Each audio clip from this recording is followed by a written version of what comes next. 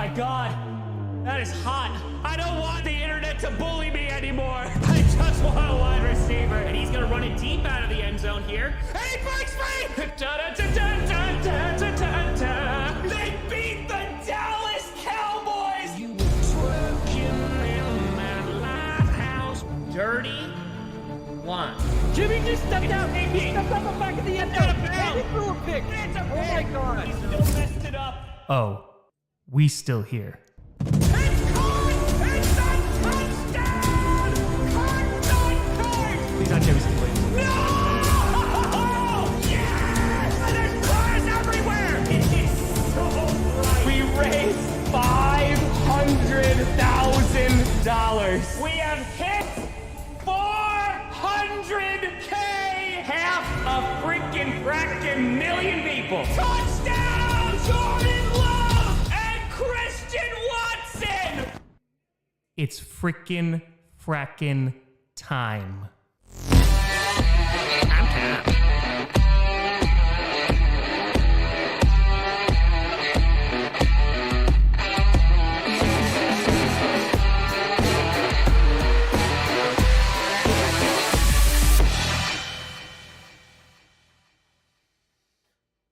Grossi Posse Packers!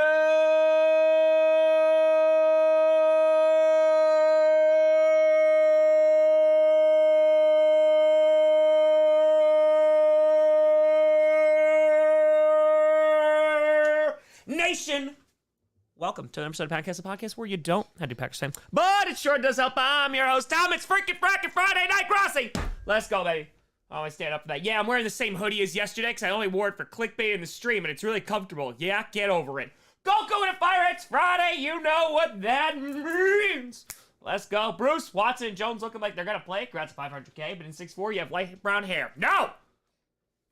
Dirty blonde. Anyway, they're all questionable. So Bakhtiari's questionable, Watson's questionable, and Jones are questionable. But I have a feeling Watson is at least going to play. I have a thought that Watson probably is going to. How the heck are we doing tonight, folks? Hope we're rocking and rolling. Calling the fashion police. Do it. Cuff me. Mr. What it doer? Why, late Todd or Tom? Tim. That's the one. Where's What it dinner? Hey, Tom. How are you? Very happy the AFL Aussie rules made it to the grand final next week. Basically our version of the Super Bowl. Let's go! There's kangaroos and drop bears in there. Pumpkin Tour, which favorite NFL team? I can't tell. The Texans are fun. Unchained Tour, is it Tom, Todd, or Kaylee? Yes. That is correct. That is, I did just mic drop the pen. Ready? Watch this. Did it again. Look at that. I actually need this pen, so I need to get that back. Hold on. I need to get that back. John! Appreciate the membership, buddy. Thank you. Stephanie, too, your hair is light brown. Todd's is dirty blonde. I'll take it. Oh, you know what? I'll settle for that. I'll settle for that. I'll settle for that. That's fine. That's fine. That one I can take. I can take that one. How we all frackin' doing? We rocking, baby. We are rocking. Probably gonna put out a wrestling video tomorrow just because I did a little vlogging when I was at AEW and was like, why not? Not like it's not amazing, but like, you know, it's cool. It's cool. Craig with a hundo! Boop, boop. Saying, honestly, Tom, I think you would enjoy cuffs. That's it, baby. All right. Cheers, baby. Craig! Wow, we're starting off this Q&A like that, huh? We just started off with a hundo? All right, I gotta down this water so that we can drink the beer. We're gonna rock. I'm feeling good. Feeling good today. Feeling real good. Plus, I got my cable fixed, which was the big problem, because when I came back from AEW on Wednesday night, my cable box there was no power going to the cable box, which was kind of an issue. And then that affected downstairs, so I couldn't watch football, so I had to drive to Verizon today. We got it. Appreciate you, Craig. Thank you, and thank you. Luke and Fire, what do you call a blonde that hasn't showered in a week? A dirty blonde, unlike you. That's right, because I'm a clean, dirty blonde boy. Rigby with a fire. Mark my word, Mark my work? I think you mean words. Mr. Grossi, the Arizona Cardinals will defeat the Dallas Cowboys this Sunday. I mean, that's fine. That's fine. That wouldn't bother me. That's cool. That's cool with me. Kilometers, I do have a P.O. Box. It's P.O. Box 614, Jefferson Valley, New York, 10535. And it's in all the descriptions. Check it out. Except probably the GPS and clickbait ones, because I don't make those. But yeah. Daniel with a fiver. Howdy, Tom. I hope you're doing all right on this beautiful Friday night. Excited to settle in for the weekend full of football and wings. Let's go, the New York Giants. I mean, that offensive line, they got to be from Jersey. That's got to be. Yeah, that's bad. Are we still on the whole hair thing? No, we've graduated to corn. Come on now. Come on. Didn't you see the stream last night? We're on the corn now. We're on the corn. It's corn. It's corn. Chad, it was a good time. It's a good time. Tom Grossi, Stephen A. Smith. Mine didn't bounce. Mine didn't bounce. Did it make it over the plate? Technically not. It was just a bit outside. But, just saying, I saw Matt Riddle just got released. But, I'm just saying, at least mine made no bouncing. It wasn't pretty. And I was also in spandex. So, Nick's with a tour. Turned 49 today. That sounds old. Corn equals good. Nick's happy freaking fracking birthday. Hope you're enjoying the day and hope you have a fantastic weekend, baby. Let's go. Let's go. We gonna rock. We gonna roll. Let's shout out, of course, our liquor master, Ray. We got the Royal Brett Goody. We got Ghost. We got Sticks. We got Rebecca Rowe. We got Liz. We got Kip Gaming. Joel Deal. Ratatat Matt. Tenor Mike 3. Adam. And Dev. Gus. Gus. Le first penguin. A big shout and thank you to all. Justin Tur, hey Tom, where did the cult joke come from? Hashtag not a cult. I don't know what you're talking about. We've never been a cult, ever. Honestly, I think it's just, it's just organically over the years. Henry, 34 months. Let's go, baby. Let's go. Let's go. Server Tour, corn maze time in Ohio. Best corn ever. Ooh.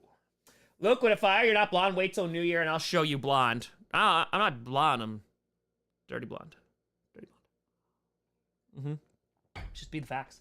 Gaily with a tenor. All I'm saying is Iowa held wrestling in their stadium and got 45,000 people to show up. Nebraska held volleyball and set a world record for attendance. Clearly that's a result of better corn.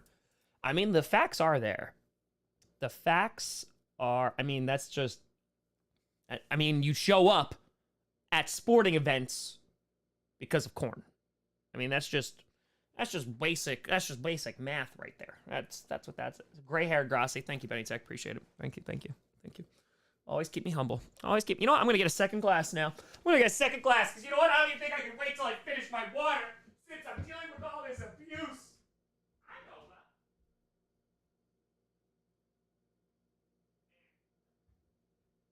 I see the truth. Got freaking Julia Hart's theme song stuck in my head. Oh, it's so good. It's so good. It's true. It's true. The hair is brown. No. The pen is blue. The pen is blue. There we go. Ron gets it. Ron understands. Of course. Adrian with a fiver saying, hey, Tom, what a stream last night with the raids at halftime. A great corn debate. Hope you're doing well. Appreciate you, Adrian. Listen, even if the games are bad, the streams are always going to be fire. Greg, what up? Eddie! Boop for the kitty. Nebraska is not even a state. Let's go, Hawkeyes. I don't think I've realized what I've done. The corn wars have begun. Appreciate you, Greg. Oh, God. Richard Fire, it's not a corny discussion at all. Hey, Tom. Hey, Richard. Lost to tour. I mean, small batch is always better. MD.com. I came to tour. Tom is dirty blonde with a serious Widow's Peak. Hey, I'll take it. That's fine. That's fine. Spanish VTubers. That is accurate. There will be no survivors. Alright, I say we start off with an old classic. We start off with a little Allagash. White. Corn Wars. I like that. Ladies and gentlemen, it's time to rouse. Rouse your yeast! Swerve when I drive. Sorry. David, if I ever was talking about corn here in Kansas, we grow corn, wheat, and tornadoes. Oh. Tornado harvest going well? Is that what it is? Corn Wars and the Star Wars font? Yes. Justin, if I get up the previous season's characters show up in the current season, I'm expecting Seb to either cause chaos in the AFC North household. I'm afraid you're not going to be seeing some South characters for quite some time. Not going to be showing up in the North anytime soon. But then again, ain't no other Saga characters going to be showing up in the North. Because Bubbles. This is George with a tour. I saw Riddle got released. I know. I saw that. I did see that. I was like, damn. I was wondering if it was coming, and there it is. Same with tour. Best corn is green, pop, or chowder. Ooh. Ooh. Alright, with a $5. Why would your job send you a new laptop to work from home, only to terminate your position 2 weeks later? Wednesday suck, need beer and vitamins. I am very sorry to hear that. Keep the laptop, do not give it back, or sell it for a higher price than what it actually is, and then you just buy a new laptop and send that one back. I don't know how you do that, but yeah. Dark with a $5. SmackDown is on tonight, and The Rock returned last week. I know, it was crazy times. It was crazy times, and on Payback, the poster, John Cena's front and center, so... That's it. That's it. Just saying. My school's football team's playing Nebraska tomorrow. There you go. There you go. Yeah, Jay, I'll be streaming with Perna for that game. Not gonna miss that one. Not gonna miss that one. Which franchise QB doesn't deserve to be a franchise QB because of their name? Deshaun Watson. Oh, wait, that has nothing to do with their name. Yeah, if you missed the reference, Florio basically came out and said that Brock Purdy doesn't have a franchise QB name, and... that was a knock against him. And I read that, or saw that, and I was like, okay, that might be one of the dumbest takes I've heard in a while. So that's cool. Just keep coming to YouTube. It's fine. It's fine. It's fine. It's fine. I came with a $5. Please, someone Photoshop Tom's face onto Ben Kenobi and replace a lightsaber with an ear of corn. Quasimodo, Tom, teacher. I know you used to be one as well. My question is, how much trash did you talk on your students' teams? Because I do. Talk on your students' teams.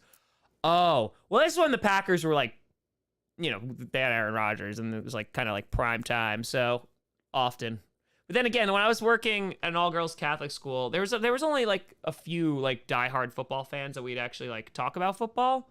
But then again, it'd always be like after. No, I just trash talk my students in general. That was easy. That was fun. That's what it was. Caleb, but your hair looks more brown today, Tom. Must be the lighting. Gotta work on it. Landon with a tour. Vsauce showed how to make popcorn on the cob. Justin, if I think you started something with the Corn Wars, Iowa, Nebraska, just wait until November and the game comes into view. Michigan versus Ohio State. Ooh. Daniel, if my dad once called wrestling soap operas for men, and now I can't see WWE without thinking Days of Our Lives. It's valid. That's valid. That is valid. G-Fett, the kick was incomplete, by the way. As a Dolphins fan, excited and nervous for this season. Been playing Starfield. It's absolute blast. I'm jealous. I'm jealous of your team right now, but I'm also jealous because you get to play Starfield. Damn, what a tenor. The biggest difference maker for the Commanders, Bills game, Tropical Storm, Ophelia, could be a closer game than people expect. I agree. I'm curious to see how they're going to go up against the Commanders' defense because, yeah, I think the defense should be solid. Saul, what a tenor. Someone doesn't like beer because it always seems to taste the same hoppy flavor and finds stouts too thick. Is there any beers you'd recommend or beers possibly not for me? I mean, beer also might just not be for you.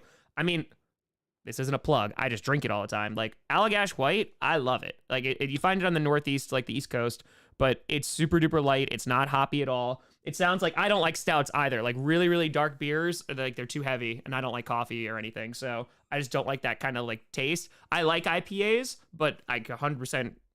yeah, it might not be for you. So I would say probably, I don't know if you like sours. That might be like a little bit out there. But there's a lot of like fruit beers, and there's also like really light beers. Like Allagash is nice. It has like citrus. You can find like kind of in my opinion, they're different, but like Blue Moon is in like a similar vein, and that's more of like a popular beer that you could find, you know, usually served with an orange peel. So yeah, you might just like really light beers, or again, might just not beers not for you. Maybe the tour Patriots would be the Jets. Yeah, I'd hope so. Like they got Zach Wilson. I hope so. I would hope so. Cheers, folks. Oh my god, it's so good. It's so good. Yeah, I love wheat beers. Hefeweizens are really good too. You probably wouldn't like Belgians because like Belgians are gonna be a little bit more. Lucky with a $5. You think this upcoming Thursday night game is gonna be another Fumble Thursday game, Tom? God, I hope not. I just hope. Listen, Packers, Lions, let's go. I've been waiting for this one. I've been waiting. Jar, I'm not necessarily scared. That defense concerns me. I'd say like a 6, maybe. Maybe about a 6. Glassmoto Tour, place here in Cali that does a great pear cider. Interesting. See, like, I'm not a huge cider guy because there's like there's just a lot of sugar in it. And again, if I drink like a ton of sugar, my stomach is like, why would you do this to me? And then I apologize, and then I definitely am apologizing later. So yeah, I'm not big, but like I can like take a sip and be like, okay, yeah, that works. That's crushing. I've had Guinness here, and I've had Guinness at the brewery in Dublin, and it was better in Dublin. But I just like, again, it's just a little bit, it's too heavy, and it's just like, I'm not big with stouts or anything. So yeah, just not a big fan. That's it. Sean, if I tough times being a Panthers fan now, maybe get another lineman in the first round. Oh wait, we don't have one this year. Might be a wash. Yeah, I mean the defense, you should be happy about that, but I mean you guys like rebuilt your defense through the draft like from scratch, but yeah, the offense is gonna take some time. Definitely gonna take some time. Justin, if I, in your opinion, what is something in history that should be talked about more in history class, personally the Japanese World War II war crimes and Unit 731? Yeah, so it's actually really interesting you bring up Unit 731 and stuff like that. I have found like AP Euro, like it doesn't really cover it. Global, it does, but I mean, just be like blatantly honest. When you're learning that, so that would be 10th grade in New York. So that'd be Global 2. It's like you talk about like Nanking and you talk about the 731. Like there's a lot there. Like, and I'm a big user of like primary sources and stuff. And like I've shown some students like some hardcore primary sources, but like even that stuff, it's like it's a lot. So I think like talking about it and making it known, I think also probably one of the biggest ones that needs to be talked about a lot is the Congolese massacre by the Belgians. King Leopold II kills 10 million people in the Congo. That doesn't get talked about a whole lot. So yeah, and I think there's like one museum left in Belgium that talks about it. So yeah, that's it. It's not to make your country feel bad. It's to be like, hey, let's not do this again. David, if I were on honeymoon in British Columbia, I tried spruce beer. Ooh, I don't think I've had that. Huh. Bob Odeterra, do you actually feel bad for the Bears at this point, or you enjoy it? The Bears franchise? Absolutely not. The Bears fans? Yeah, I mean, like, absolutely. Like, they're the non-gloaty, like, you know, rub it in your face, say, like, nasty things. Absolutely. Because, again, I'm going to make a video on this. Perna put out a Bears video today, and I wanted to kind of, like, let him have that. I'm probably going to make a Bears video next week. I want to kind of dive into like the systemic issues because this is not just a Justin Fields problem. This has been a problem that's been around for a while. And it was different this offseason for Bears fans because like there was legit excitement of like, hey, like we were the worst team in the league last year and we kind of were happy about it because we got the first round pick and like the first overall pick. We were able to trade that away, got all these guys. And like it was hype. And like now you're on a 12-game losing streak, right? I mean, there's a chance that you don't win a football game in a year. So, like, there's some significant problems going on in Chicago, and that's not even starting talking about the DC issue. Orange and Fire, I don't know why I agreed to stay at a Discord VC for 24 hours, but I'm bored, so here's money. Thanks, Orange. Brian, thanks for the 5 memberships. Appreciate you. Kevin with a 6, do you like German beer? Yeah, I like a lot of German beer. Yes, I like a lot of German beer. I do. Carolina Tour? Yeah, I saw Matt Riddle just got released. I saw it, which is not, it's not good. Again, anybody that loses their job, it's not a good thing. But yeah, he just came out and said, yeah, I'm no longer with WWE. Thanks for the memories. That sucks. Hey, like RK Bro was so good. It was so awesome. But alas, wasn't meant to be. That's it. And he might come back at some point. You never know. John with a 20. Tom, new Bears jersey just arrived after ordering 4 weeks ago from Ireland. Just in time to burn it down like the organization. What possessed me to support the Bears? 54 now. Guinness is good and just give it time. John, you're going to need a lot of Guinness to make the Bears look good. Godspeed. Scott with a 10. Tom, why is our defense the way it is? I mean, like, yes, the offense evaporated, but it's so frustrating. Hail mods, go pack, go. Not a cult of personality. Scott Marin, you beautiful son of a gun. Listen. Yeah. I think it's a mix. Joe Barry is definitely not the answer, but we have a lot of personnel on there that I think might not cut it. Like, that's an issue too. So I think you unfortunately have a really bad mix of players not executing and also, you know, the scheme is not good. Rachel, with a 5, I saw that you got a selfie with your bro, Travis Kelce. Let's go. Agua with a fire. Thoughts on wine? Sealak means no beer for me. I like wine. I used to like really, really sweet stuff like Moscato, I've kind of gotten away with that. I'm still like a Riesling guy. Like I like a medium sweet. Yeah, like super dry wine I'm not a big fan of, but yeah, I'm a Riesling kind of guy. Daniel, if I don't know if you're into musicals, but you heard about Six. Yes, I have. Yes, I have. I know people have seen it, and I've actually listened to some of the soundtrack. Yeah, I've heard good things. I'm not, like, personally, I'm not a huge Broadway guy. Like, I liked Hamilton, don't get me wrong, like Book of Mormon, I've seen Rock of Ages, like, I like them. I'm just like, I never need to go see it again. It's just not my style. Like, it's just, yeah, I don't know. I can never really get into it. MD with a fiver. Saying, hey, Tom, you ever thought of streaming any other sport on the channel? Yeah, I've done it before. I mean, I did NASCAR, did baseball by accident once, basketball we did once, and wrestling I did. But, yeah, we'll see. We'll see. We'll see. My family's wine. Ooh, from Luxembourg. Oh, okay. All right. It's a good PC to get for streaming. I built this, so... Make sure you have a graphics card that can do it. Scott with a fire. Rachel has the deets on Kelsey and Swift. Spill the beans! Hell yeah. Hell yeah. That's pretty awesome.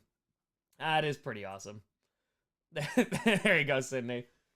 Listen, you rock and roll. You rock and roll. Oofy with a fire. Us Bears fans are fine. We're fine. We're fine. We're fine. Sorry, I'm still gonna stop crying. Portillo's. Listen, I get it. I do. I mean, again, you know, it's the Bears, so, like, I'm never going to feel bad for the Bears. But yeah, absolutely, there's fans. I'm just like, yeah, I at least, like, understand. That sucks. Justin at Fire, general NFL perspective, when do you think a team should blow it up and build from scratch? Which teams today should consider doing that? The Bears might be on that list. I think you have to go with, like, longevity of, like, how long have you been bad? Right, so like the Browns have been there, the Bengals have been there, the Texans definitely have been there. I think it's like when you have an organization like your GM, your coach, maybe like franchise players are just you don't see a future with them. You're like, hey, we're just doing the same thing over and over again. Like Washington, like Commanders, I think they need to blow up a lot of it. They got rid of Dan Snyder, which was like the first part. But like Ron Rivera, listen, like they're 2-0 right now. That's no knock against them, but I don't think he's like the guy for the future. So yeah, I mean, you also might have like not complete teardowns. You might have just like partial ones. So, whether it's firing a head coach, whether it's firing a GM. But also lots of times like those things are there to appease fans. And even if you do those things, they don't necessarily work out. I mean, look at the Chicago Bears, right? They traded up, they get Mitch Trubisky. They go to the playoffs, they lose on a double doink, and then they have mediocrity for like the entire time that he's there. They eventually fire Matt Nagy. They get rid of their GM, right? They bring in Eberflus, they bring in Ryan Poles, and guess what? Things are still not good. Now, those things take time to develop and get better, but at the same time, the NFL is a business that is like, what have you done for me lately? So like the Cardinals right now, I think it's like, hey, yeah, we know this is not going to be like our year. We're still like, we're fighting and stuff, but it's not going to be our season. And then like after next year, if it doesn't work out, then you might start to see like, oh, okay, maybe seats are starting to get a little bit warmer. I know that was a really long answer, but like there's a lot of nuance in there, and blowing things up doesn't necessarily change anything. Bees of Fire, seen Wicked, Lion King, or Phantom Live may not be your thing, but all incredible shows. Yes, I saw Lion King, and I did not like it. I did, because I love the Lion King. I love the Lion King, and I just kept comparing it to the animated one, and I was like, no, it's not it. Plus, they didn't have Be Prepared. Like, come on now. Star with Fire figured out last night 49ers running Denver's offense with CMC, taking the Davis part, and Purdy being the old Elway. Does he have an ACL, though? That's the big question. John with a Fire. Brown started from scratch 23 years ago. We're still trying to get it fixed. It's true.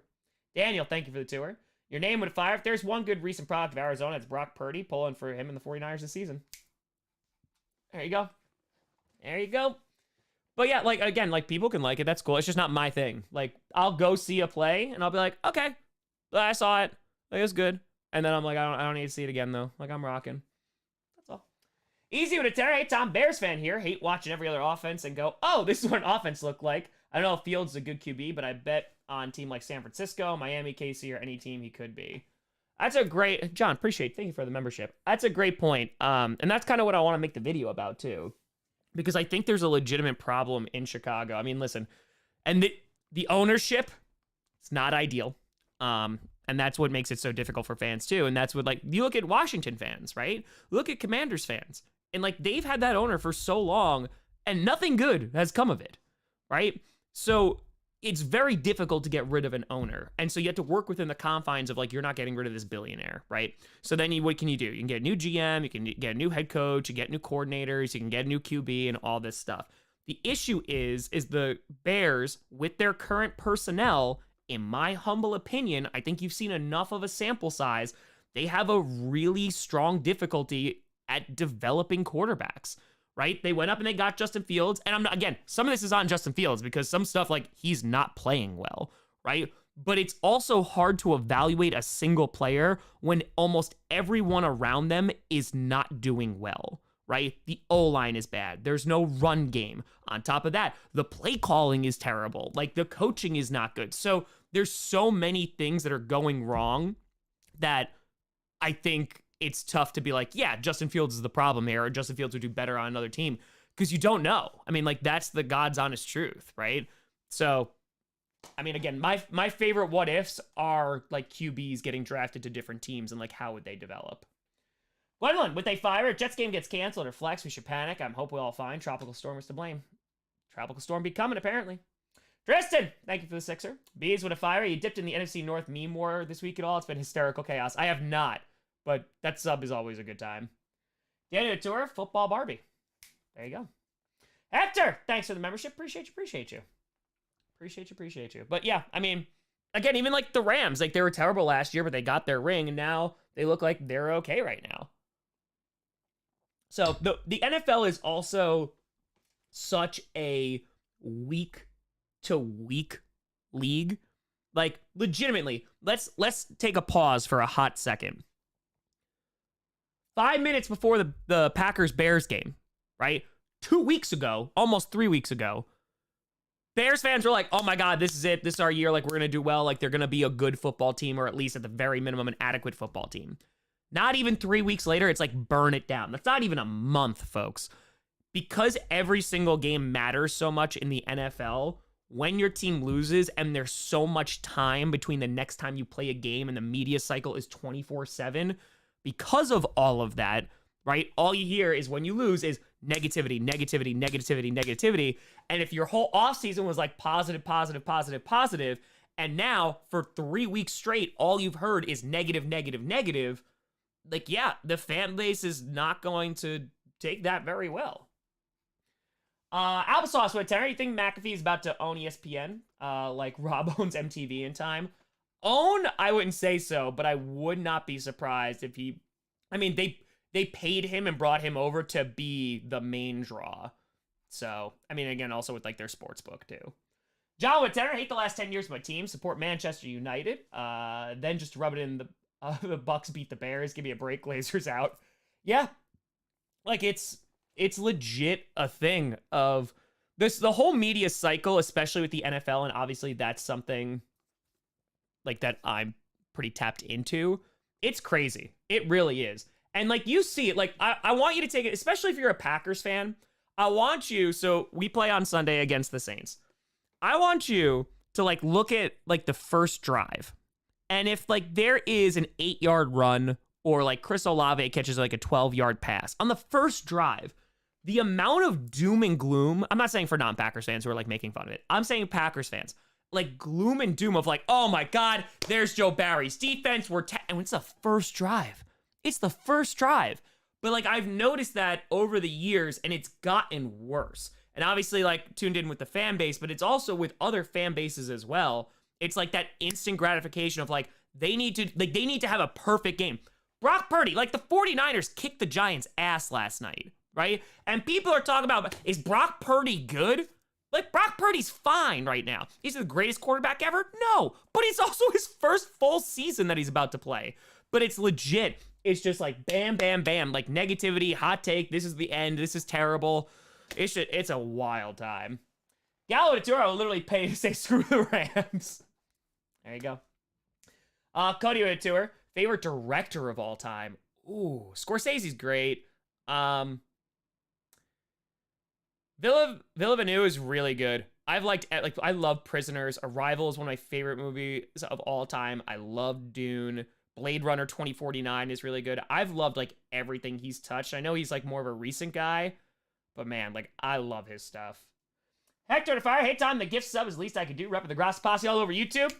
Appreciate you, Hector. Thank you, buddy. Appreciate you. But, yeah, it's just, it's crazy stuff. It's crazy stuff out there. Tarantino's great, of course. So, yeah, Fallen, exactly, too. And that's what I made that distinction. In the NHL, in basketball, in baseball, you lose 3 games and people are like, all right. Like, there's so many games in a season. If the Bengals lose on Monday, people are like, their season's over. Season's done because there's only 17 games. Drake with a $5. Who would you want Packers to trade if they could? TJ Watt or Micah Parsons? Oh my God, I'll take either one, to be honest. I honestly, either one would be great. I'd probably lean towards Micah, but I would not complain about TJ Watt at all. Like, not even a little bit. So, yeah. That'd be great, but it ain't happening. It ain't happening. No, it's just, again, like Dominic, it's with the stuff with, like, Brock, but it happens to everybody. Jordan Love, right? Jordan Love missed it. Like, he didn't play well in the fourth quarter, and it's, like, tearing apart. So, the short season is definitely, I like it because, that is, I will be very honest, that is one of the reasons why I really, and they call me fair weather, call me bandwagon, whatever, like, that's okay, because football is my main thing. Like, I pay attention to the Bucks and, like, what they're doing, but I don't get, like, locked in until it's playoffs, because there's so many games, like, oh, they're on a 3-game win streak, okay. You know what I mean? Like, it's kind of like, there's just not that urgency of, like, oh, man, if they lose, like, these 3 games, like, they're out. No. Like, the NFL, you 0-3, there's problems. Spencer to Fire, Tom, I'm ruined on another beer now. Allagash was awesome. Gonna have to ship some to the West Coast now. Spencer, I'm so glad that you've seen the light. Hell yeah. It's so good. Bill says you could just buy it out here. Bill has the hookup. Bill knows. He knows. But it is very, very good. It is very, very good. Yeah, no, Dominic, 100%. Yeah, absolutely. Where you can catch the stage versions of Les Mis. I actually could give you a link. Hold on one second. Les Mis, there was a, their 25th anniversary show was, like, insane. I don't think the whole, oh no, it is. This is the 10th anniversary one. Here, this is the 10th anniversary one. I don't know if this is the one I show. I used to show a clip of Les Mis in Euro. Geeky Tour, but Love is a better name than Purdy, so Hall of Fame QB. I mean, these are just the facts. You can't do that. Yep. Should I start Algier or Warren? I might lean towards Algier. Warren should be good, but I might lean towards Algier just because of the matchup. Colin, if I were no knowledge beyond what you know right now, who wins Super Bowl 60? What are we on now? We on 50? I honestly don't even know where we are right now. What are we, 56? I honestly have, like, lost track of the numbers. Okay, no, so we're 57, 58? It is 58, right? Okay. I don't even remember. All right, so 58. So in a couple years, honestly, it's probably the Chiefs again. The Chiefs are probably going to be, probably have a good chance of winning it again. Yeah. Gato Tour, Bryce Young or Tony Rich? Well, not Bryce Young. Actually, you know what, Caleb? Start Bryce Young. Start Bryce Young. He's not paying, but start Bryce Young. That's it. Opinion on the Saints, their offense is not great right now. I love Chris Olave a lot, and their defense is really nasty. I'm curious to see how Derek Carr is going to develop with them. Chris Olave is a stud, though. He is a stud. Like, he's real good. So, just saying. If he doesn't want to play for the Saints anymore, he can always come to Green Bay. Could be able to fire go in the Packers game on Sunday. What's your score prediction? Hell yeah. I think it's going to be a close game. Like, I think it's going to be like a 21, like 16, 21, 17 game. I think the Packers have a good shot at pulling it off, though. Yeah, no, Young is hurt. He's not playing for the next, like, week or so. But, yeah. I mean, listen. I'm hoping the Packers get a W. That'd be big. And then we have a big division game too. We just need to get healthy, man. Like Thursday, it sucks that we're playing like that soon, but you know, having that extra little time off afterwards, yeah, we're gonna need it. And the fact is too, like Bakhtiari, you know, Yash doesn't look. I'm sorry, not Yash. Elton Jenkins is not going on IR, which is really good. So he might be able to play maybe like that week 5 matchup against the Raiders. So that is very, very good. But we have a lot of injuries. David Bakhtiari, Jones, and Watson are all questionable. So good time. Is any team actually healthy right now? Define healthy at this point. SJ Tour, should I be concerned I drafted Lawrence? No, I think he's going to be fine. I think he's going to be fine. I think, you know, their red zone offense was really, really bad last week, but I think they'll be fine. John Whitaker, my alma mater, Ferris State, reigning 2-2 champs. Just played Montana, D1, 3-0, Big Sky. They lost 17-10. Does NCAA have too many D1 schools, or should lower division champs move up after winning? John, you asked me a question about a world that I do not have a lot of familiarity with. I don't know. I gotta be honest. I'm sorry. I do not know. I do not pay attention to college football except for like before draft time where I start like scouting guys. So I do not know. Maybe the chat can help out, but I don't know. Mason Fire, yep. Jair is questionable too. Questionable. Yep. So that's not ideal. You definitely don't want to see that. Hopefully he's okay. But yeah, Packers are an injured football team right now. A lot of problems. But it's the next man up. I mean, listen, this is an evaluation year anyway, and if the Packers can do a lot with that, it's even better. If Jordan Love even just proves that he's the guy, like, we're rocking. We're rocking. And that's why I couldn't even, I usually do, like, 3 years after I do the draft, like, grade, like, redraft, like, regrading the draft. And I couldn't do it 2020 because, like, we don't know. We have no idea.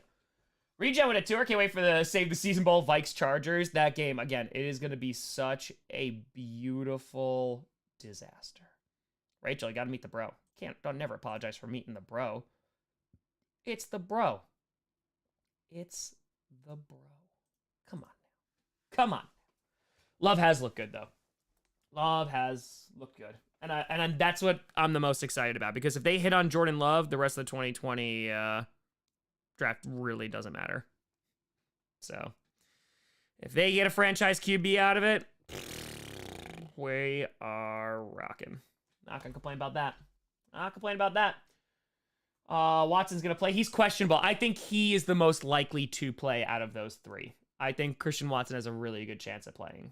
So, one can only hope, though. Well, I mean, again, it's hamstring stuff. The Packers have, and it's all around the league, too. I think there's like 4 Chargers players with hamstring issues. Janine, happy freaking fracking birthday! Turned 58 today, and my amazing husband surprised me at school with 2 huge balloons and a cake.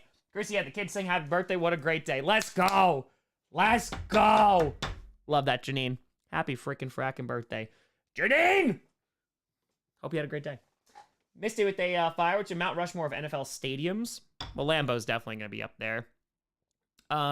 Just like current one, so that's the thing. I haven't been to a lot of them. So just personal experience, I said I love Atlanta. Like Atlanta's was so cool. SoFi is a theme park. Cowboy Stadium is really cool. And then Lambeau's just so historic. So, John, fire. Seriously, Tom Bakhtiari always injured. Get a replacement. John, when he's on the field, he's arguably the best left tackle in the game. Legitimately. And that is such a valuable commodity. And listen, I know it's frustrating that he's injured. I know, and they're going to be the Packers have said this, they're going to be dealing with it for quite some time, for the rest of his career, most likely. In my humble opinion, I think he's gone next year, probably going to get traded. But I think you're going to stick with him now. There's no point. So I imagine the Packers with, one of their draft picks is probably going to draft, another, like probably pretty early, another offensive lineman. But, I mean, listen, when he's on the field, he's irreplaceable. SJ to fire, kind of curious. How do you feel about Good as GM, the time he's been in Green Bay? I think Goody has done, when he came in first and got the Smith Bros, got Billy Turner, I was like, okay, yeah, like this, at least he's doing something. And the Smith Bros were really, really good their first year, and their second year too. But I would say his strengths have been like whoever's doing the scout. I mean, he's a former scout, but like the scouting for O linemen is great. He's found great value in a lot of like the later rounds, which has been really, really good. He's hit on some big players like Jair and Rashawn Gary, potentially Jordan Love. We'll see. But I do like his ability to get guys like Devondre Campbell, Rasul Douglas, and those guys got major contracts now, and he pulled them off practice squads, right? So he's really good at that. I do think that he has struggled drafting some receivers. I think that has been a problem. I think he has ignored some positions that have been to the detriment of the Packers. So that's been problematic. And I think, obviously the way that the whole Aaron Rodgers situation went down, that could have gone better. I mean, I've talked to Murphy about this, who obviously isn't Goody, but, the Packers are a very, like, OG traditional team. And let me put it this way. So Mark Murphy and I had a conversation. This was very off camera. So when I just talked to him in August, and I'm really happy because the Packers I know this is not like the Goody question. I think I'd answer that, but like with the Packers and their traditional mindset, this is kind of like where they are as an organization. I mentioned the social media thing, which now they're doing more at social media, which is great. But I asked them the question, and this was on air. I asked them, why do you think there were so many Packers fans in London when you went over? And the reason that Mark gave was because of Packers Everywhere. And Packers Everywhere is great, 100%. I disagree, though. I think that the Packers being so insulated and so quiet 99.9% of the time is a bit of a detriment, one. But two, I think the bigger thing is when there is silence from the organization themselves, content creators kind of fill in that void. I'm not even just talking about me. I'm talking about there's a ton of Packers creators out there. And I think that because those relationships between the organization and those creators and the media is not like always very collaborative, that's a lot how like fans connect with the team, because otherwise they're not gonna be able to. I've mentioned this, like UK fans, like, and it's not just UK, but like overseas fans, it is really difficult to be an NFL fan. Like if the Packers are playing a night game, like they're up at 1:00 in the morning. Like there's a level of dedication that's there of them like just being able to watch their team, right? Because the time difference and all that great stuff. So I think it's just, there needs to be a recognition of like, hey, this is the way the Packers do things. And I mean that for everything. This is the way the Packers do things. Being open to doing something different, like Rodgers challenging Goody and being like, hey, the way you treated Jordy Nelson, Clay Matthews, like all these like legends, like Packers legends that are going to come back and retire their number, like just like with Jordy, maybe they get treated a little bit better. Because yes, it is a business, but I don't think that you can be the team that is, hey, we have like players and kids riding bikes, which is one of the greatest traditions in all of sports, in my opinion, and be like that small town fan owned while also ruthlessly cutting, legends that fans get attached to. Because fans, of course, support the team, but fans get attached to players. And when you don't treat those players like really super well, or at least with enough dignity to be like, hey, like, it's just not going to work out. And then those players go on like social media and are like, yeah, like I basically got slapped in the face. It's not a great look. So at the end of the day, I think the Packers are starting to make those changes, but the Packers way is not necessarily always the right way. And that's just my opinion. I know that that's like a huge long-winded answer, but like I've talked to the Packers about this. I've talked about this on air, but yeah, like there's things that could be better. That's all. And I just say that as a caring fan. So Diego to fire. Hey Tom, what's your favorite Yu-Gi-Oh card archetype? Mine's Red Dragon Archfiend Resonator. Chaos Dragons were like my shiz, but bro, like spellcasters always have a special place in my heart. Out time, ready for the hot dog war. We'll make Gordon lame. Andy, where are the Steelers going? Super Bowl if they buy tickets. Not with that offense, though. Daniel to fire. Eckler is out. Should I start Joshua Kelly? Yes, I think Kelly will have a nice... I think he's going to have a pretty good game. Yeah. Brian Tour, I loved AEW Dynamite. MJF, he's the face of their company, and rightfully so. Like, legit, that guy is one of the most gifted talkers, and like the amount of PR he was doing for them, like, it was insane. He sold tickets. Bear with fire. Hey, Tom. JR students try to tell you Germany would have won World War II if they didn't insert reason, even though they have no idea winning because of ideals. I mean, but that's the thing. We kind of go through that. And we're like, okay, like, where are the blunders from each side? Like, I talk about the French, like, could have ended World War II, like, day one when Germany's invading Poland, but they decided to remain on the defensive and on the other side of the line/wall. So they didn't. Like, they could have marched into Berlin and we could have just been like, let's have a nice day. But, yeah, not a ton of students do that, though. But we kind of just, like, walk through it together because I think it's important to just kind of explain, like, where this stuff comes from and, like, why things happened. Benjamin, fire with how talented the AFC is, do you think the NFC should move around the divisions? No, because right now, there hasn't been an AFC that has beaten an NFC team. So I don't think they're going to do that unless they start expanding. Giga Tour, if we had the cap, would you sign T. Higgins? Sure. I don't know if he's going to be necessary, though. It depends on Watson's health. Alexander, Fire, do you ever look back at your old videos and see how you've changed? Like, you and Brandon drop more hot takes now, curse more, and react more than ever? I mean, curse more? I mean, so I'll say, like, 1 or 2 a week instead of none. I wouldn't say even, like, the hot takes. I don't even say the hot takes. No, I mean, the stuff has definitely changed. The content has definitely changed. Reactions, 100%. Definitely leaned into that hard. But as I've said with a lot of the reaction stuff, I enjoy doing them because I think, you know, it's good to capture kind of the fan base, and I think I've done a pretty good job at that. At the end of the day, I think that stuff also grows the channel really well, and it allows me to, because this is a free show, like, that also gives me views / the revenue to make stuff that I know I'm not going to make money on, or I'm not necessarily going to grow the channel with, but I can afford to do that because I do that kind of stuff. And again, I like it. I wouldn't make it if I didn't like it. So, that's all. Luke Tour, loving the UK fan recognition. Like, legit. Like, I don't know how you can sit there and say, hey, like, we talk about football markets. Like, legit, if you are an overseas fan, like, trying to watch stuff, like, it is crazy difficult. Cost with a 249. Thanks, man, from Greece, and it's 3 a.m. right now. There you go. Like, that's what that is. SJ with 10, another one for you. I am decent at every position, but shallow at RB depth. So I swung hard at Jerome Ford and blew most of my FAB on him. How do you see him shaking him out with Hunt in the fold? Well, he is going to be the starter. I think Ford is a really talented running back. I think that's a good pickup because I think he's going to play really darn well, honestly. Kareem Hunt might like to steal some touchdowns from him, but I don't even know how Kareem Hunt is going to look. So I think it's a good pickup. You have a starter until he's not. So, yeah, that's it. That's it. But like I said, like, there's so much stuff within the NFL, and I even was talking about this, like, especially, so when I was complaining how, like, fans should be able to purchase, like, packages for their own team, like, you want to really build a market, like, overseas, allow overseas fans to do that. Like, international fans should be able to do that. Like, that's wild.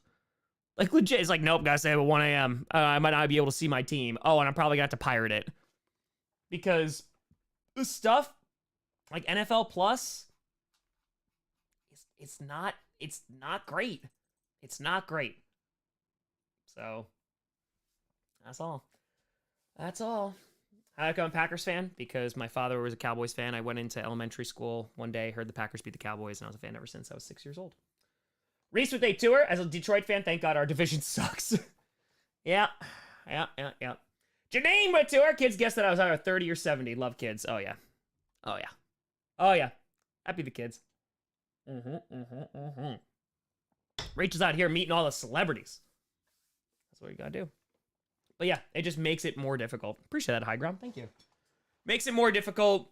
And, like, that's why, like, this is always going to be free. Because, legit, for the amount of people, even during, like, 30 and 30, amount of, like, military members, veterans, like, all that stuff were like, hey, truck drivers, like, all these groups of people who are like, hey, I work really late at night, or I'm over, like, I'm an international fan, or I'm on a base somewhere and we can't watch it. Like in Buffalo, legit had someone come up to me and say, we had like your stream on for the Bills in the playoffs, like with the whole base. And I'm like, that's amazing. Like that's incredible. So I feel like, yeah, I'm not gonna charge people for this because like what? I'm gonna charge like a freaking soldier to watch like their team and connect with their team? Get the hell out of here. Cool with it, Fire. Do you think Jahmyr Gibbs will be able to pop off against the Falcons? It depends on how much they utilize him, to be honest. I don't know if you're gonna see a big surge in production, but I'd say there's a decent chance. Keenan with Tanner. Hey, Tom. Coming to you from Nationals Park, where my mom and I are watching our team, the Braves. Nice. Then it's Sunday. Going to FedEx Field, see the Bills play the Commies. That sounds like a fantastic sports-filled weekend. Keenan, you enjoy yourself, buddy. Zombie Tour. Imagine the Vikings have beaten the Cowboys. I know. Jake, any advice on flying or going to an NFL game disabled? I have a broken leg, and I'm going to Lambeau to see the Saints-Packers game on Sunday.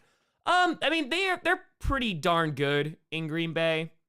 If you're flying into Green Bay itself, it is a very small airport, so you're not gonna have to be worried about like, you know, rushing around for anything. There's like, there's only a couple baggage carousels anyway.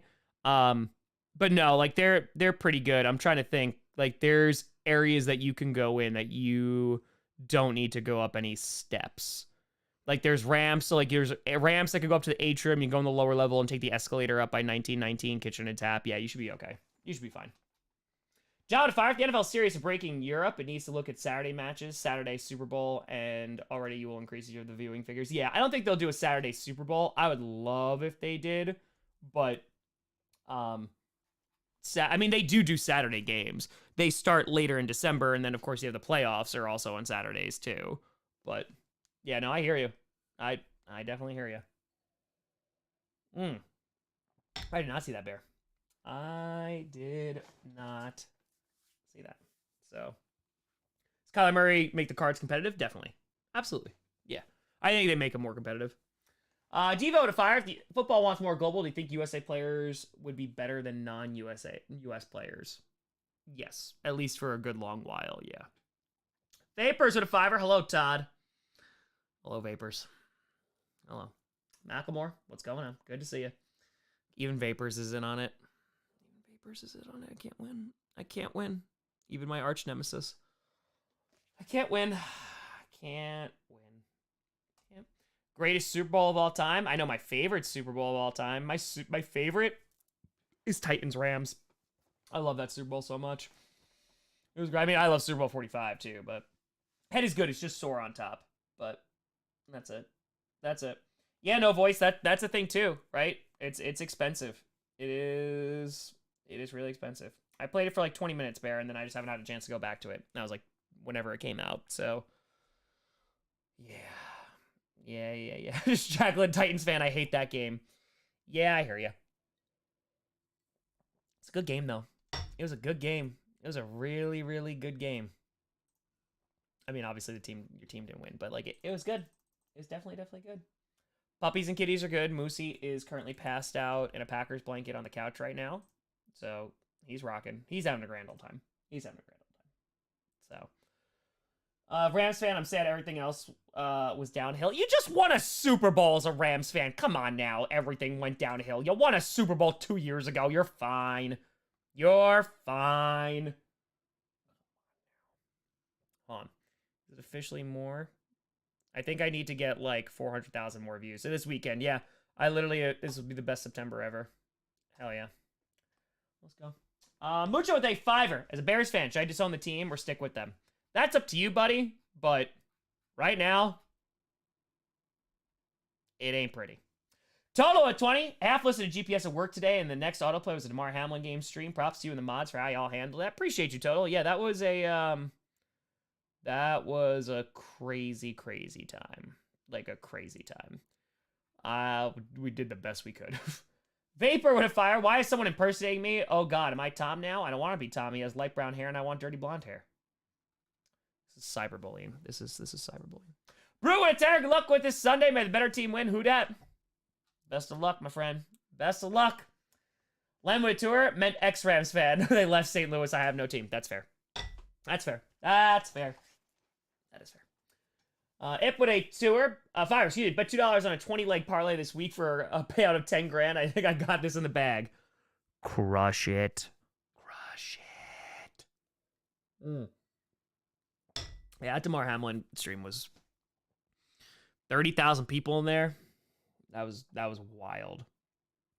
But wait, you know what? Out of a bad situation, we did some chaotic good, which is by the way, College Ready, who we just raised over $10,000 for, they found us. So they figured it out because again, I don't tell the charities, but they were very appreciative of that. And I just put in the numbers before. Hold on.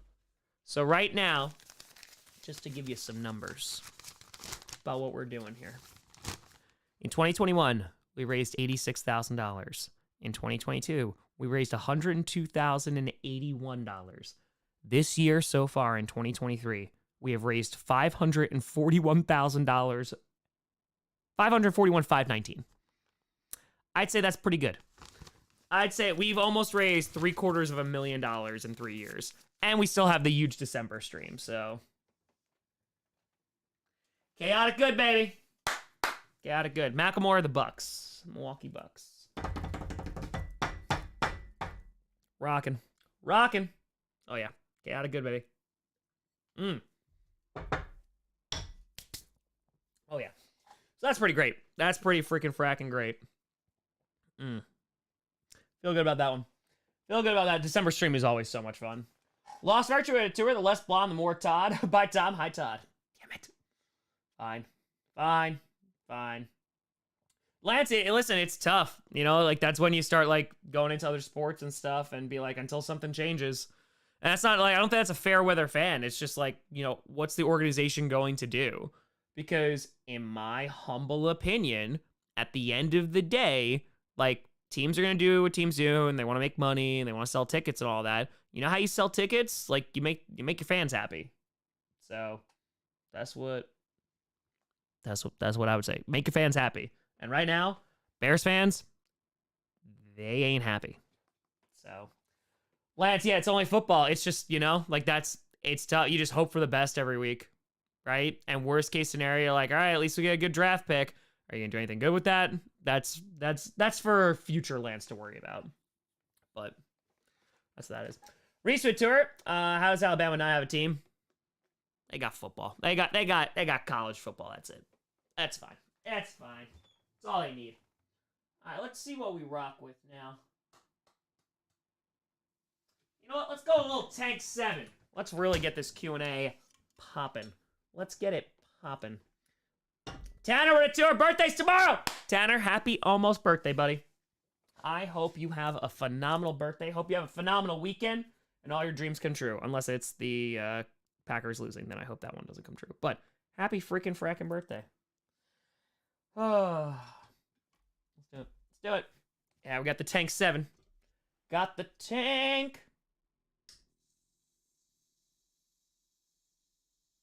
It's hissing at me. It's not happy. It's an unhappy beer right now. It's a very unhappy beer. It is. Come on. Bears select Williams. They'll find a way to ruin him. That's what I'm saying, Lance. And like that's kind of the video I want to make. It's like, do you trust the organization at this point to like actually, even if they draft Caleb Williams, who's supposed to be like this insane talent, you know, do you think they're going to be able to do right and properly develop him? Because right now, that was terrible. Yeah, this is so fizzy. Right now, I don't think so. Toa 20 to 3.5 years in Germany, and there are actually a ton of Packers fans out there, despite the difficulties watching. Ian ran into a guy in a Packers poncho, Metallica concert, but he didn't know what it meant. Bro, there are so many Packers fans all over the place. So, like, here's the thing. Like, total, you gotta ask, like, I don't know if I trust this. I'm gonna believe in myself. Oh, my God, I'm so good. But, like, that's legit a thing. Like, how do you become a fan, right? Because you might hear the Packers story, you might see them and be like, yeah, like Aaron Rodgers or something like that. But then your connection with the team, is it just every Sunday? Because I have found, as the years have gone on, fans have craved more and more inside content, Hard Knocks, quarterback. I want to be more attached to my team. And I straight up told the Packers, I told Mark Murphy, and I told the VP of Communications, I was like, that's where you guys need to get better, because right now you're falling behind. Like it's not as good. And like I mentioned this too about Jordan Love. Sorry, I had to wash my hands just because I spilled a bit. But like Jordan Love, if Jordan Love, and again, I hope he works out. I really do. And so far, so good. If Jordan Love, let's just say, was like really bad, right? Like he just stunk up the place. He's like really, really bad. If the Packers were legit bad for like 5 to 10 years, which is a long time, that has a significant impact on the local economy, on the team. You get less primetime games. You get all this stuff, right? You're going to get less, one.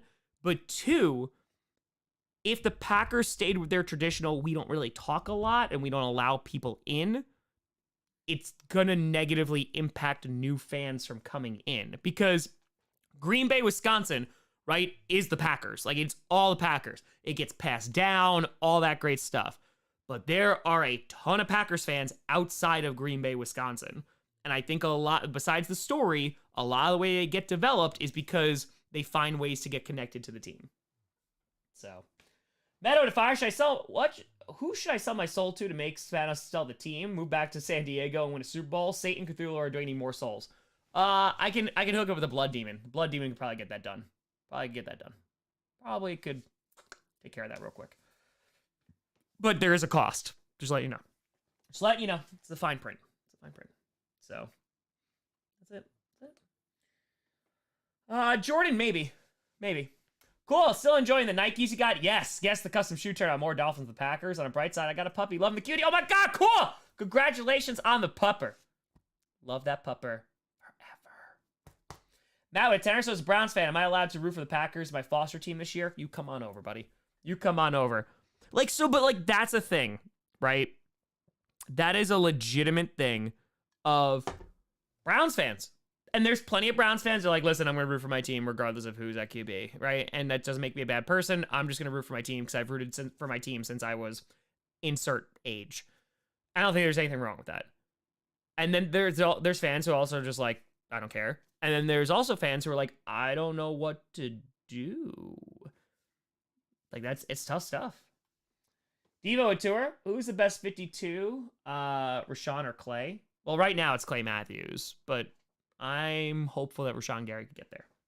Jack with a Tour, more miserable, Denver after Peyton or New England after TB? I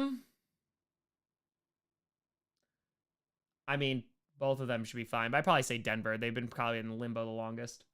Justin with Tenor, how do you think Kaiba would be as an NFL owner? On the one hand, you would never settle for mediocrity and only use the best, so very demanding. The other, we saw in GX, he's willing to be hands-off when needed. I think he only does well if Yugi also owns a team and is in the division. Because you got to light that fire, right? You got to light that fire. So I think you do that. He'll put a squad together just to beat Yugi's team. SJ to Fire, would you ever consider buying a share in the Packers if given the opportunity?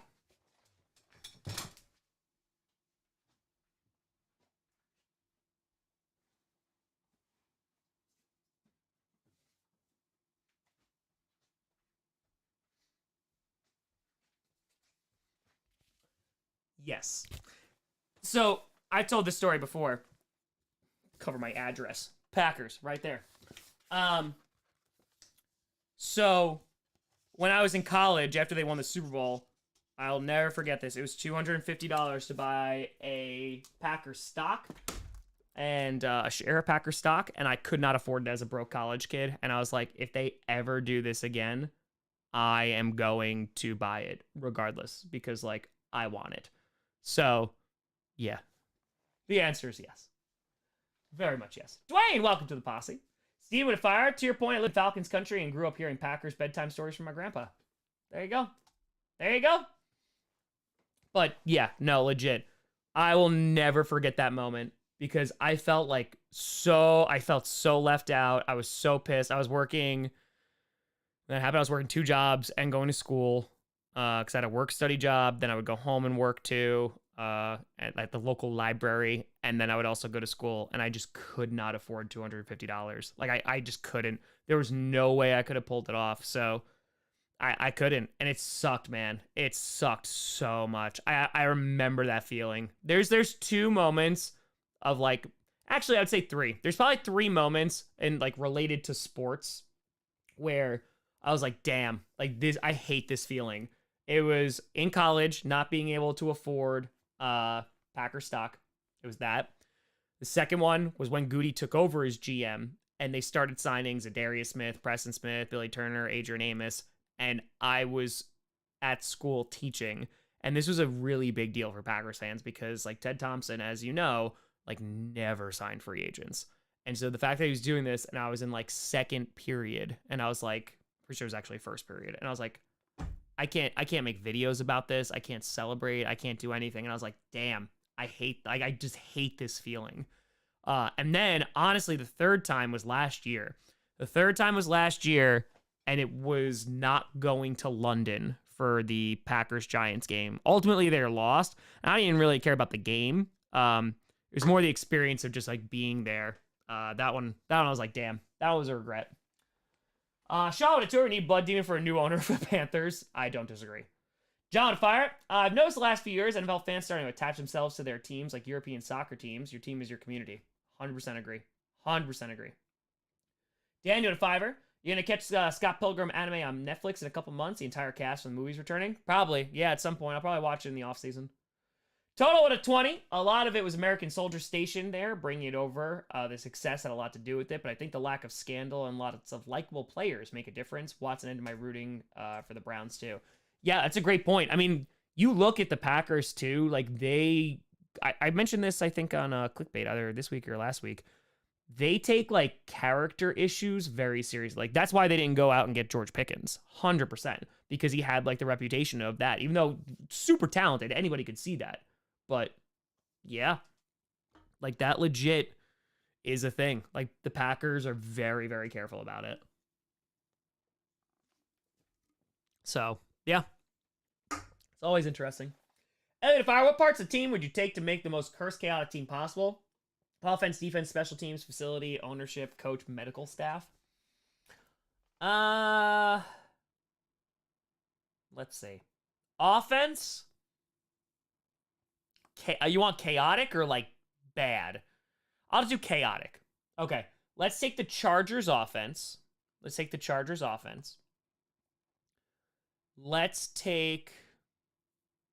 all right, Chargers offense. I want like a really, really bad defense. Like a really, really bad defense. Trying to think off the top of my head. Like the Texans, I mean, they have some good players. Texans might be on that list. Their defense is really not so great. All right, so yeah, let's go like Texans defense. Let's go Chargers offense. Special teams. Let's go Commanders. Facility. Also Commanders Field. Ownership. Jerry Jones. Coach.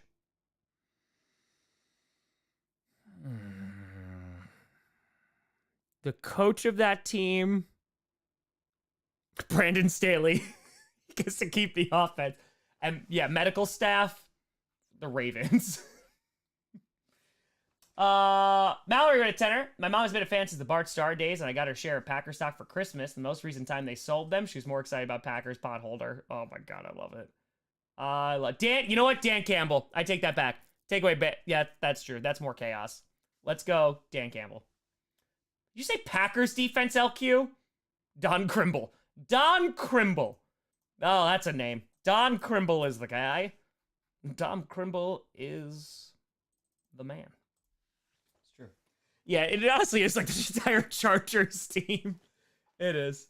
DB with a tour. I heard Matt Riddle. Yep. Yeah, I heard about that. I'm not like terribly surprised, but it sucks. Again, RK Bro was so good. I also like, dude, like, I don't know if is Randy Orton gonna like wrestle ever again? Cheers, folks. Ladies and gentlemen, it is minute 69. Nice.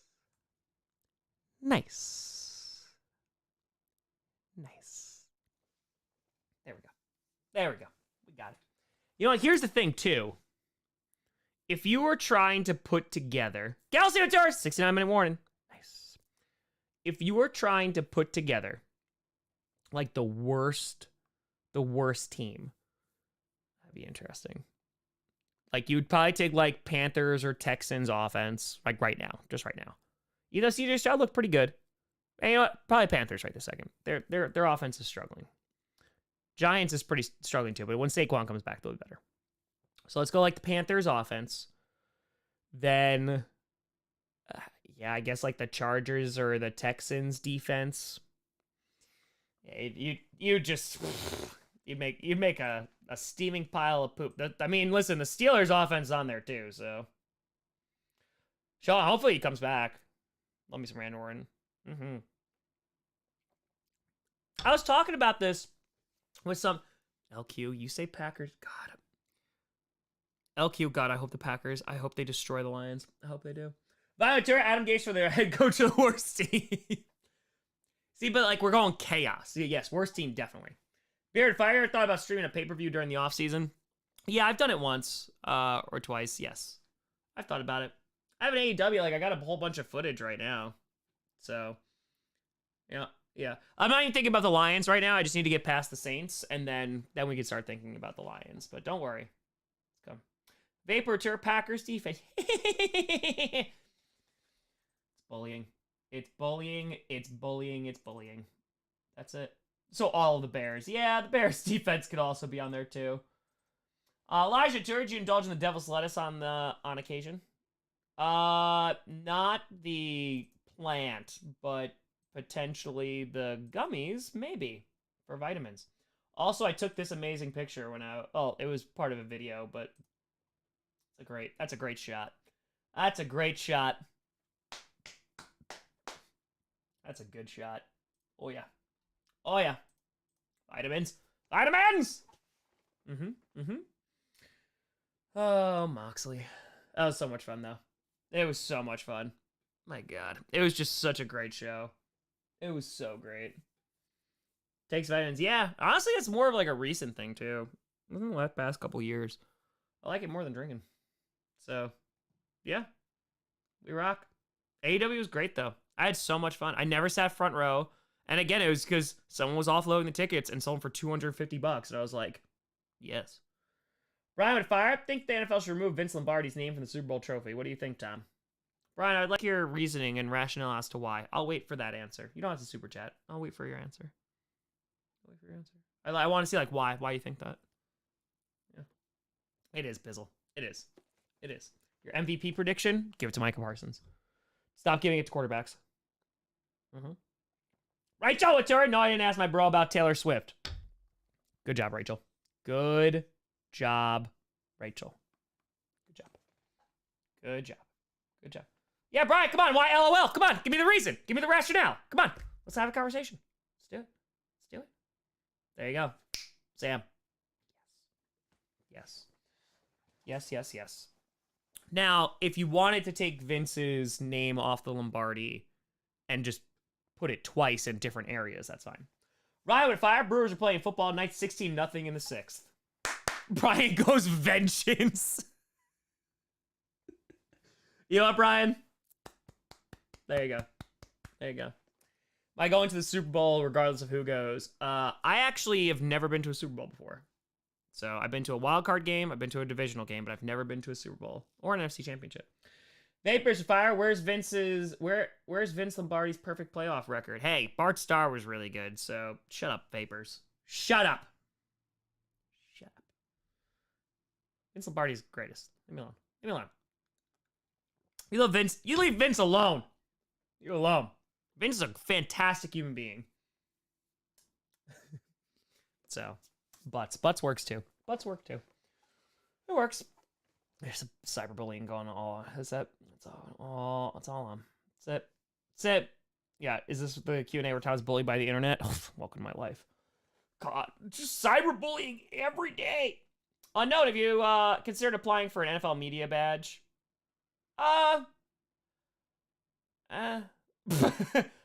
thought of it. Yeah, I've definitely thought of it. But there's like, I actually reached out to them after 30 and 30, and I was like, hey, so here's the thing. I might not go to the actual Super Bowl game because, good God, it's going to be so expensive. And I'm not going to lie, I did not like when I was in Vegas. But, I would love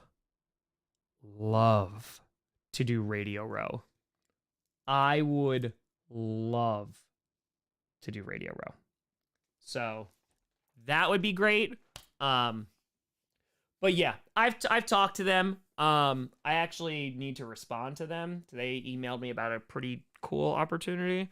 So I just haven't had a chance to respond. I have a whole bunch of questions for them. So yeah. I think that might be in the near future. We'll see. SJ to fire New Jersey legend Vince Lombardi. We have a rest stop named after him. I know, it's right before MetLife. Oh, I know.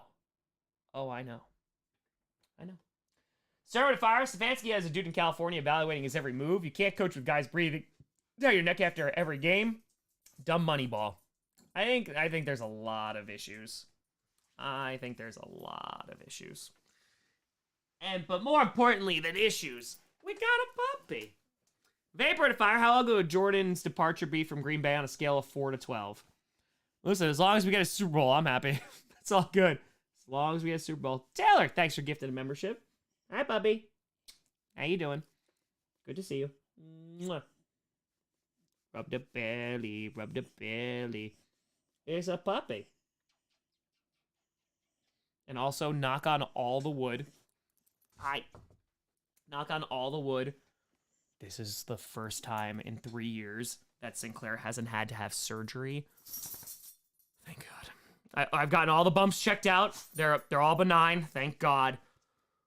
I'm just happy to not go through a year worrying about my dog. So that is very, very, very nice. So that is good. Right, puppies? You good girl?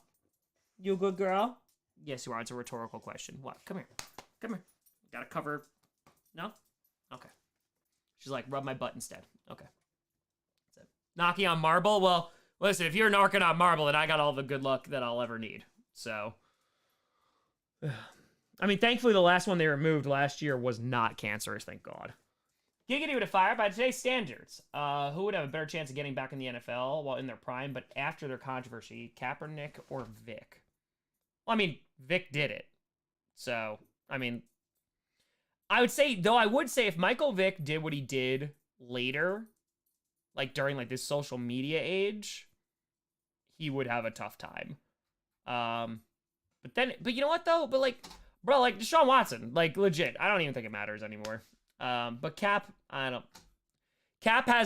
there's gonna be always an issue between like the NFL brass and Cap. But I also don't know if Cap can play anymore, so, you know. Joe Retired, thanks for all the live game reactions. You make the dull games interesting. You are loved and appreciated. We'll be streaming Monday night. If so, which game? Appreciate you, Jordan. Thank you. Yes, I am going to be streaming. I'm streaming every primetime game. So, I probably am going to do Rams-Bengals, though. I thought about Eagles-Bucks, but I'm probably going to do Rams-Bengals. Probably that one. So, I love how right now Sinclair is barking. The door is open as you hear the bork bork. Sinclair! And Dash has not moved. My man is passed out on this couch right now. Like, he is out. Justin Tour, honest tips for online dating struggles with it? Okay, well, I am definitely not the right person to ask for this. I have not dipped my toe into online dating. But, I will say, the most important thing that you could do is, like, legit just be yourself. And I know that it's like, oh, just be yourself. But I say that because if you pretend to be somebody or not, or be a relationship chameleon or whatever, eventually it's not going to work out. So it might take longer, sure. But at the end of the day, like, you want somebody who's going to want you. So I think if online stuff isn't working, then, like, you know, you can try the old fashioned way and just, like, go out and see what happens, you know? But I think at the end of the day, as long as you are content with yourself, dude, do you know how many times I've gone to the movies by myself, the bar by myself, or I just have a grand old time. I've gone to restaurants and I'm like, let's go, baby. I sit at the bar and, like, we have a grand old time. So I think as long as you're, like, at a level of comfort there and you're not looking at it to be like a, hey, this is gonna fill like the gaping hole in my life. Like, nah, bro. Like, listen, fake it till you make it. Build up that self-confidence, build up that self-esteem, and that in itself is going to attract more people, in my humble opinion. That's what I got. Abraham and Fire, most likely next Chargers HG, Kellen Moore or Jim Harbaugh. I'd probably say Kellen Moore. Vapor with a tenor per NBC. Tom would sacrifice love for a superficial ring. Is it time for Jordan to hang it up? Also, Grossi is pretty close to gross, so he's not made of the right cloth to change sports media. That's fair. That's very fair. I don't have the last name, but it does sound pretty good chanted. SJ with a tour. People see right through fakeness. It's true. And if they don't, they will. Ray with a fire. Which current wrestler would you like to see get slapped around the ring by a prime Andre the Giant? Ooh.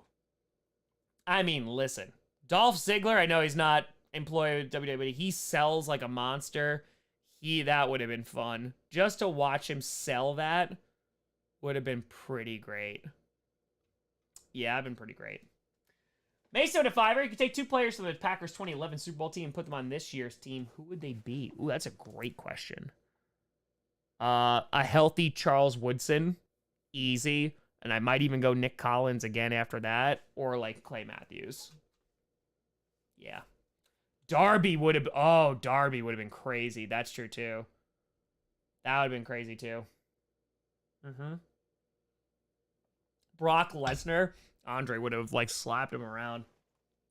Oh yeah. Lighthouse lyrics in the dating profile. You were twerking. You were twerking on the lighthouse. But yeah. Darby would be fun. That's a good call. That's a very, very good call. Swerve when I rap. Sorry, now I have that song stuck in my head. That's all right. Yeah, I love me some Nick Collins. I love Charles Woodson, so Santino Morella. Castro Terra, hey Tom, first time caught a stream in a while. Super sad I couldn't make it 30-30 in Denver. Just want to say I love the positivity and kindness and energy. Share all the time. Keep being awesome. Cass, I appreciate you. Listen, 30-30 will happen one more time. Not this year. When I'm close to 1 million or I either hit 1 million subscribers, I will do it. Uno más. So I'll see you then. Jeremy to Fire, can the Blood Demon please give Joe Burrow new legs? I don't know if he can go that far. Mike Whittaker, hey Tom, hope your week's been well. Still kind of bummed about the game Monday. Never had a player injury just punch me. Yeah, gut punch me. Yeah, 100%. Mike, I hear you. I mean, like, Nick Chubb is just phenomenal. Like, he's so good. I would say, like, he kind of is like that team right now. Like, I would say he's the face of the team. So, no, dude, I totally hear that. Yeah, injuries suck, man. I mean, like, look at Jets fans right now. They were like, we have Super Bowl aspirations, and that lasted 4 snaps. 4. I live in New York. I don't even really like Jets fans, but it's crazy. It's crazy. It's crazy. So, you show Travis Johnny's twerking video? Yes, you do need to do that, Rachel. That is accurate. That is 100% accurate. Yes, you do. Yes, you do. But I love Nick Chubb. The dude is, like, in my opinion, he's the best running back in the league. He's just so, so good. Like, the best, like, pure runner, it's Nick Chubb. It is Nick Chubb. So good. So, so good. So, we'll see. I have been to a Jets game. I've been to 3 Jets games. Well, 2 were against Packers, 1's against the Patriots. So, I have. Favorite movie? Again, like Arrival, Whiplash, Everything Ever All at Once is the most recent one. I'd probably put those as like top 3 comedies of Spaceballs and Airplane. Yeah. DB with a fire. I think Rodgers' injury will end his career. New sub. Looking forward to live stream on Sundays. Go Cowboys, go Packcast. No, I do think he's going to come back. It's going to be really challenging, but I think he's going to do everything in his power to come back. And it might just be for 1 year, but Ryan Fire, Jim Harbaugh will avoid NCAA issues. I can't even tell you how much I don't follow college football. I just can't. I don't have the bandwidth for it. I'm so like obsessed 7 days a week with football, like NFL football.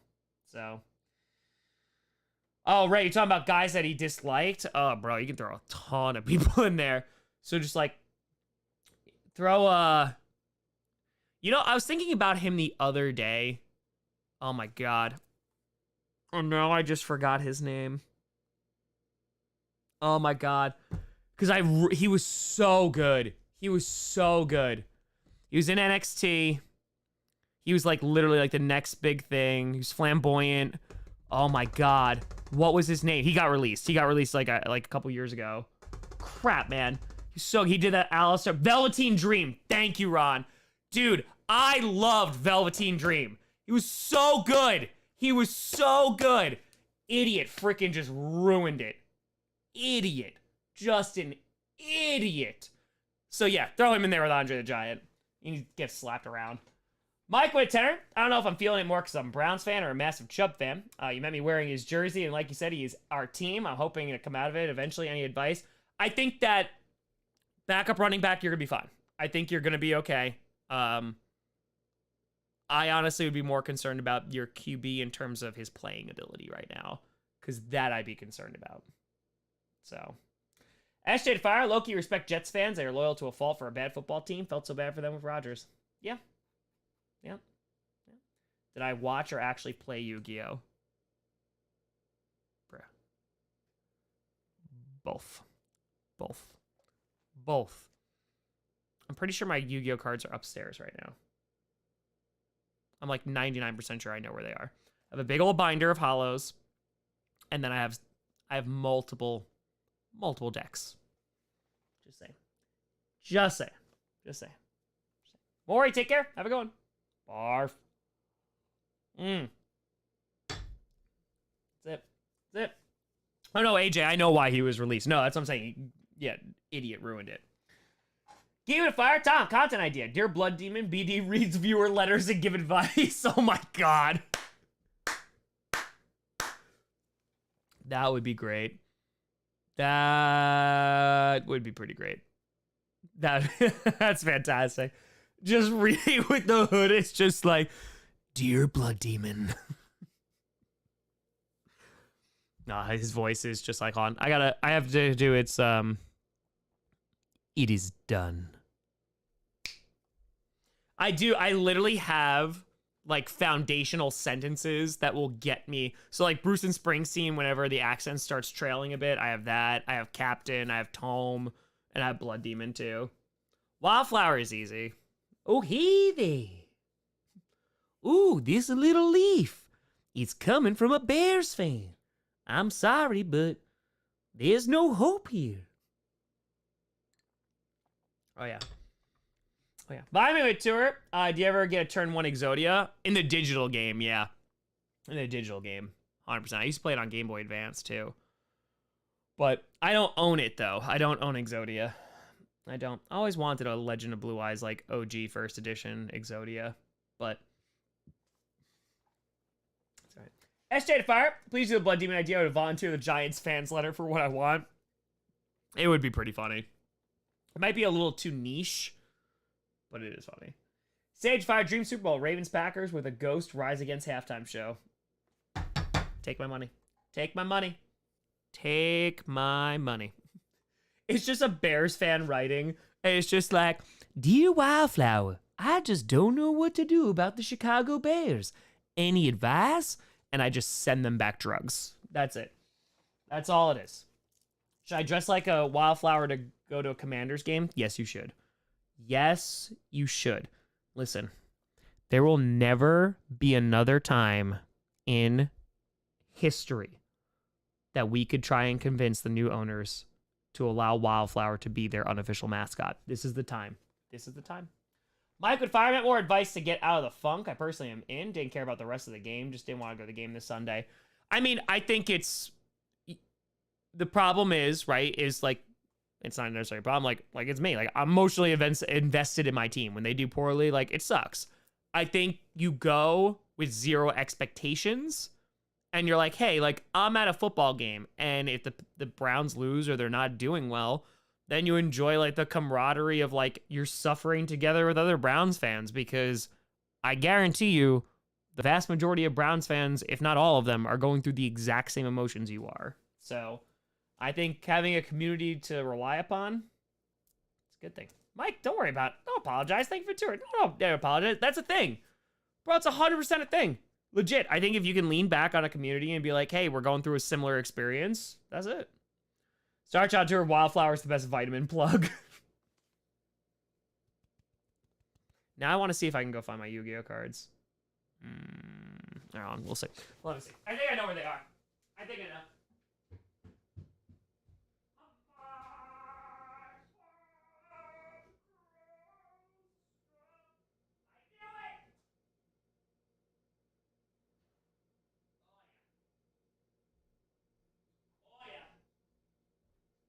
We got him.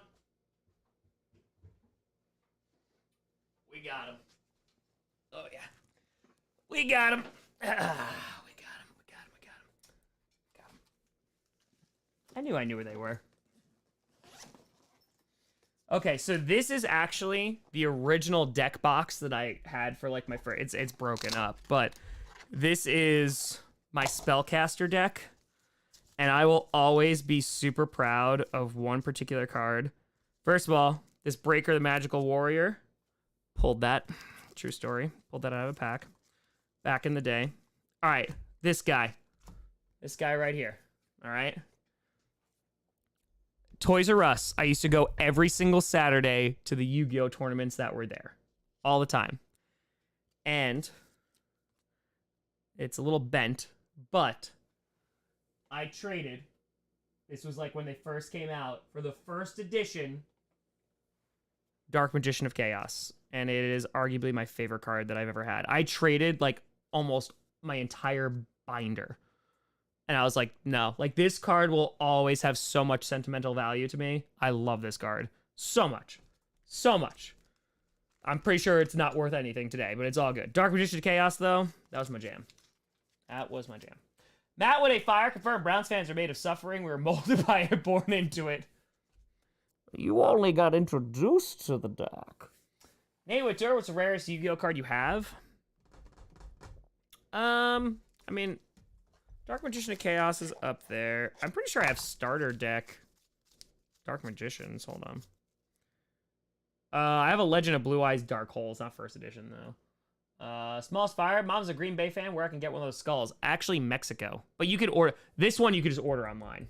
Use order online. Just type in like Packers skull. This is the one I was talking. This is the one I was talking about before. I pulled this from Metal Raiders. Mirror Force, baby. I pulled that and I was like, oh baby. Young teenage Tom Grossi was very happy about that. I also pulled a magic cylinder too. I pulled it out of a tin. I still remember where I was. Remember where I was with that. This is starter deck Yugi. Yep, starter deck Yugi, Dark Magician. Bruh, we'll nerd out super hard. Is this the Japanese? I still remember I have the Japanese version of Magical Dimension. I have that. I have a bunch of cards. I haven't pulled these out in a very long time. You know, when all the ladies come over, I'm like, hey, you want to see my deck? Derek with 20. For the house fund, hope you're well, Tom. Got a question. When you chose to bet on yourself over the safety of staying the course, what were the main thoughts running through your head and what motivated you to continue changing? That's a great question. Damn, that's a really good question. So you're talking about just like, F it, I'm going to go do YouTube and see what happens. The first time didn't work. So the first time legit failed when I tried in 2019. I was not making enough money from YouTube. I think that year, I think I've said this, I've made like $19,000 like total since I had started. That's since 2015. So you could do the math there. So the second time, I think I stayed too long actually. Like I didn't need to take the last teaching job I did, but I did it because one, like the Jordan Love like reaction kind of changed things. And those few months, I pumped out so much content because I was home because of COVID. But I was terrified that the NFL would get canceled because of COVID because we didn't know back then.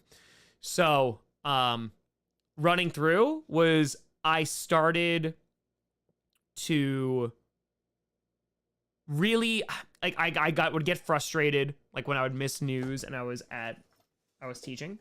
I never let it affect like my teaching because that's not fair to the kids. But I would be very, very frustrated. And the thing was, I was doing both at the same time. So like 2020 into 2021 was legit like the worst time of my life because I would go home and I wouldn't be happy at my job because it wasn't really teaching either. It was like virtual teaching. It really wasn't great. Couldn't work with the kids. Like, it was terrible.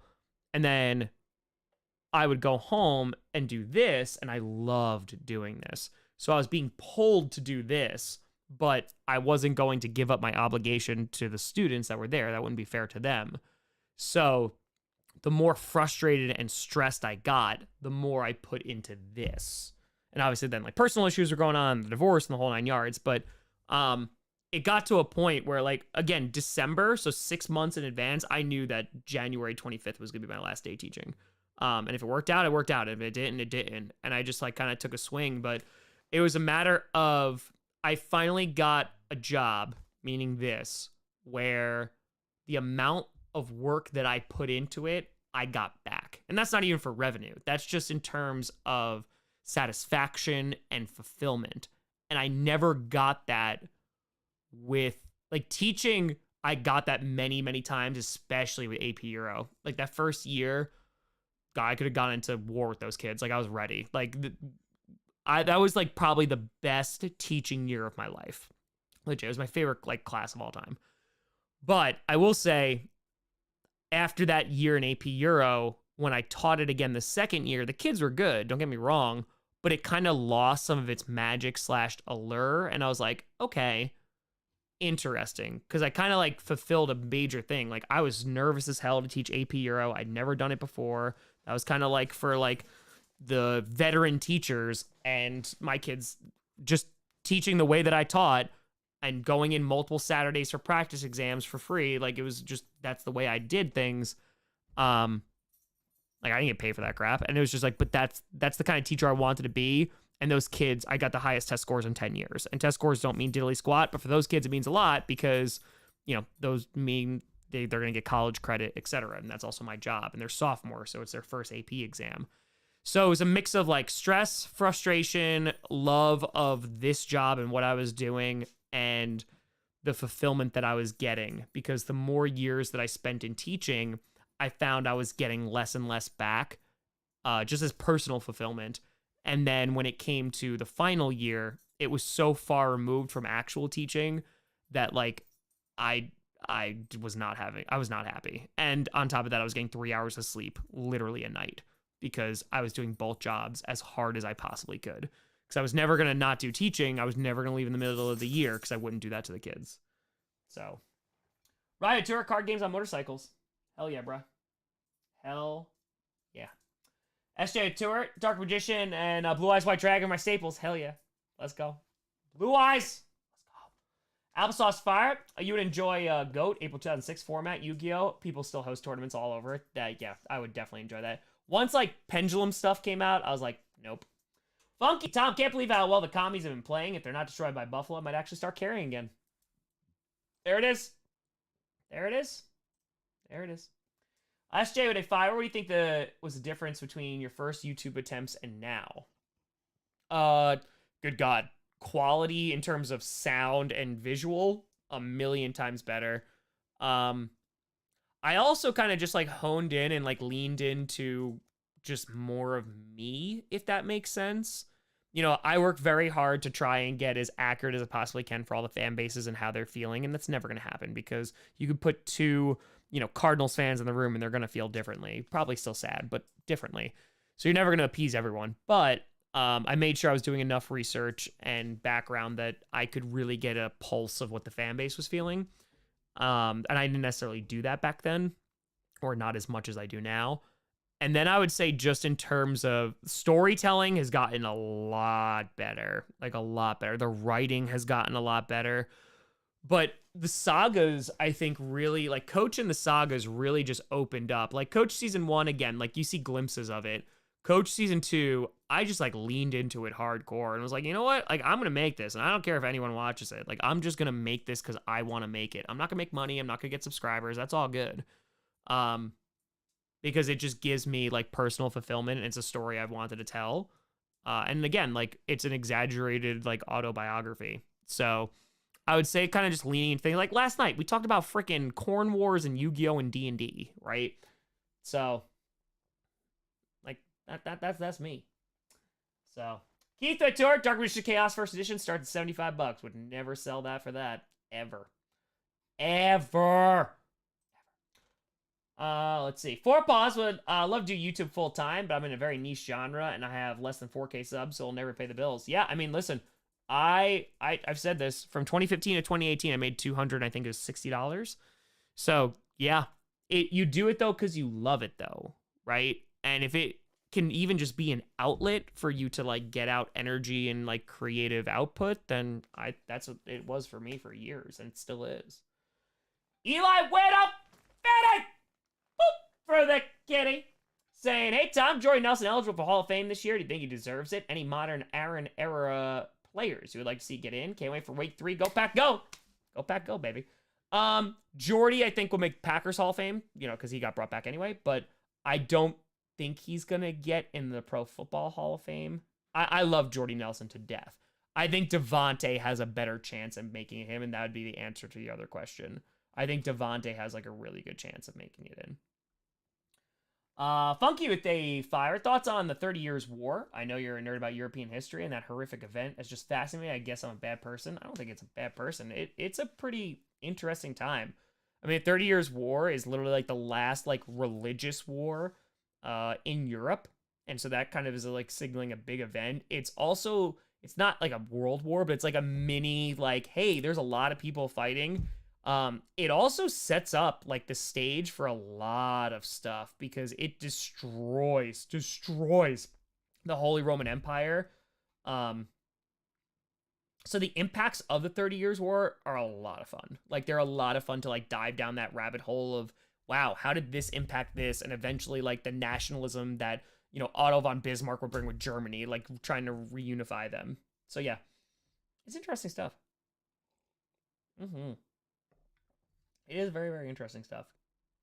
So, Kenneth says, so special needs paraprofessional for 6 years. I miss the students, but I do not miss the educational system. I agree with that. I agree with that 100%. 100%. Yeah.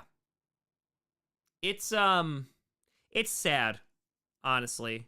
Because, like, again, I loved teaching, and that is something, like, I was good at. I was definitely a good teacher. Yeah, the system grinds you down, man. It does. It definitely grinds you down. And you're just expected to do more and more and more and more. And it's just like, it just gets worse because now it's politicized too. And it's garbage. Derek, appreciate your honest thoughts. Not interested in YouTube, but I'm at a crossroads in my life and your examples inspire. So thanks for being genuine. Appreciate you, Derek. Yeah, I mean, listen, crossroads I have found, like Derek, at the end of my life, I always think about this. Always. Which is probably a problem. But legit, if I am on my deathbed and I'm like, man, I wish I did this, I do not want that for myself. I would rather, and I did this, I quit my job and I failed spectacularly. It was terrible. I had to go get a permanent sub job. I wound up just taking a leave replacement. It didn't work out. Legit. Do things that, one, you're gonna gravitate towards like being joy. If you have the means, like people throw the word privilege around a lot, and that's a very charged word at this point, right? And like, I've always thought, especially as a history teacher, right? Like I've legit had students just be like, white privilege doesn't exist in a room full of white students. And I'm just like, white privilege doesn't mean like you have a better life. It means your life isn't harder because you're white. That's it. Not being political at all. And if that really offends you, shut up.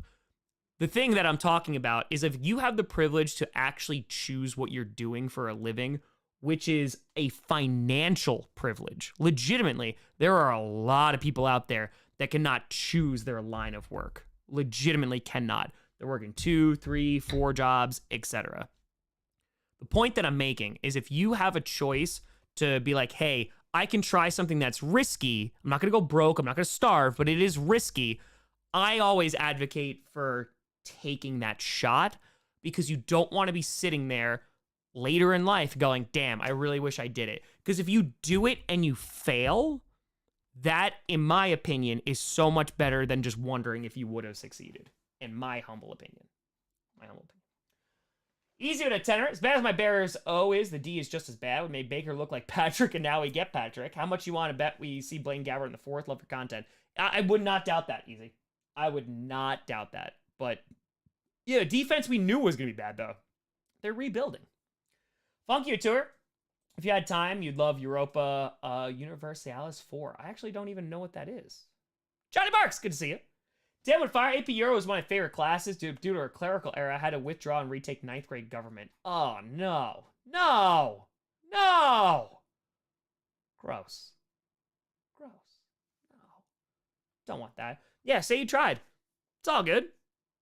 I just, and that's a thing that's even in education too. Like, students are afraid sometimes to like raise their hands. I'm like, do not be afraid. What's the worst thing you're gonna say?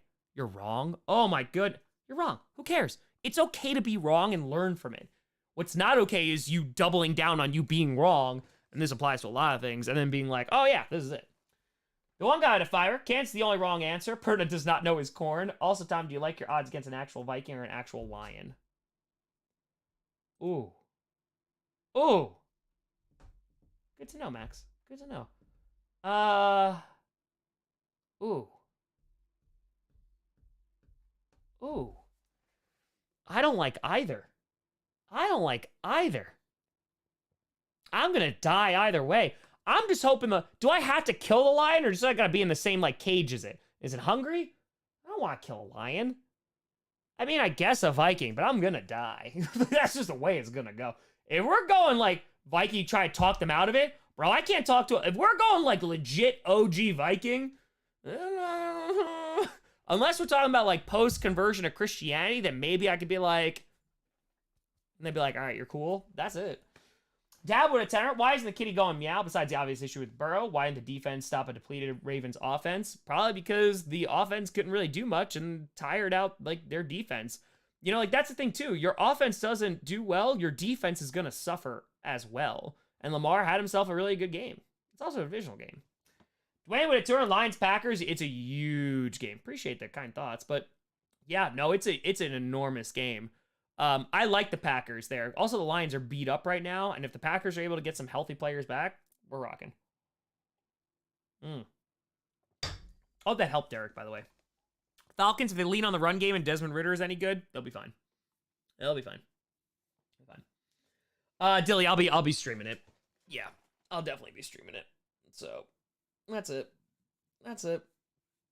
Aramis, do it. Again, even if it's a hobby or like even if it's a side thing.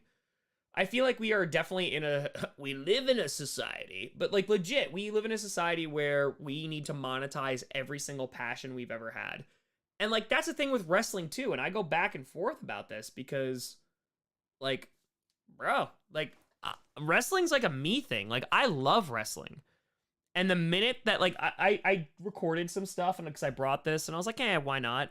And it's not like super good. Like I missed a whole bunch of stuff. I didn't get every entrance. I didn't get everything. So I was like, I want to enjoy this for myself because like I have already monetized one of my biggest passions and that's not a complaint, but it's work. It's legit work, you know? So at this point, I want to make sure it doesn't get to a point where I have zero interest outside of this because during the season, that's kind of just that.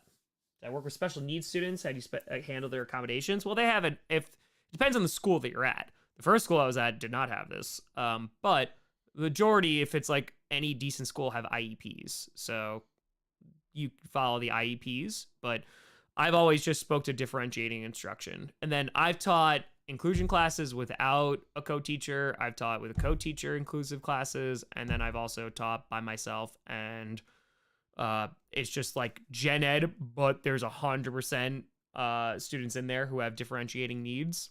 And yeah, I mean, again, you do the best that you can and help every single student. I will never forget. Sorry, by the way, cursing incoming. There was a student I had my last year of teaching, and they were called into a meeting with all of their teachers, and this was during COVID times, all of their teachers and also their parents. It was all like virtual, but the kid had to come in, and the kid didn't show up. And they found the kid in the cafeteria, and they did not really care. Now, this particular student had severe anger problems, has lashed out at many teachers, threatened violence against teachers. This is all before I got there. First day, I'm pretty sure they were the ones who like screwed with like the link to the class, all that, whatever. Because again, at the end of the day, they're the students.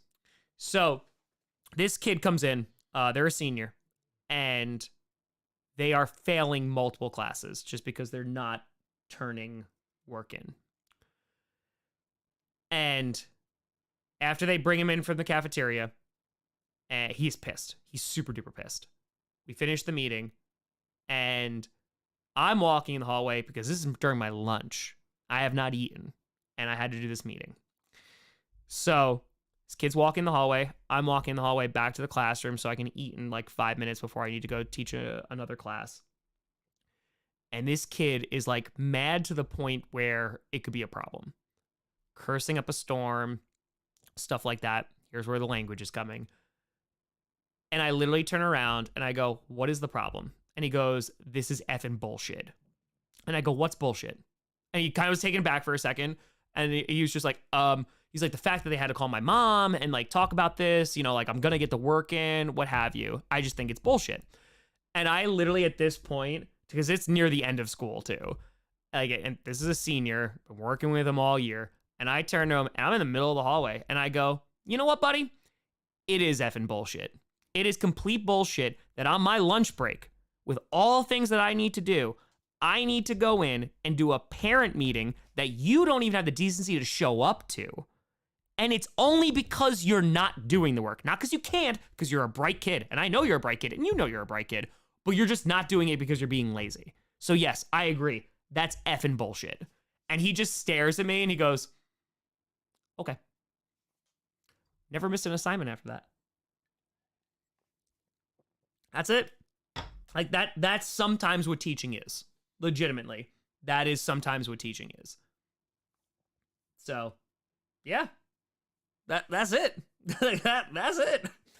Hunter, 2 games you've seen. What do you think Packers win-loss record be? Depending on injuries, I think they could still win 10 games. I think they could win like 10 games. I'd be happy with that. Yeah. They were between like 8 to 10, I think. But like sometimes that's what it is. And I find that, you know, a lot of like traditional teachers too, they don't do that. But it's like, no, like let's not stop. Let's not talk about this in like, you know, BS ways. Like, no, let's talk to like, you want to be a 17, 18-year-old and be like, you know, big bad, cool. Let's do it. Let's have a conversation. So, one guy to fire. I was an autistic student and I had a hyperfixation on history. Was always the kid that would talk to the teacher after class. That's great. That's great. Are you kidding me? Like, my inclusion classes, I loved my inclusion classes. They were great. They were fantastic. And again, it's differentiating instruction. But even if you have a gen ed class, it's differentiating instruction. Not every single student's going to learn the same way. So you need to make sure that, you know, you're doing your job as a teacher. So I definitely had tough love with my kids. I literally would travel to the moon for my students every day. I told you, like, I went on 3 Saturdays, just back to back to back, for free, to go in there for hours, drive 45 minutes there, drive 45 minutes back to do a practice exam, which had 2 essays attached to each of them, which then I had to grade, and they're just practice, just so students can get a feel for the AP exam. But that's what you do, because that's the job. That's what you're supposed to do. Off-brand, thank you for the $1. Vehicle at A Fire went to Scarsdale, and teachers very similar to that, very personal and willing to call you out. Yeah, like Scarsdale is a district that's like 35, 40 minutes away from me. They're one of the best districts in the entire freaking state. They're so good. So good. But yeah, Dilly, trust me, I had a lot of internal conflict about that. Absolutely. Well, that's the thing, everything. Well, tough love isn't being an a-hole. Tough love is being like, I support you and I know you can do this, but you're choosing not to do this, and I will help you do this, but you need to have the initiative to do it. Like, that's what that is, in my opinion. You know, but I think that whether you're a parent or whether you're a teacher, if you are responsible for another person's growth in any way, there needs to be that foundation of like, I got you, but you have to meet me at some point. It's not bending over backwards. It's not being walked upon, anything like that. This is where I'm going to meet you.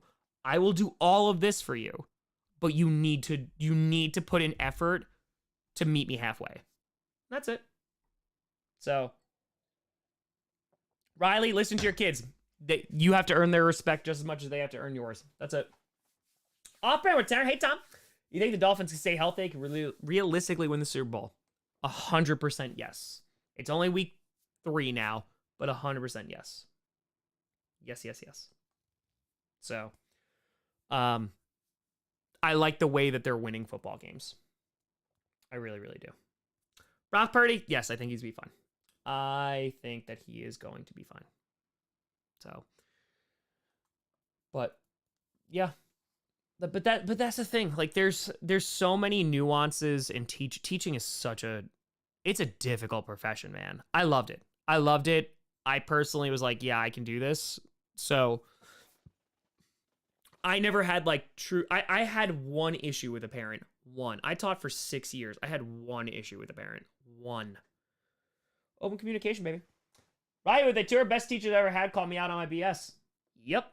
And Jack says you're going down on Sunday. That's right. Going down to Winningville.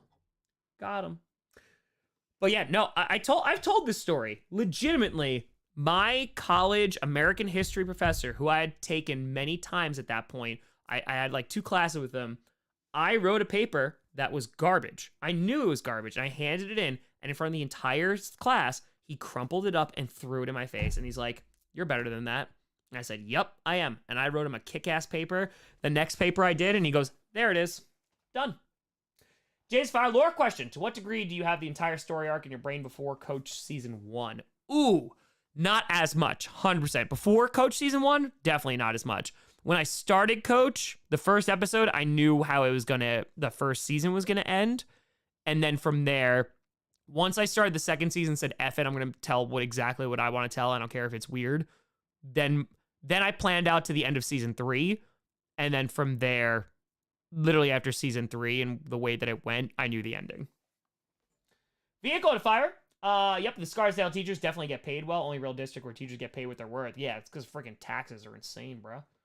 SJ20 was a frustrating student. I was bright but struggled because I wouldn't do work. Besides disabilities, I constantly was getting bullied and it made me hate school. What is a teacher perspective when you see a student like me? So, SJ, that type of student was usually a student that would hang out in like all the after school clubs that I hosted because, yeah, I actually just treated them as human beings. But no, I saw a lot of that. And there's a huge spectrum. There was whether you were a special ed student, a gen ed student, whether you had a bad home life, whether I even had students who were transitioning. I had the gambit. I had it. There was a kid, I told the story too. There was a kid who transferred in super duper late to a school. And she struggled. She had some learning disabilities. She struggled. But when I allowed them to demonstrate their understanding, and I just did this for every kid, when I allowed them to demonstrate their understanding and it was their choice to do so, like they could do whatever project they wanted as long as they showed me that they comprehended the material, they made one of the best projects I've ever received in 6 years. So that's what I'm talking about differentiating, because it could even be for a gen ed kid. Not everybody's going to write an amazing essay, which, by the way, if you took a freshman course with me, you knew how to write an essay. My kids knew how to write essays better than the AP kids. Also, the English department. I legit fought the English department one time in the school. That was great. That was a highlight. Of it. But yeah, differentiating, maybe. Easy to fire. If you had to start an NFL team with a non-QB, would it be Parsons, Jefferson, or somebody else? Ooh.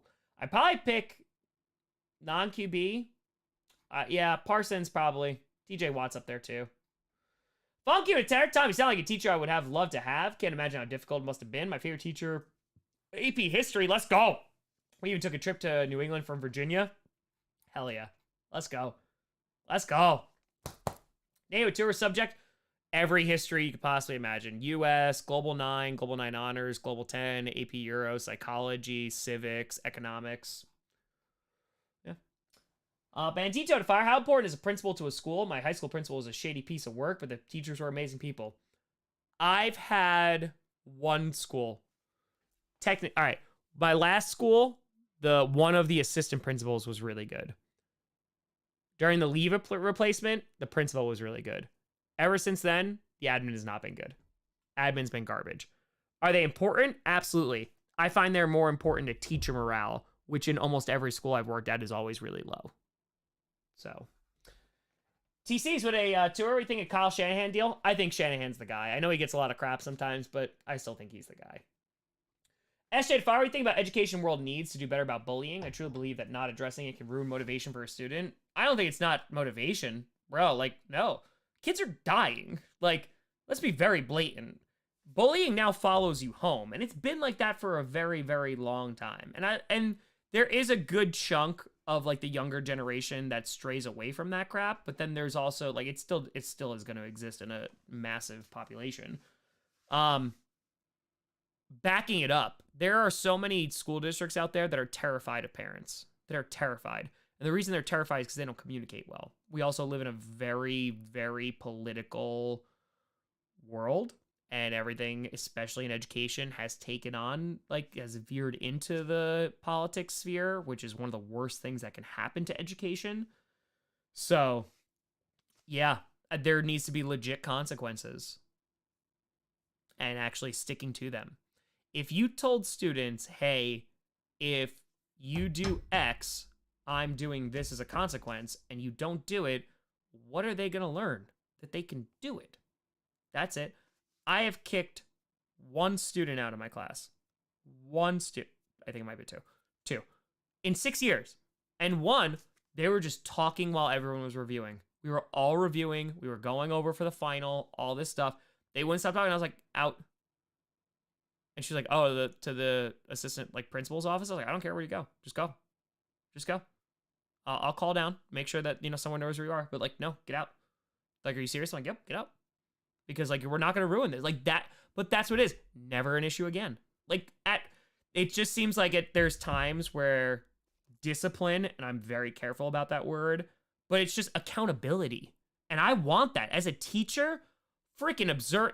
There could be a principal in my classroom every single day, and it would not change a single way that I taught. Ever. Ever.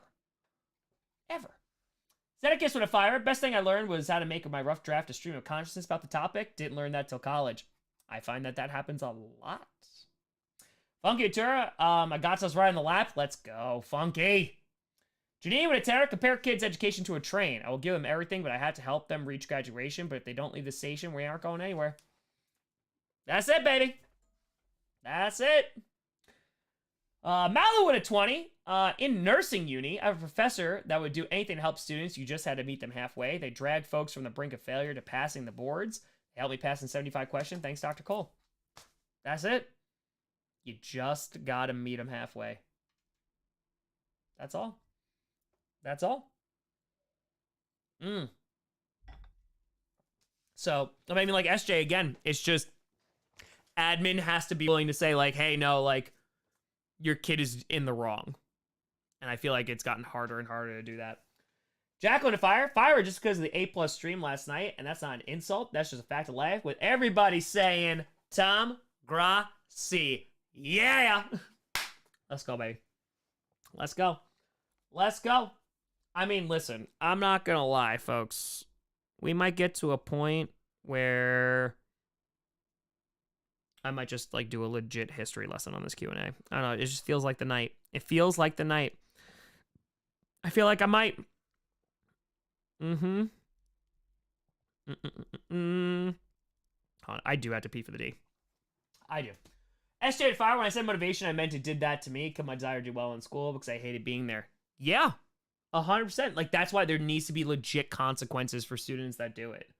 Like, there has to be. Because otherwise, they're just going to continue to do it. And, like, a lot of it comes back to parenting. A lot of it. Because teachers, we can only do so much in 8 hours.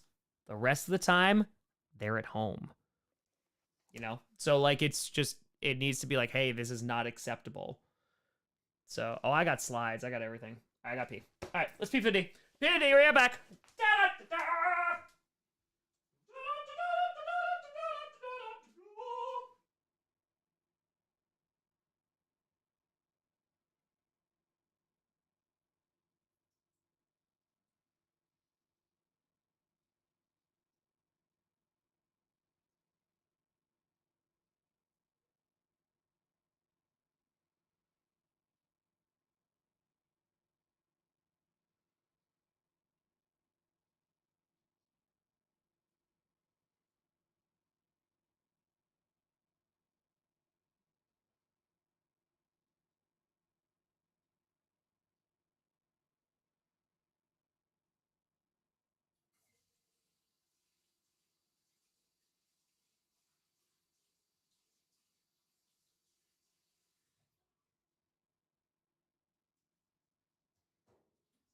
Julia Hart theme song stuck in my head.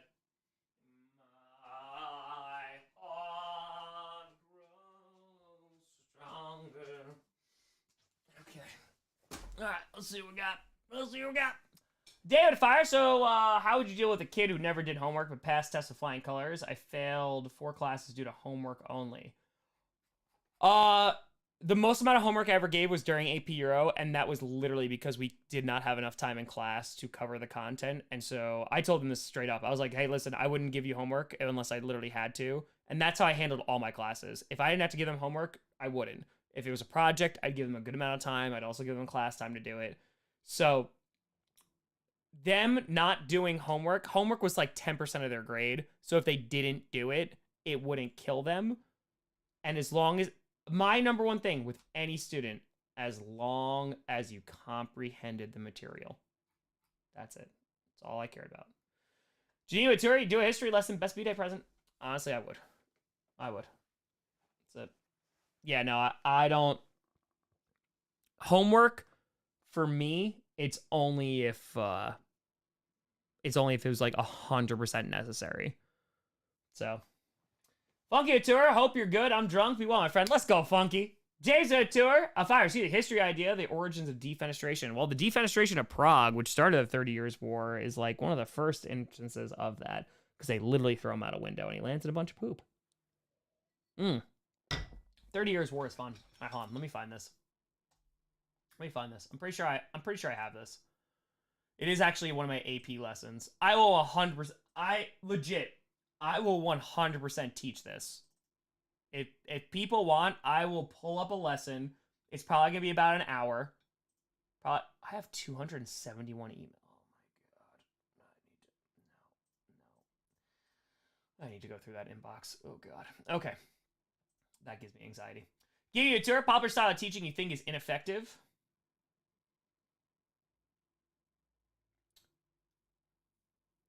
Straight lecture for young high school students with no call and response. Flip classroom could be really good, but if you use it all the time, it's not great. I'd probably say that. So, I will 100%. All right, listen. How crazy do you want this Q&A to get? Because I will legit pull up a freaking Google Slides and maybe take a vitamin, and I will teach a full lesson. I will 100% do it. Kevin Six, what's the origin of the Vietnam War? I mean, World War II / Cold War / rising anti-communist sentiments by the West, and then terrified of domino effect. I mean, like, yeah, you could do all that. No, that's what I would do, Janine. I literally would teach the age of anxiety. I would teach my favorite topic. Craig White, hundo! Says, let's teach Tom. Bro, I will 100% go get a vitamin right now. I'm like, we'll rock and roll. We will rock and roll. I will do it. Appreciate you, Craig. I'll do it. Give you a tour. Want to pull on what subject? No, I will pick the subject because I know you'll like it. SJ would tour. Pull out the lesson plans. I've never done a lesson plan unless I had to. Matt would take it all the way to 11. Okay. All right. Savage would fire. Thomas, my teacher, I might actually get up and be excited to go to school. Yeah. It's still school. Babuso would tour. Vietnam was France's fault. U.S. inherited it. Do we win the Vietnam War? No. No. All right. That's it. Win Twitter, what is going on? Craziness. You know what? Let's get this going. All right, let's get this going. We're gonna do it. Let's do it. Don't kill it a fire. This goes out to the Bears for taking the heat off the Vikes because of recent fumbleitis. It's true. Teach an entire AP Euro lesson on stream. I'm gonna do it. So, okay, we're back. We're just gonna make sure I took my multivitamin for the day. Make sure I took the multivitamin for the day. You're about to see Teacher Tom. Sinclair, what you doing, baby?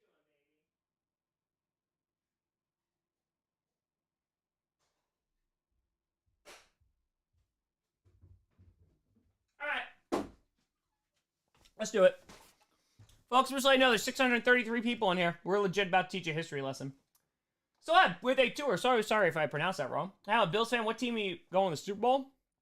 I mean, it's just week 3, but I do like the Dolphins right now, and then probably like Eagles or Cowboys in the NFC or 49ers. Okay. Ugh, here we go. Y'all ready for this? Legit, I'm gonna give you like legit teacher Tom.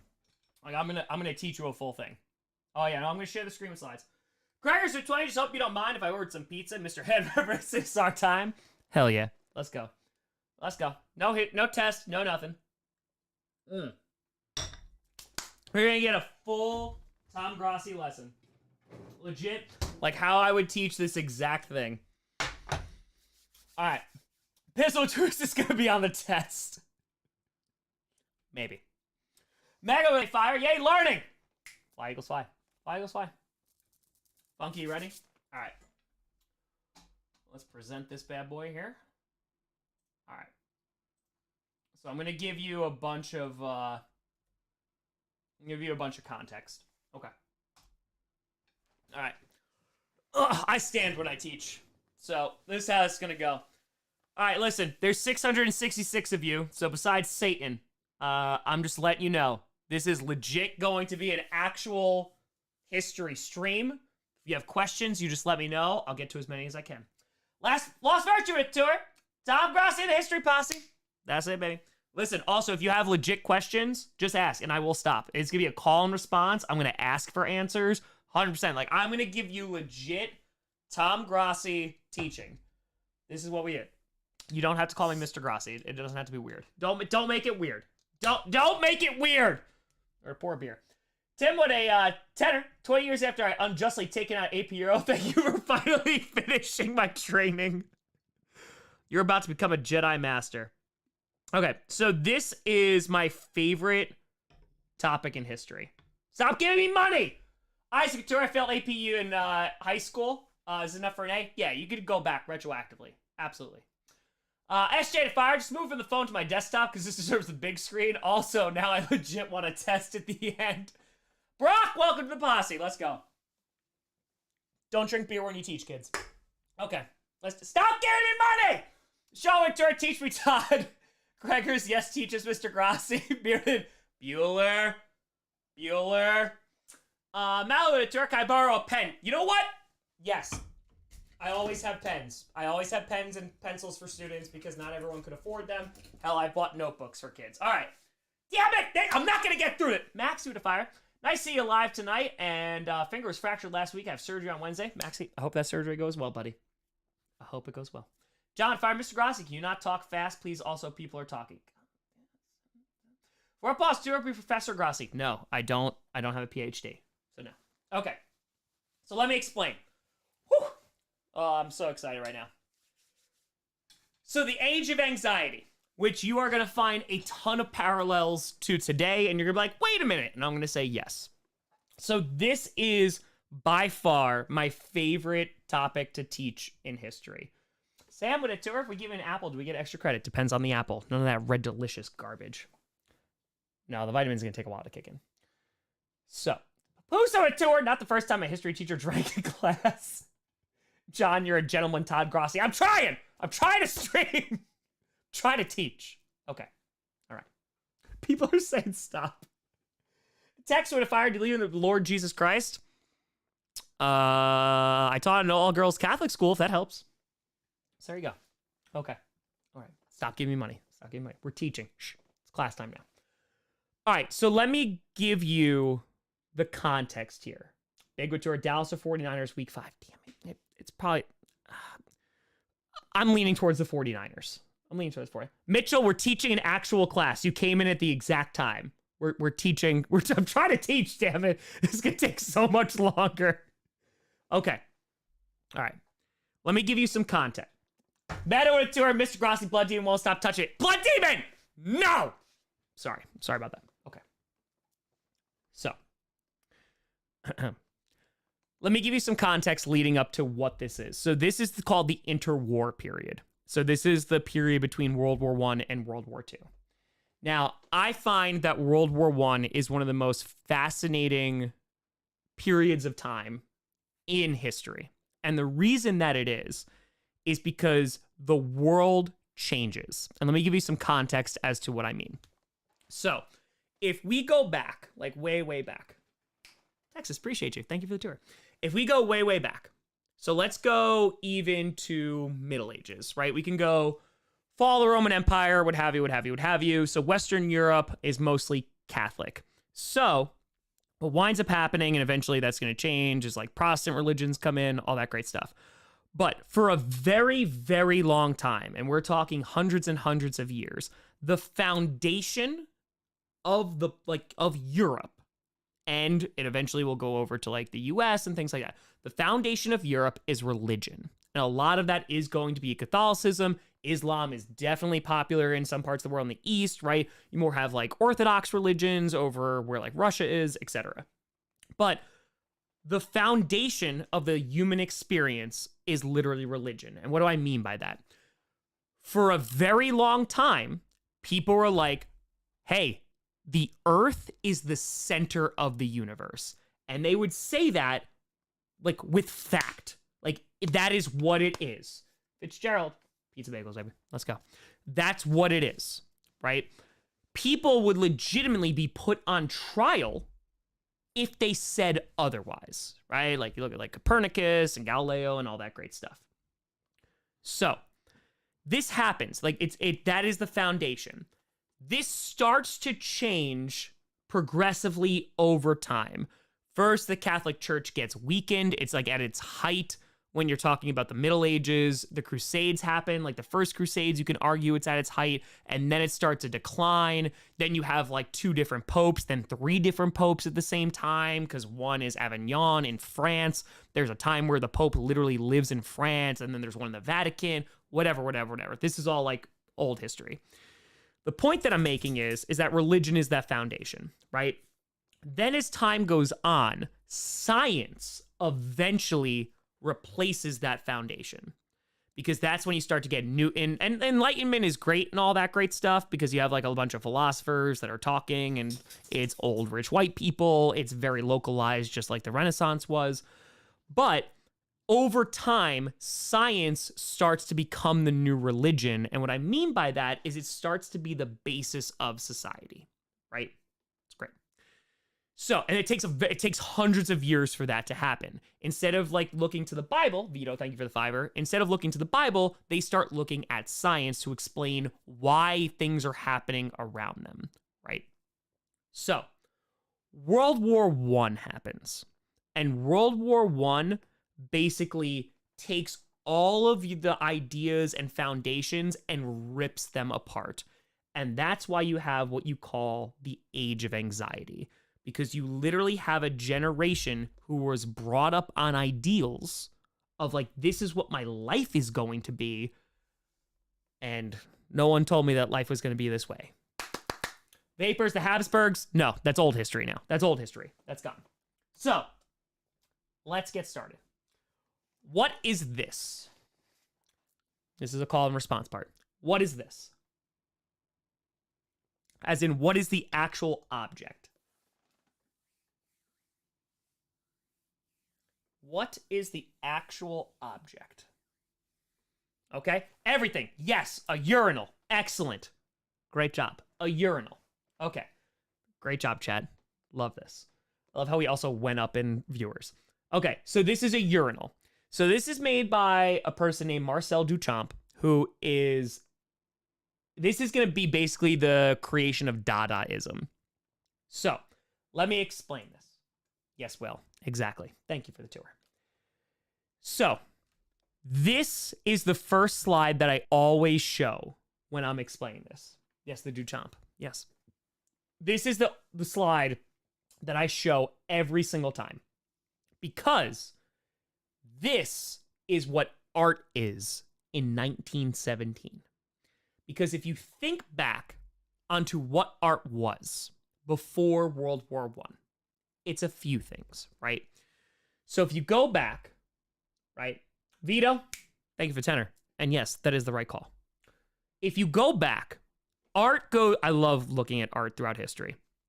Art goes through so many different revolutions, different styles, etc.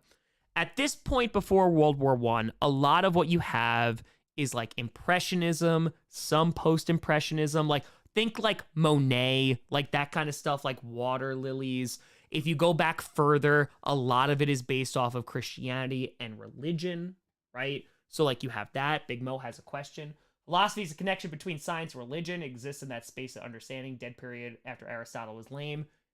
Yes, I would agree to some extent. To some extent. So let me just explain this. So you have art, which is very literal before World War I. It's very literal. So you would have, for example, you would have Mary and Jesus, right? You would have a painting of that. You would know what that is because, again, if you're talking about Western Europe, a lot of it is Christianity, etc. Or you would have somebody singing on a swing. Or if it was Monet, maybe you're having like water lilies or like a bridge or a scenic thing. Art wasn't something that you looked at and was like, wow, what's the deeper meaning behind this? Because a lot of the times, like look at the Mona Lisa, right? Like it's a portrait. So what you would have is face value, but techniques would get better. This happened during the Renaissance and they started challenging one another and they would get better and better and better and better, right? All that great stuff. Techniques would change. You would get stuff that's a little bit more gothic. You would get stuff that's a little bit more gaudy, especially around the 1600s. And as time went on, you would start to have things, especially during the Industrial Revolution, art would shift to being about like everyday normal people. It would be about like peasants. It would be about people working in the fields. It would be people working at factories. And that's why, for me personally, the most interesting history for me is looking at art and culture, especially fiction, because I find that it really represents the time period well. So there's a reason why, for example, like Oliver Twist is written when it is, or A Tale of Two Cities is written when it is, because the fiction aspect of it is representative of the time. So that's art, right? That's art, that's literature, it's all that great stuff. So now, we'll talk about Picasso. Don't worry, Bearman. Picasso's going to come up. So now, this is World War I times. Marcel Duchamp is walking down the street. And art at this point is mostly for the rich. It's for the rich, hoity-toity, be like, yes, it's subjective of like, but it's only like for the rich, whatever. That's basically what the Renaissance is. I tell that to people that legit. The Renaissance is a whole bunch of really rich people. If you're an everyday person living in Italy, and Italy is an enormous place and it's not unified at this point, you have no idea the Renaissance is going on because it doesn't impact you. So now he walks past a shop. He sees this. Thank you, Dylan, for the $5. He sees this. It's a urinal. And in case you don't know what a urinal is, it's something that's usually found in a men's bathroom and you pee in it, right? He takes this and he enters it into an art contest. He writes R. Mutt on it, he puts the date on there, and he submits it. And this is the first time that art really is like, oh, art went from something you're like, wow, that's so pretty, that's so beautiful, look at the technique. Now art is something you piss in. So, he paid the $5 entry. He gets this. This is the start of Dadaism. And I will explain what Dadaism is, but the most important thing is the start of like anti-art, in which now you have people who are rebelling against the idea of art. And you might ask, why would that happen? And that's where we get to. Metro to Fire, Renaissance, expensive paintbrush measuring contest. Accurate. So, you do not have to take these notes. But this is what we're going to start to do. Because I told you that now you have this idea of religion being the foundation, which is still pretty strong in society. Science starts overtaking that in the late 1800s because of Industrial Revolution. Also, you start having mass communication like newspapers and things like that, that starts connecting people on a broad level that hasn't been seen before. So World War I is such a disaster. Like I can't put it into words how much of a disaster it is. Because here's the thing going into World War I. This is usually lessons that take place beforehand. The majority of Europeans in World War I were excited to go to war. Appreciate that, Ty. Thank you. They were excited. Why were they excited? Because you haven't seen, Western Europeans hadn't really seen war for a while. You had 30 Years' War way back when, but like you had the Crimean War, which was on there, which is like Florence Nightingale. You had nurses come about, like that's where nursing came from. But you really hadn't seen it. So when there's a gap where there's no fighting, there's no war, what happens is people start romanticizing it. That now it would be like, damn, I want to go fight and die for my country. But they don't think they're going to die because it would be a noble, honorable, beautiful thing. There are poems written before World War I. They're like, yes, it's going to happen. Maxie, very true. Thank you for the tour. That's going to happen. So the issue is that pre-World War I, you had imperialism. In the scramble for Africa, they divided China up. Of course, you have the British going into India. And during the Industrial Revolution, something that is created is machine guns. Machine guns happen. And when Western Europeans are using machine guns in Africa or India or China, right? Dylan, true story. When they're using those, they're not fighting against other people with machine guns. So keep that in your mind for later, right? So World War I shakes up the very idea of like the foundation that the entire like basically like planet is based off of in Western Europe, right? Because now you start questioning everything that came before World War I. I'll give you an example. Let's say pre-World War I, you are a very religious person. Let's say you believe in Christianity, right? Doesn't even matter which section of Christianity you believe in. What is one of your main questions that is going to happen post-World War I where millions of people are dead, you get nothing from it except debt, disaster, and death and maiming? What is like the first question you are going to have if you're a super religious person? And let's just say you believe in Christianity. What is the first question that you're going to have as I drink this beer? What was the purpose? Good. Why, God? Thank you. Excellent. Why, God? Where's God? Exactly. Why is God letting this happen? So again, you take that foundation of religion that is still pretty prominent at that point. But now if I'm a super religious person, well, why the heck did God let this happen? Millions of people dead. And World War I is one of the first wars where the people that come back, oh boy, shell shock, otherwise known as PTSD. They throw them into rooms and they go scream it out. Horrible conditions. People come out without limbs, eyes, facial deformities, etc. World War I is such a disaster. And if you are the United States, you're like, why the hell am I even getting involved with this? Of course, there's Lusitania and stuff, but you didn't win anything. There's no winners in World War I. There are just losers, and there's a lot of them, and there's different degrees of how much you lost. And we'll talk about that with Germany, but that's some of the ideals that are there. But let's just say you weren't a super religious person, right? Let's just say. Hi, King. Yep, flowers. Exactly. So that's what I mean about the beauty of it. Soldiers are marching off to war, and there's like young women throwing flowers. They're like, kisses. They're like, you're going to be a soldier. It's great. They're going to die. We're going to talk about that. But what winds up happening is even if you're a religious person, let's just say you're a science person. Mustard gas gets created during this time. Mustard gas was not meant for this. Mustard gas gets used against people. Eventually gets banned, but it gets used against people. And eventually, during this time period as well, the bigger issue is not only do you have World War I, but this is where they start finding radioactive stuff. And they go, wait a minute, this kind of breaks science. This isn't supposed to exist.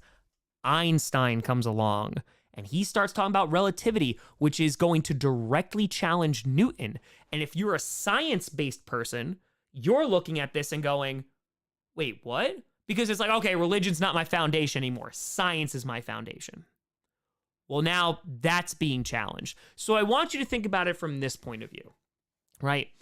Imagine for a hot second that all of you are Chiefs fans, right? Don't worry, I'm going to relate this. Imagine you're all Chiefs fans. You just won the Super Bowl. So you think you are the best team in the NFL. And let's just say you go out there and you start and you freaking finish 0-17. You don't win a single game, right? What kind of stuff is running through your mind? So let's just say you're a Chiefs fan. You have all these expectations that you're going to win it all. It's super duper easy. But then you don't win a single game. Why? Why? Are we trash? What happened? And the bigger thing is, whose fault is it? Oh, we'll talk about Trinity versus Sci-Fi Batman. Don't you worry. Don't you worry. Yep. Why did this happen to us? Whose fault is it? Etc. So, this is where we're going to start to see a little bit of a change in science and philosophy that's going to dictate rationale of like, hey, this is something I can ground myself in, right? If you think the Earth is the center of the universe, and then all of a sudden someone goes, nah, it's the sun. Whoa, whoa, whoa, whoa, whoa. No. And that's why the Catholic Church pushed against that so much, because if they're wrong about the Earth being the center of the universe, what else are they wrong about? What else is going to start being questioned? So here, Nietzsche, who's dead way before World War I is going to begin, he's dead. His famous quote that everybody quotes is, God is dead, right? The Catholic Church looks at this, who still has a good amount of power, Baxton, I appreciate you, looks at this and goes, whoa, this person is terrible, saying God is dead, blah, blah, blah, blah, blah. However, Nietzsche is saying this in a somewhat optimistic light. Because in Germany, he's talking about Übermensch, which is basically like Superman. He's saying if God is dead, then you could do whatever you want. Free will, you can fulfill your own destiny. And so the reason I talk about it, because Nietzsche died in disgrace, like he was alone, people thought he was a crazy person.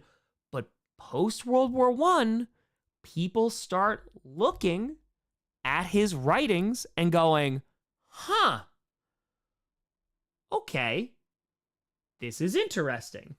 Because he's saying that if you put yourself in a box, like in a, hey, this is how I form all my opinions. So let's just say sports, politics, religion, etc. This is how I form my basic opinions. So let's just say I'm a diehard Republican or a diehard Democrat. You don't need to get political about it. I promise we don't need to hear it. I might form all of my opinions based off of my political affiliation. Or maybe I'm going to do it based off my parents. Or maybe I'm going to do it based off my culture. Or maybe I'm going to do it based off my religion, etc., etc., etc. So now, with things starting to crumble, that you based if it was religion, why would God let this happen? If it was government, why would my government let this happen? And here's your really fun fact of the day. Here's your really fun fact. One of the reasons, and a major reasons, that women got the ability to vote, which was post-World War I, by the way, that they got the ability to vote is because there was a very sexist idea that was, man, the government has been run by men this entire time. Men led us into World War I. Maybe women will vote for the person who doesn't lead us into a global catastrophe. That is a legit line of thinking that severely influences the passing of the ability of women to eventually vote.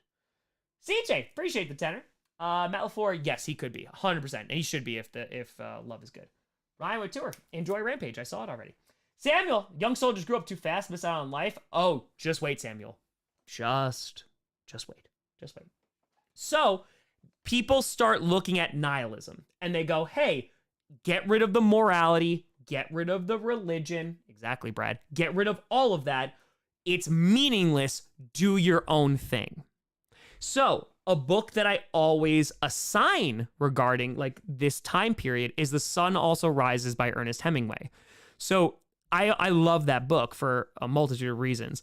But there's a character in it who is the main female protagonist in that character, in that story, and she sleeps with a bunch of dudes, and one of the guys that she sleeps with once thinks that, oh, they're in love. Because if you had sex with somebody, well, you're only having sex with somebody because you love them, right? Because again, I'm thinking like early 1900s and before, it's like, hey, especially for women, one person, it's just your husband, et cetera, et cetera, et cetera, et cetera, right? So this is when you're going to start to see a bunch of cultural changes that are going to occur. So it's not only in science/philosophy, but now you're going to start to see psychology pop up. And why? So Freud, right? That's the whole Oedipus thing. Every guy wants to sleep with their mother, all that stuff. But his main argument is that, one, there are, more importantly, I should say, is that there are reasons why you are making the decisions that you're making.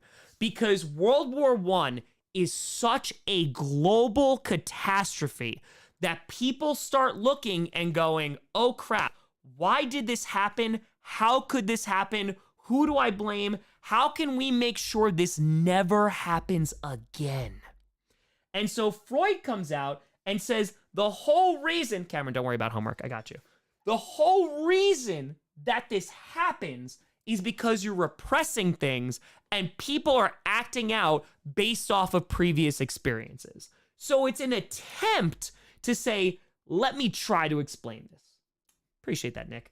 And Zach, you're not late. You're just in time. So they're basically saying you can get better, you can fix yourself if you dive into psychology, right? So the reason I explain this and start with this is because, again, it doesn't all happen at once. But think about this, folks. Think about what you base your life on, right? It's a series of principles, morals, who could have been passed down from your religion, culture, politics, etc. People now are going, well, what do I rely on? Because World War I was the war to end all wars. We are never going to war again. That was the thought. We're never doing this again, ever. And so now it's like, well, now what? We don't have the glory to fight for anymore. We're not going to war anymore. And people who I love and care about came back maimed or they're dead, right? So to kind of keep going here, so this is just some quotes from Nietzsche here. So this is a very famous quote of his as well. So like, which is it? Is man one of God's blunders or is God one of man's? So what is he trying to say here? Because this kind of also says the point that I'm trying to prove. Wasteland T.S. Eliot, thank you so much for bringing that up. Yes. Yes. The center cannot hold. Also, epic mustache. Epic mustache. Yes. So what about it saying that converse? Yep. So the argument that is being said here, right, is our human beings, which again, go way back when. Great job, Apusa. Way back when human beings, why was Earth considered the center of the universe? Because human beings were supposed to be created in God's image. So of course we're going to be the center of everything. So they're asking, Nietzsche is asking, did God make a mistake and make us? Or did we make a mistake and make up the idea of God? Which again, Catholic Church looks at this and goes, oh, no. Like, this is bad. Justin, you didn't miss most of it. We're just getting started, buddy. We're just getting started. I appreciate the 20, buddy. Thank you. So, like, again, this, to the Catholic Church, is like the worst thing ever. But people are now looking because they're like, well, wait a minute. Why would God let this happen? Right? That's just one of the ideas that starts to go back. So, we're just going to do all this stuff. All right. So now, it's true, Brad. It's true. So now you're starting to see a shift. And again, this is the part where, again, stop me if you have questions, legitimately. So this is the part where you're literally going to see culture happen. Derek, thank you for gifting 20 memberships. I appreciate you, buddy. World War I is starting to change ideas of science and philosophy, which is a bedrock. Remember I said science is like the foundation now of society, in which they look at that and they go, oh, well, why is this happening? Science can explain it. So once science and philosophy starts to shift, you start to see culture shift, because we base culture and our ideas off of things like science, philosophy, what's going on within society. So now, for example, like Virginia Woolf. So like these are authors, playwrights, etc., who now have things of like stream of consciousness. Because Sigmund Freud exists and says there are reasons deep down why you're doing things, now you're going to have narrators or main characters in a play or a novel start telling you what they think. And that doesn't really happen before this point, because it's that stream of consciousness where it's like, hey, this is why I'm doing what I'm doing. If that makes sense. James Bitfire, Nietzsche is one of my favorite philosophers, truly great nihilist of all time, captures the suffering of human existence. A lot of people gravitate toward him. A lot of people gravitate. So now authors are not just writing like, you know, tragedies or comedies like Shakespeare were or anything like that. And there's stuff that's beyond that. Like there's stuff about the human experience and all that great stuff. But like you see that a lot during like the plague. But now we're starting to dive deeper into our protagonists and characters in literature, in which they're saying, this is what this person's thinking about and why they're thinking about it. And this is why they're doing things. Funky does have tips from the mustache.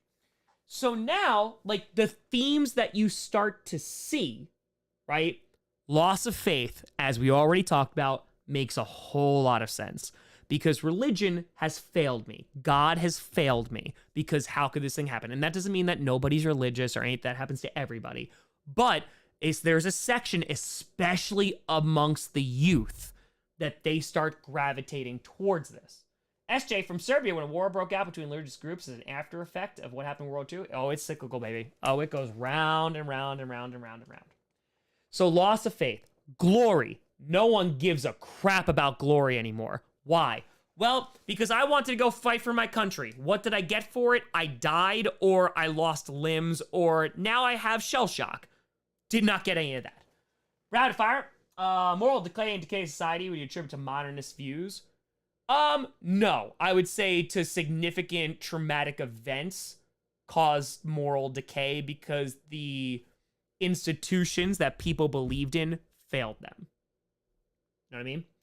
So, love. Same exact thing. Oh my God, I loved my husband so much. Oh wait, he's dead now. Why? World War I, where we got like 3 inches of land. Cool, he's dead now. Anti-war becomes very popular post-World War I, and I'm gonna show you that. And again, this is the big one for people paying attention. Lack of conviction. Why? I wanna ask, why is there a lack of conviction in especially the youth of like the 19-teen/20? Why is there a lack of, I don't want to do that. I don't want to go get a job and do this. Why is that a thing? Because this is where we start to see connections to today. No point in it. Good. Because the war. Poverty is 100% sure of it. They don't see the point. I was religious. God let this crap happen, right? I was in love with the person I loved. They're dead now, right? My government, who I believed in with all my heart, they led us into this war where now millions of people are dead. Why am I going to do this? So let's take a look at today, kids, real quick, as we connect previous, like 100 years ago to today. Look at the lack of conviction that you do see, right? What is the point? If you're looking at climate change and you're saying the world is going to end no matter what I do, I can protest and scream, nothing's changing. Or the person I voted for didn't get in, so now I'm just sitting on my hands for 4 years because I'm waiting for them to do it. there's no point in anything. That is the kind of idea that's going on, and it's prevalent in science. It's prevalent, and especially in culture and literature. Literature, art, etc. I'm going to show you examples of this really start to shape mindsets of like, well, why the hell should I do this? What is the point? Why should I, let's take a 2023 example. Why should I go to college and go $200,000 in debt when I get out of college, I'm not going to be able to get a job? Why should, like, again, I'm not saying like these are correct or like it's super duper pessimistic, but legit, you have to think about the youth. They look at what happened to their parents. Oh, my dad died in the war. He saved all his life. And now what did it do? Nothing. Giggity with a $5 question. Did the church make any significant attempts to combat this wave of anti-religion sentiment, or is their influence just not able to overcome? Amazing question, Giggity. So that's a great question. So the church, especially in Western Europe, attempts to hold on to this power. And you see it especially in Italy. So eventually in the interwar period, when you have Mussolini rise to power, he can't do it without the quote unquote approval of the Catholic Church.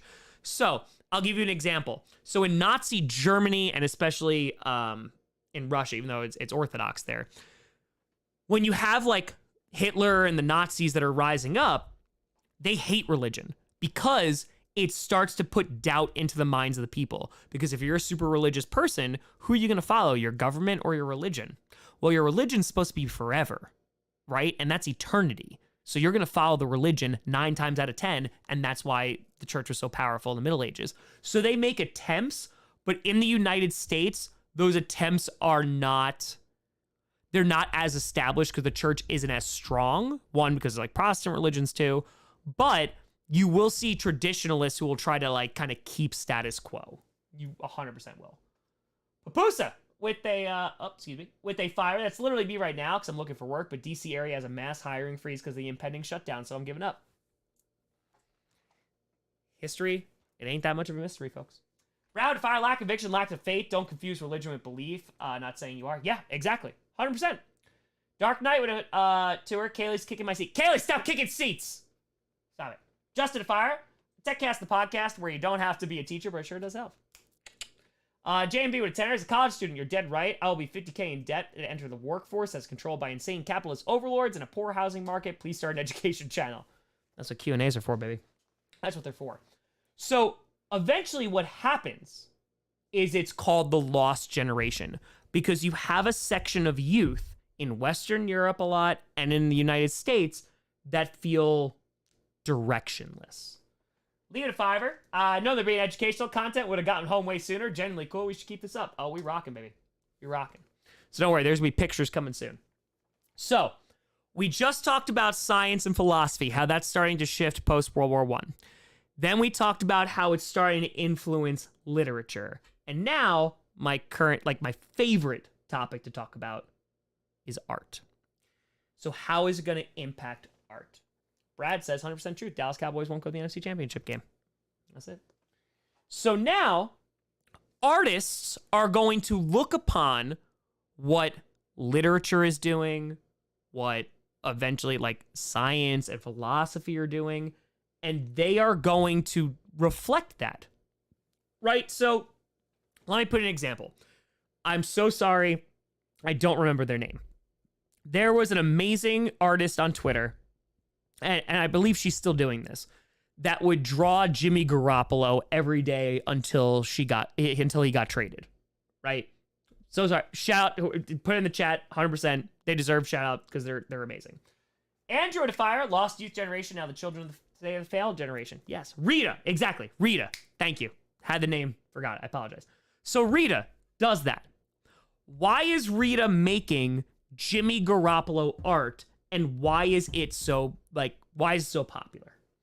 Greg with a 20. Tom, with this more than likely government shutdown happening, do you need aid for your teaching grading paper? So work for Hammock Cuckoos. I'll give you a call, Craig. I'll give you a call. So yes, Rita's doing it again, right? But why is Rita doing it in the first place? Like, why is she drawing a whole bunch of Jimmy G? for fun, sure. But why is it popular? That's the question I asked. Why is it popular? Answer that. Santo would fire. Joyce addressed the illusionment of the doubleliner, especially in 1914. Think there was also a sentiment before the war? Yes, but it got brought forth because of the war. People enjoy it, sure. Brad would fire. Art is prone to sadness. That is true. I agree. Different concept, sure. Shared experience. Yeah, it's a cultural thing, right? It's a thing that's going on in the now, and of course that's going to influence artists because it's something that's going on in her realm, which is sports and football and the 49ers. And so 49ers fans are gonna be like, ha, this is great because it's something of a shared experience and it's a cultural thing, right? Does anyone fire? Is it true that our access to knowledge about the results of the war was so new and had a lot to do with our view of it? I know Vietnam did them as well. Yes, because it was very much controlled by what you were reading as well. Bad Takes Fire just joined. Heard Hitler and his armies. Hope you're having a good night. And Dirty Birds winning by Sunday by 10. Well, there you go. So now, what you're gonna have, right? Matt with a fiver, 4 pages of notes. I like it. So now, again, take Rita, who's drawing Jimmy G until he gets traded, because that's what's going on in their experience / realm. So artists do the same exact thing. Rob says chaos will cause order. Sure. So what are they going to be influenced? What are people going to be painting, drawing, etc.? Well, destruction of war, right? That's caused by it. This lost generation aspect of lack of conviction, lack of faith, etc., relatability. And so now you're going to start to see things that are not traditional art forms. John, yes, you can use the restroom. Yes, you can. You're going to start seeing, because I remember what I said about art before. Art was something you looked at and you're like, oh, that's nice. That's pretty, right? Impressions. Monet in the beginning, so unpopular. People hated Monet. They're like, this is effing trash, man. It's impressionism. You get close and it's all blurry and it looks terrible. I got to be far away for it to look good. No. Instead of art being something you look at, now it's changing. And now it's going to have deeper meaning besides something you look at and be like, oh, that's Jesus on a cross. SJ Lieutenant, considering World War I was a string of you attacked our allies who declare war, true. Would you say someone of the sentiment that we died for someone else and nothing returned? 1,000,000% yes. 1,000,000%. And plus, there were a lot of people / countries that were trying to peacock and be like, oh, I can fight you and take you. So, this is when abstract art is going to occur. This is Dadaism, anti-art. This is surrealism, which we're going to talk about. Stuff that doesn't exist. Because you can look, for example, at like Starry Night, for example, by Van Gogh, right? You can look at that and be like, yeah, it doesn't exist, but it's not like super unrealistic. Now, art's about to get crazy because it's representing that chaos, right? And again, it's that psychology. It's all of that stuff that is now working itself into art. So now, instead of like, oh man, look at that beautiful flower, it's death and fire. Now, instead of like, wow, look at that person just like relaxing, now it's them dying, right, in the fields of battle. And again, they showed up, especially during the Industrial Revolution, there was a movement that kind of really showed like everyday normal people, but now it's taking it to a level where it's not just staring at art, there's deeper meanings to it. So Dadaists, who like, so I showed you the urinal to start with this. They will turn around and they'd be like, bro, life is insane. F art, F the elite. Like, I'm just going to make crap that looks like you're just cutting things out of a magazine. And I'm like, this is art now. Because if we're saying this is what love is now, this is what literature is now, that F it, this is art.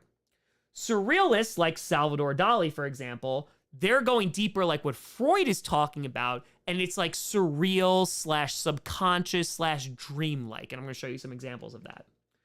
And so the idea amongst artists, because artists, of course, are their own culture and their own society, they're saying this bottom quote here. So the conviction is like what they're truly believing is untried is superior to the routine. So what does that mean?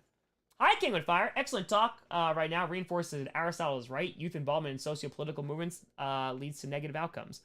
Not necessarily. I think once you, like, if you're talking about Aristotle and his critiques about democracy, he's talking about, like, the mass populace, too. Because, a candy store owner will be able to influence the masses more than a doctor. Amplifier was a starry night around the world around the Krakatoa volcano eruption.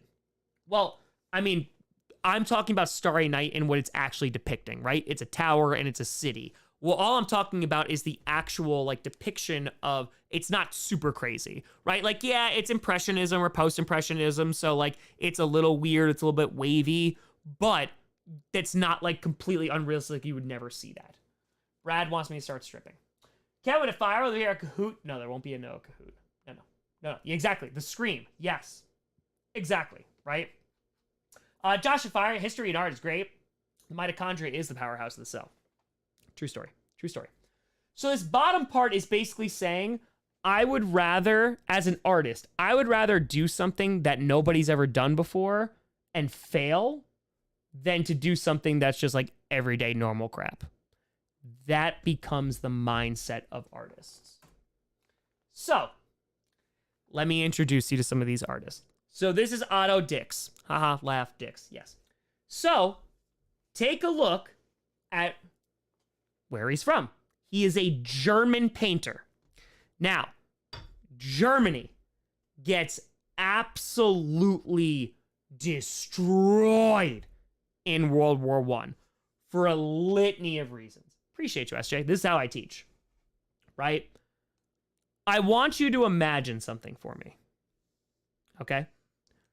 Imagine when World War I starts, you're 17 years old. Eventually, you will be put in a uniform and you'll be sent out. And let's just say you survive. If you survive, a lot of friends are dead. You've seen the most horrific crap. And so a lot of German stuff post-World War I is depicting their experience of World War I. Kevin Fire, history of NFL football streams? Maybe. So, if you take a look at this stuff, it's super graphic. It's a dead, decaying horse, right? It's dead bodies in the trenches. It's people carrying dead bodies. It's gas masks.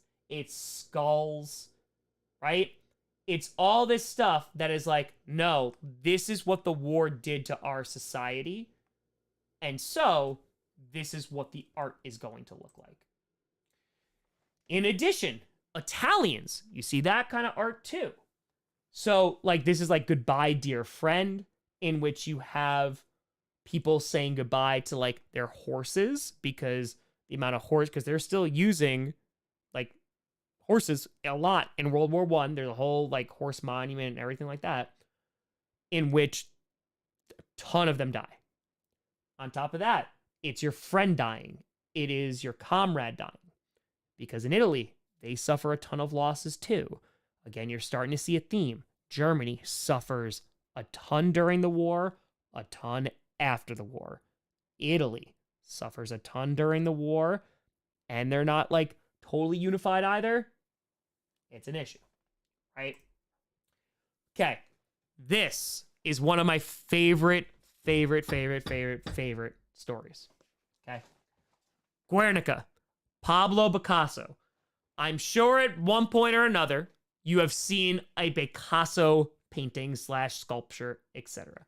Which, by the way, Picasso represents these ideals because, like, eyes are down at knees and, like, it's cubism and it's a whole bunch of different stuff. This kind of stuff does not exist pre-World War I. So, Guernica, I'm going to talk about in 3 seconds. Take a look at this. Shout out to her, poem in Flanders Fields. Yes. Take a look at this. Tell me what you notice. I also have to pee really bad. So what do you notice with this painting? Tell me. Put it in the chat.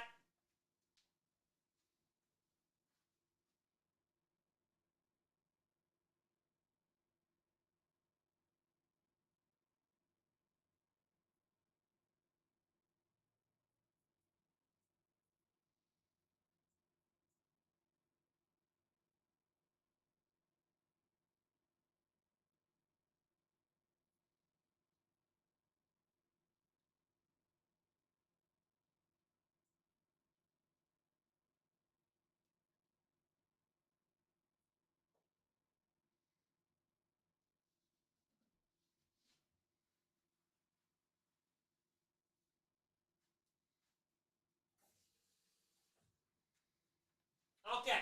PP time over. All right. So what do we see with Guernica? What do we see with Guernica? We somehow got more people in here. Came at a fiver. The day he stopped teaching full time, the world lost a fantastic teacher. It's all right. We make up for it now. All right. So what do we see? Suffering. Okay. I see suffering. Deliberately uncomfortable. Anguish. Terror. Good. Chaos. Pain. Very, very good. Chaos. Exactly. Excellent. So there's a phenomenal story about Picasso here. And I need to give you some context here. So, Picasso, Spanish.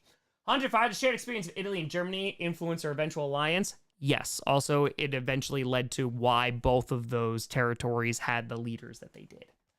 Joshua 20, humans by nature are tribal species? Yes. Countries, states, religions, politics, music, art, sports team. The goal of civil society is to find a way to live in peace and harmony. Exactly. And there's people that try to undermine that to make a hot buck. True story. The Spanish Civil War. Okay. Let me talk about the Spanish Civil War real quick. The Spanish Civil War, just so at 20, can imagine being a war in World War I. The fact that a 17-year-old fought, basically lost the majority, if not all, of their friends, and killing other soldiers with families is the saddest part of World War I and war itself.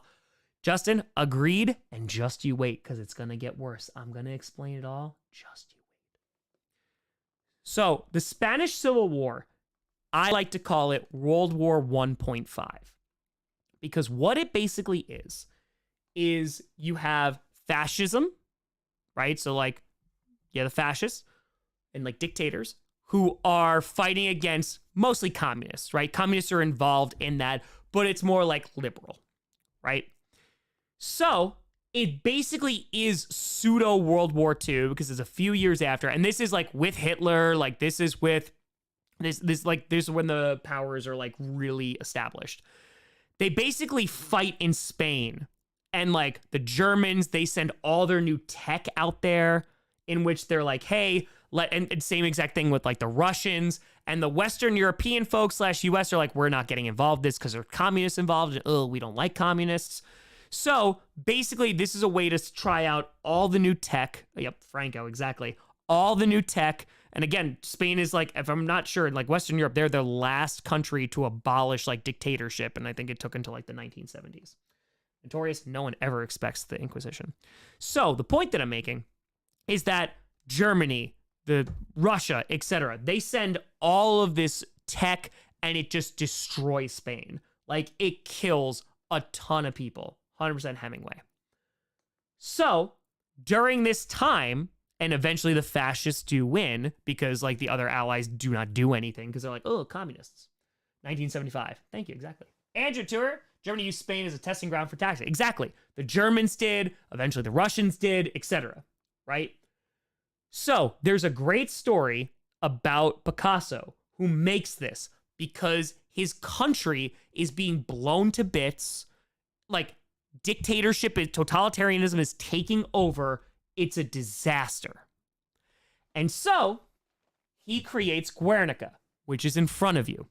And the story goes that a soldier runs up to him and is pissed because this is anti-war, and he points at the wall and he goes, "Did you do this?" And Picasso turns around and looks at him and says, "No, you did." So I love that. Quote, what does that mean? Also, most badass quote ever. It's a banger. That's a mic drop right there. That's a mic drop. So what is he saying with that? So what's Picasso saying? He's nah, you did. You made this. What is he saying? And this is the entire lesson that we're talking about here. Oh yeah, Picasso don't play no games. Picasso don't play no games. Draws weird crap. But again, yep. Extension of destruction. Exactly. You were the one who influenced this. You did this. The suffering, the chaos, the death, that created this. Because without that, this wouldn't exist. And we go back to the main point of this lesson about society influencing culture, art, music, literature, etc. We go to that point and we go, hey, you created this. Because without you, this doesn't get made. Leo Fire missed out on Euro at school, so I never learned outside the Spanish Civil War. I saw this one painting. Oh, I got you, Lee. I got you. JMB with a tour. The U.S. supported fascist Vietnam to support communism. Yep. James Tour signed reading. Homage to California. Yes. Yes. So, I'm going to show you two works of art here. Let's start with the one on the left. So let's start with Jesus over here. What makes this different from a lot of other depictions of Jesus? So, what do you think is like a major difference? And if you have trouble, I can show you, and like I can show you what old ones look like. Actually suffering on the cross. Good. Not okay. Brian, excellent. Grossi, let's go. Yes. It's not romanticized, and there's no glory in his suffering. That is a great way to put it. And you look at that person, and they look human, right? So, I mean, you see some of this in the Renaissance a little bit of like Jesus becoming less glorified and more like trying to relate and being a human being. But you see this stuff, and with you still see religion influencing art because it doesn't go away. But now the depiction is dark and it's suffering. And it's, oh, that's a person. And it looks like they're weeping. Right? You guys are killing it, Joshua. I agree. You guys are killing it. So now, exactly, less noble. Exactly. Right? It's not glorified. It's not put on a pedestal. Like, this is a person who suffered and died. Oh, who else suffered and died? Millions of people during World War I. So you start to see it get influence in here. Then you got over here. What the heck is going on the right side? What the hell is that painting? Christopher, mirroring the truth through art. It's why I study it. It's why I study it. Nonfiction art. It's the best, baby. It's the best. Yup, Dolly. Oh, sorry. I'm blocking. I'm an idiot. Sorry. I'll move over here. So, apologies. Apologies. Apologies. I moved me. I apologize. Mr. Grossi, we can't see. I got it. I got it. It's like, I got it. Move out of the way. Move out of the way. I gotta move out of the way. All right. So what's going on here? What is going on here? I can't see, Mr. Grossi. You're in the way. Okay. Does this look like something? Like, look at the perspective. Look at how small this person is.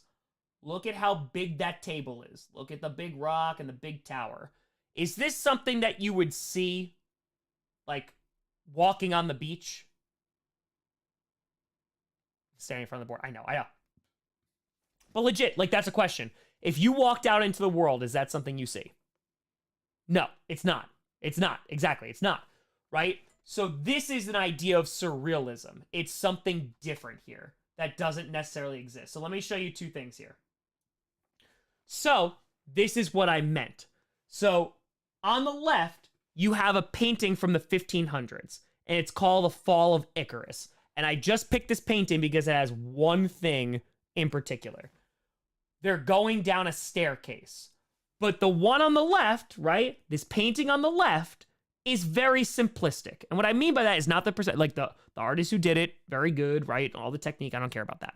What I'm talking about is like, this is something that exists in real life. It is a person walking down with a cattle, there's a ship, there's water, etc. Okay? So this is this. This is around the 1900s. There's Marcel Duchamp again. That's called descending a staircase. Do you see the difference? Realistic? Chaos. SJ5, Jesus' picture looked like the artist had lost the deified view of Jesus. 100%. 100%. But again, completely different. 400-year difference. But this is around early 19, like around get the 19 teens where things are starting to go crazy. It's now not depicting beauty and art and realism. It's chaos. Like, bro, what the hell is going on with this? What is this? This is a self-portrait. You know what the Mona Lisa looks like. What the hell is that? Why is that happening? That is my question. The world's thrown into chaos. That's the point that I'm making. That's a self-portrait now. All the drugs. But again, why is the art happening? Because that is like I try to explain to people. Literature art reflects what's going on in the time period. This is not happening during the Renaissance. This is not happening before World War I. This is now happening because it's reflective of the life and society that people live in. So it's chaos. It's broken. Look at this thing. What the hell is this? What the hell is the one on the right? Now it's about interpretation. It's chaos. Exactly, Luke. And you took the words right out of my mouth. It's messy. It is messy. And not Lionel Messi. This, great examples of Dadaism. So the one on the left is called Christmas. And you see, it's anti-art. It's anti-art. It looks like stuff that's just like cut out of a magazine, throw together, and they're like, yep, that's art. Because why not? Because why not? It's anti-art. So it's like pushing against the establishment. Bro, with a tour, what am I witnessing? Also, how are you, Tom in chat? Oh, we're just doing a lesson. No big deal. No big deal. Also, anything can be art. It's true.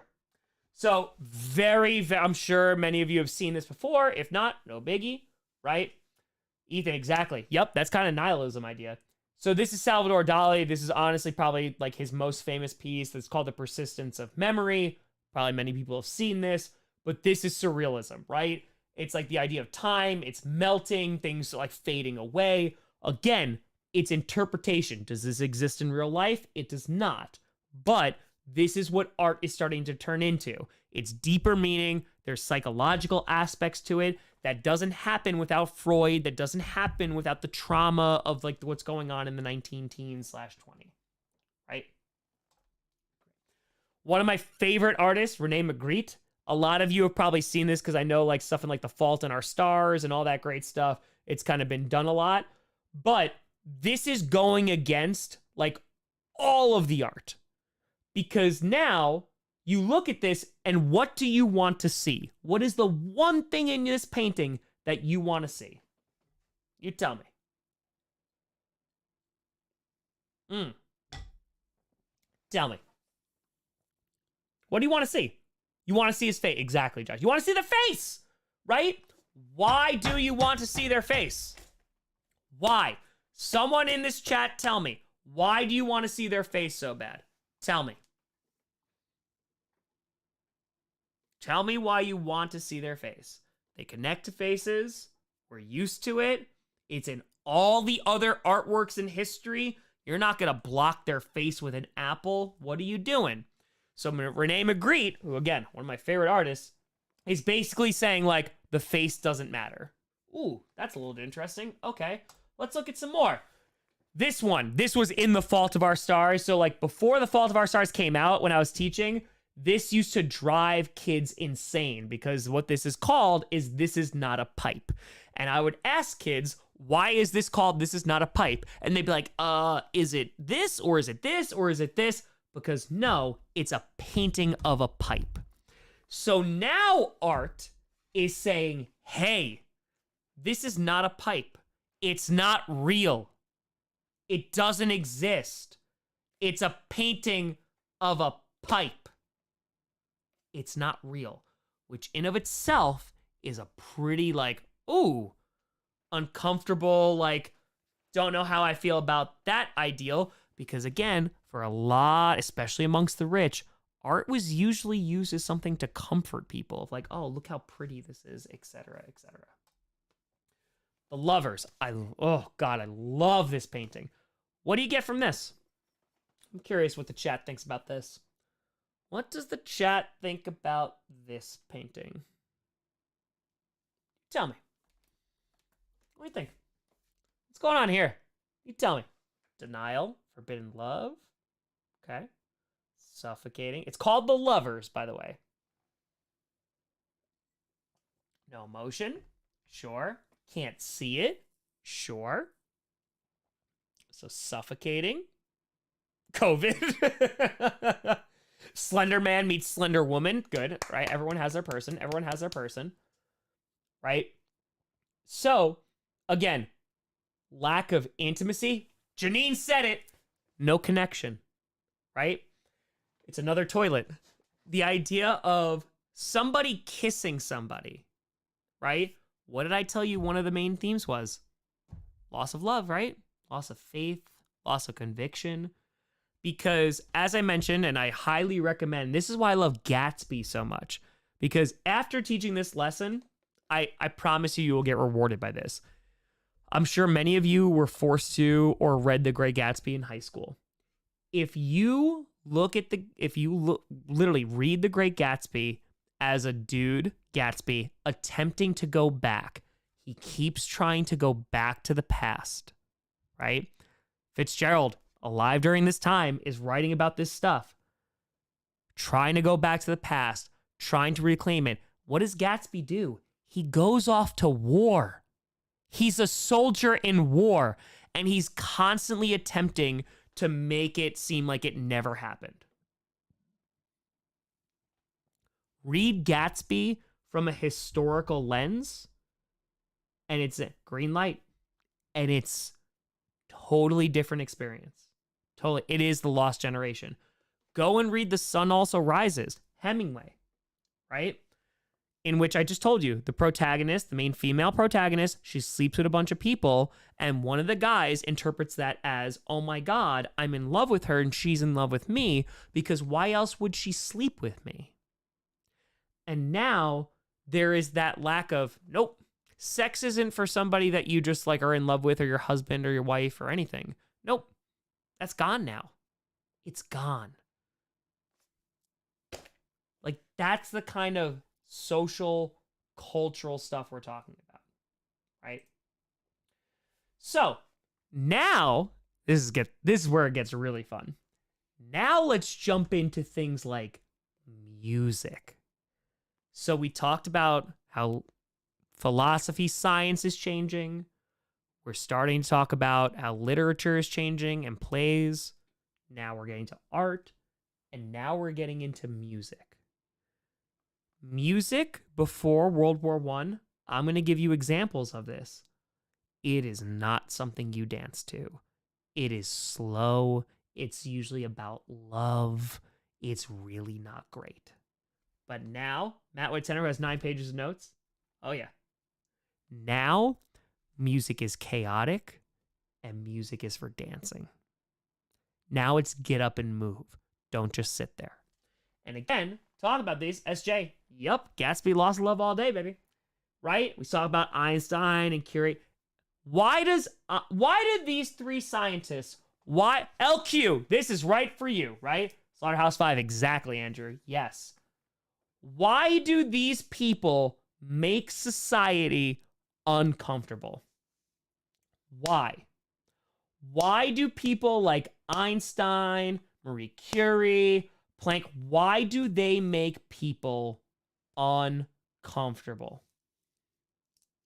Exactly, LQ, right? You're basically saying, hey, nope, forget Newton, theory of relativity. Now we're getting into quantum science. You thought you knew science? Throw that crap out. Now it's quantum. Now there's things of like radiation. They used to put freaking stuff in your toothpaste that was radioactive. We'll get there. So now, we talked about the religious folks, right? Their foundation's starting to crumble. We talked about the science folks. Their stuff is starting to crumble. Well, those are the 2 main things that society is based off of. So you have this lost generation in the middle, and now, what the hell do you do? Jose, we'll get to Captain America soon. We will. We'll get old radium, baby. That's it. So, you have this idea, which it's not new. I promise you it's not new because history is super cyclical. You have this post-bubonic plague. Definitely happens within the Renaissance because there's more jobs, people make more money, especially in the cities, etc. But it's kind of this YOLO, F it kind of life, and society adapts to the demand. And so now you have things which start to happen in the late 1800s, the newspapers and stuff like that. But now is where you have mass culture. And what do I mean by that? Culture used to be very, very small within your groups, right? It could be within your tribe, it could be within like a city or a town, etc. But mass culture is Taylor Swift. Mass culture is millions upon millions of people seeing Taylor Swift and going, oh my God, I love Taylor Swift. I go to her concerts. I watch videos about her. It's massing. It is so many people across so many places that all have a connection about one thing. It's Packers fans everywhere. It's Taylor Swift. It's whatever, right? That's the thing that connects them.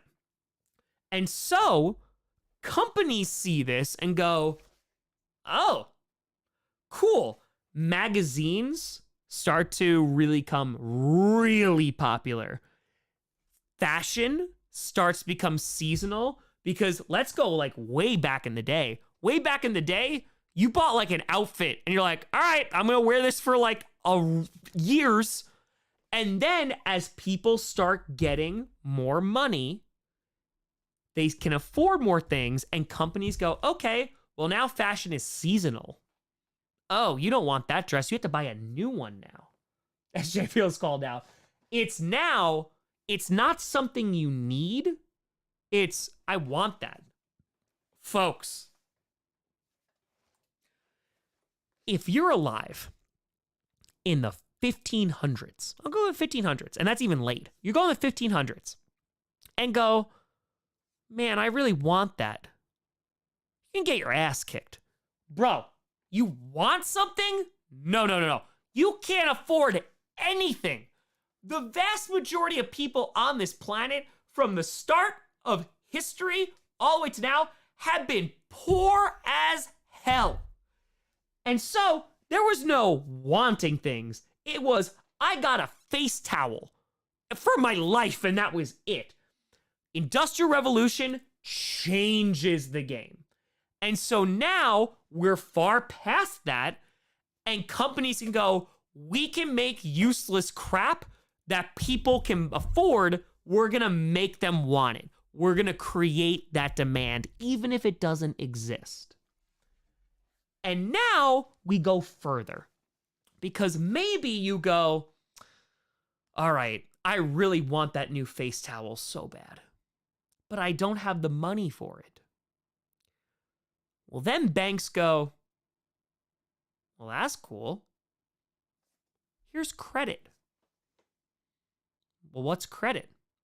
Oh, well, you'll pay it back eventually, but even if you don't have the money right now, we believe that you'll pay it back, and we'll make some money more because you don't have it now. We'll make some more money later, but you can buy that thing. No problem. So now take that and multiply it by hundreds and then thousands and then larger groups of people who then go, okay, sure, I'll use credit. I don't have the money for it, but it doesn't matter. This is the Roaring 20s, in which you're like, I'm just going to spend a whole bunch of money because let's just look at the US for a hot second, because that's primarily where this is happening. You had the end of the world in World War I. And now, with all these ideals and now all this fake ass money,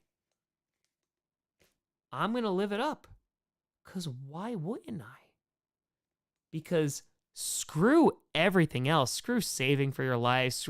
Screw not being able to pay for everything. Because my dad did that. He died. My friend did that. He's dead. Or he came back with one fucking leg.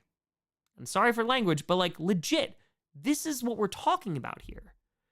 Is that you have a group of people, especially again the youth, who are looking at this and going, why would we do what they did? How the youth look at like boomers today, same exact thing.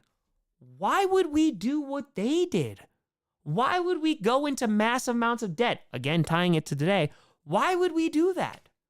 Why wouldn't we try to monetize something that we could make a ton of money? Why wouldn't I? Why, if you take a survey today about what a majority of young people want to be when they grow up, influencers, YouTubers, TikTokers, there is a reason for that, because they have seen through experience that, oh man, those people make lots of money and it must not be really hard.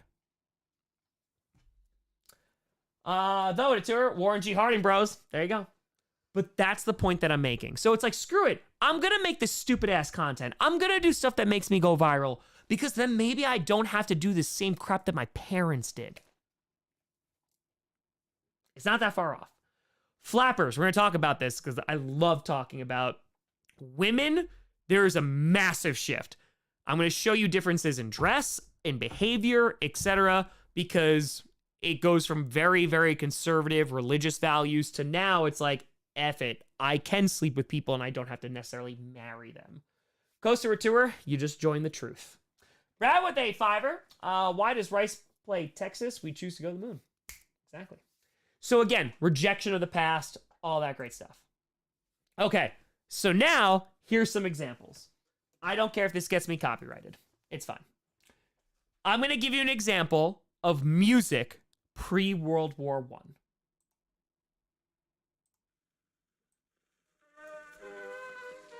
Turn up your headphones.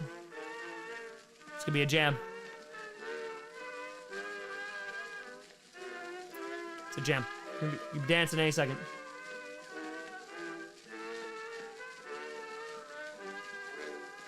What is it dear within me here whenever you are near? Now can't you tell? Oh, very well. What is it then that causes men sometimes to shed a tear? I'm asking you. I thought you knew. Then let me ask another question. Okay. So that's 1910. The song is called, it was literally like a huge hit. It's called What Makes the World Go Round. And spoilers, it's love. Right? That is what music is pre-World War I. The real internet, like the gold rush, seems like could be certain aspects, yes. Chris Stewart twerking in the lighthouse right now. Yep. So that's 1910. Now, fast forward a decade, and this is what music is now.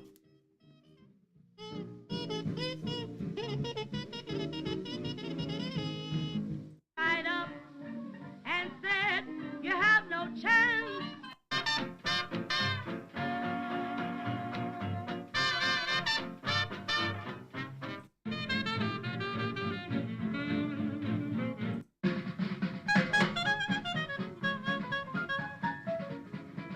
Exactly, Brad.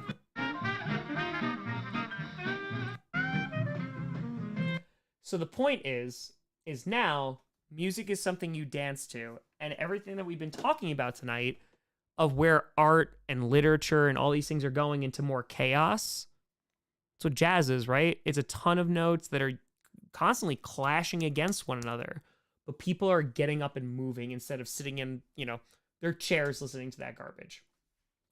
So this is what culture looks like in the 1920s, especially in the United States. It is mass consumerism. And this is where department stores come from. This is what this is. So but look at the fashion. Look at the hats, look at the coats. By the way, showing ankle, how dare they? But again, very, very, it's mass culture, which still exists today. SJ, Chicago, excellent look at how culture shifted in 20s. Absolutely. Absolutely. So, again, look at how fashion is starting. Oh, we'll talk about Macy's. Don't you worry. Don't you worry. Okay. Does anyone know what this is? Does anyone have any idea what this is? Curious. The ankles. I know. That's how they get you. It's not a play. Aaron got it. It's a display, right? It's a wedding, though, but it's a display. So, you don't see this a ton today, but back in the day, right? For all us old folks here, and it still does exist. If you walk in like New York City or a major city and you walk past a department store like H&M, something like that, right? Macy's, whatever. There were these entire displays. They were called windows displays, right? In which they had mannequins, the whole 9 yards. Again, they still have this today, but they used to be these insane, elaborate displays. Like insane. Those are mannequins right now. Yes. And we're going to fire. Woke up 4 a.m. Existentialism rising in Europe. Oh yeah, we're rocking. We're rocking. JMB to fire. High school had an extra 2 years so I can take more AP classes. College is great. Yeah, no, I get you. I get that. I get that a lot. So this is a window display of mannequins, right? Can somebody tell me two things? What is the point of window displays, like store displays like this? And two, what are they depicting? So again, what is the purpose and what are they depicting?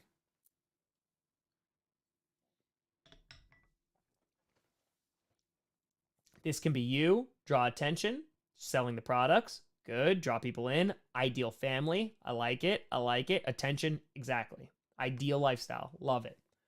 So, right, the answer to the first part is they're drawing people in because they want people to go into their store, right? It's selling something, they're selling a product. But you look, exactly, Mitchell, you look at this, what is this? It's a wedding. Now, if we even go back to psychology and go like Maslow hierarchy of needs, which is not around here, but going in psychology like principle here, portable record player, exactly, Rob. If you go back to that idea, well, yeah, of course I want to get married and have kids and have a family, white picket fence, the whole 9 yards, right? It's okay, Justin, just spit it out. So it's a wedding for a reason, right? If you buy this, this could be you. Look at a lot of advertisements today. And I even teach this in economics. Look at a lot of advertisements today. Like, let's just say it's like Hinge or Bumble or Tinder or whatever, right? They're like, you can find your soulmate or you can find your person. And if you do, you're going to be happy, right? There's never a Tinder commercial or a Bumble or a Hinge or a dating app where it's like, that's how I'm going to look if I find somebody I match with. Because it's the idea of if you're with somebody, that is going to bring you fulfillment and joy and happiness. If you buy this crap, this could be your life. Right? So, let's talk about The Wizard of Oz. Who likes The Wizard of Oz? Sorry. We're going to talk about The Wizard of Oz. We're going to talk about The Wizard of Oz today. Good. Lots of people. Why do we like The Wizard of Oz, kids? You tell me. Why do we like The Wizard of Oz so much? Why do we like it? Why? Escapism. Definitely a trip. Tan Man is creepy. A little bit. Good guys win.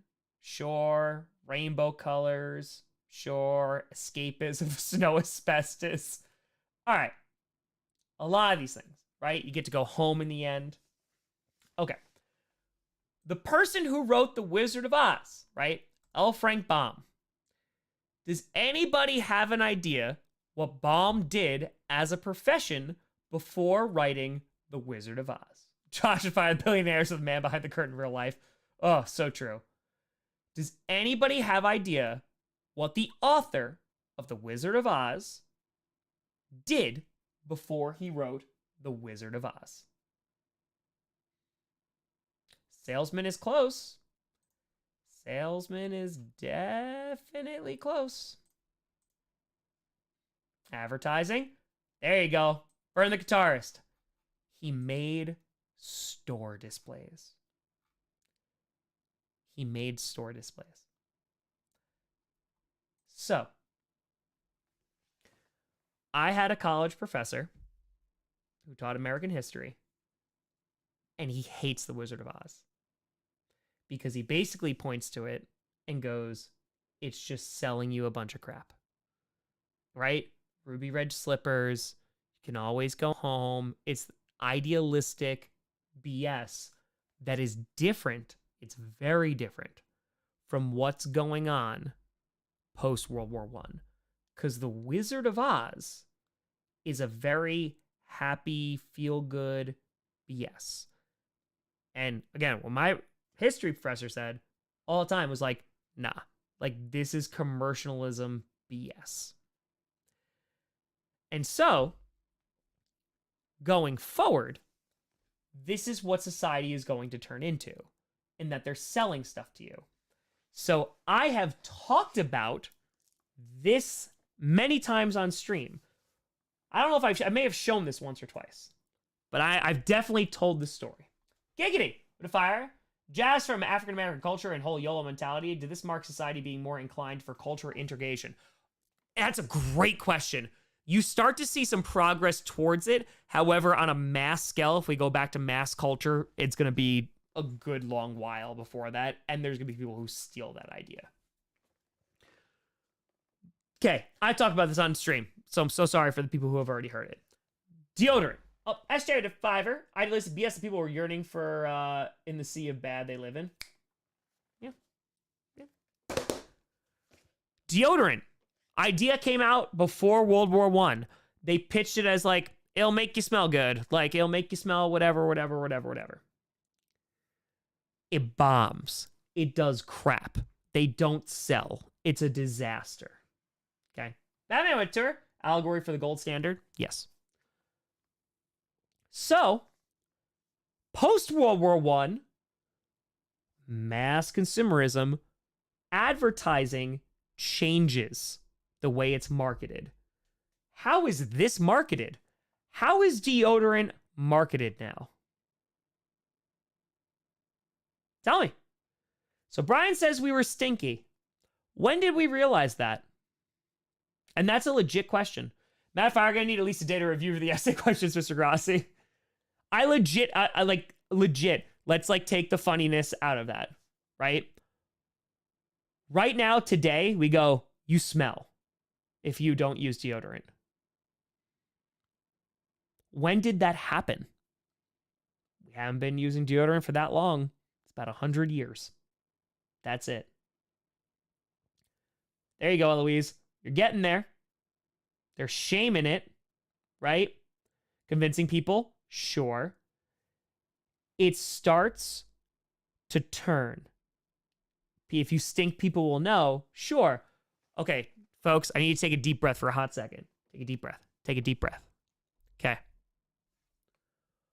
Post, let's just say 1915. Let's just pick a date, right? Post 1915, this is what we're talking about. Let's go before 1915. Potato, thank you for the fiver. Let's go from the dawn of time. Josh, great question. You're close. Dawn of time. Human beings. All the way up till 1910. Did people smell good?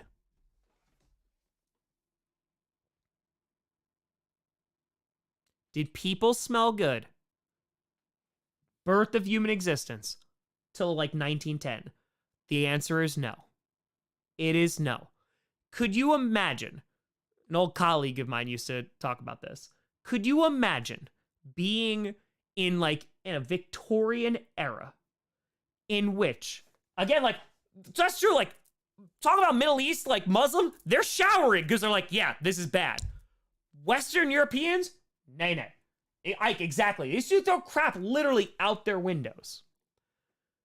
Can you imagine being in the Victorian era? You're like under like all of this stuff. Potato. AEW was amazing. I loved it. You're under all of these clothes, corset, all this stuff. And you get married and you undress, you smell terrible. But guess what? It's normalized because you smell like you. Now, again, perfume was a thing, especially for the wealthy. They would use that 100%. But you just smelled like a person. BO was a thing. So now, this comes around. And if we want to get really deep, Deodorant goes, oh, you smell like you? Well, you smell bad. And I know like that's funny, but like legit, take a minute for that.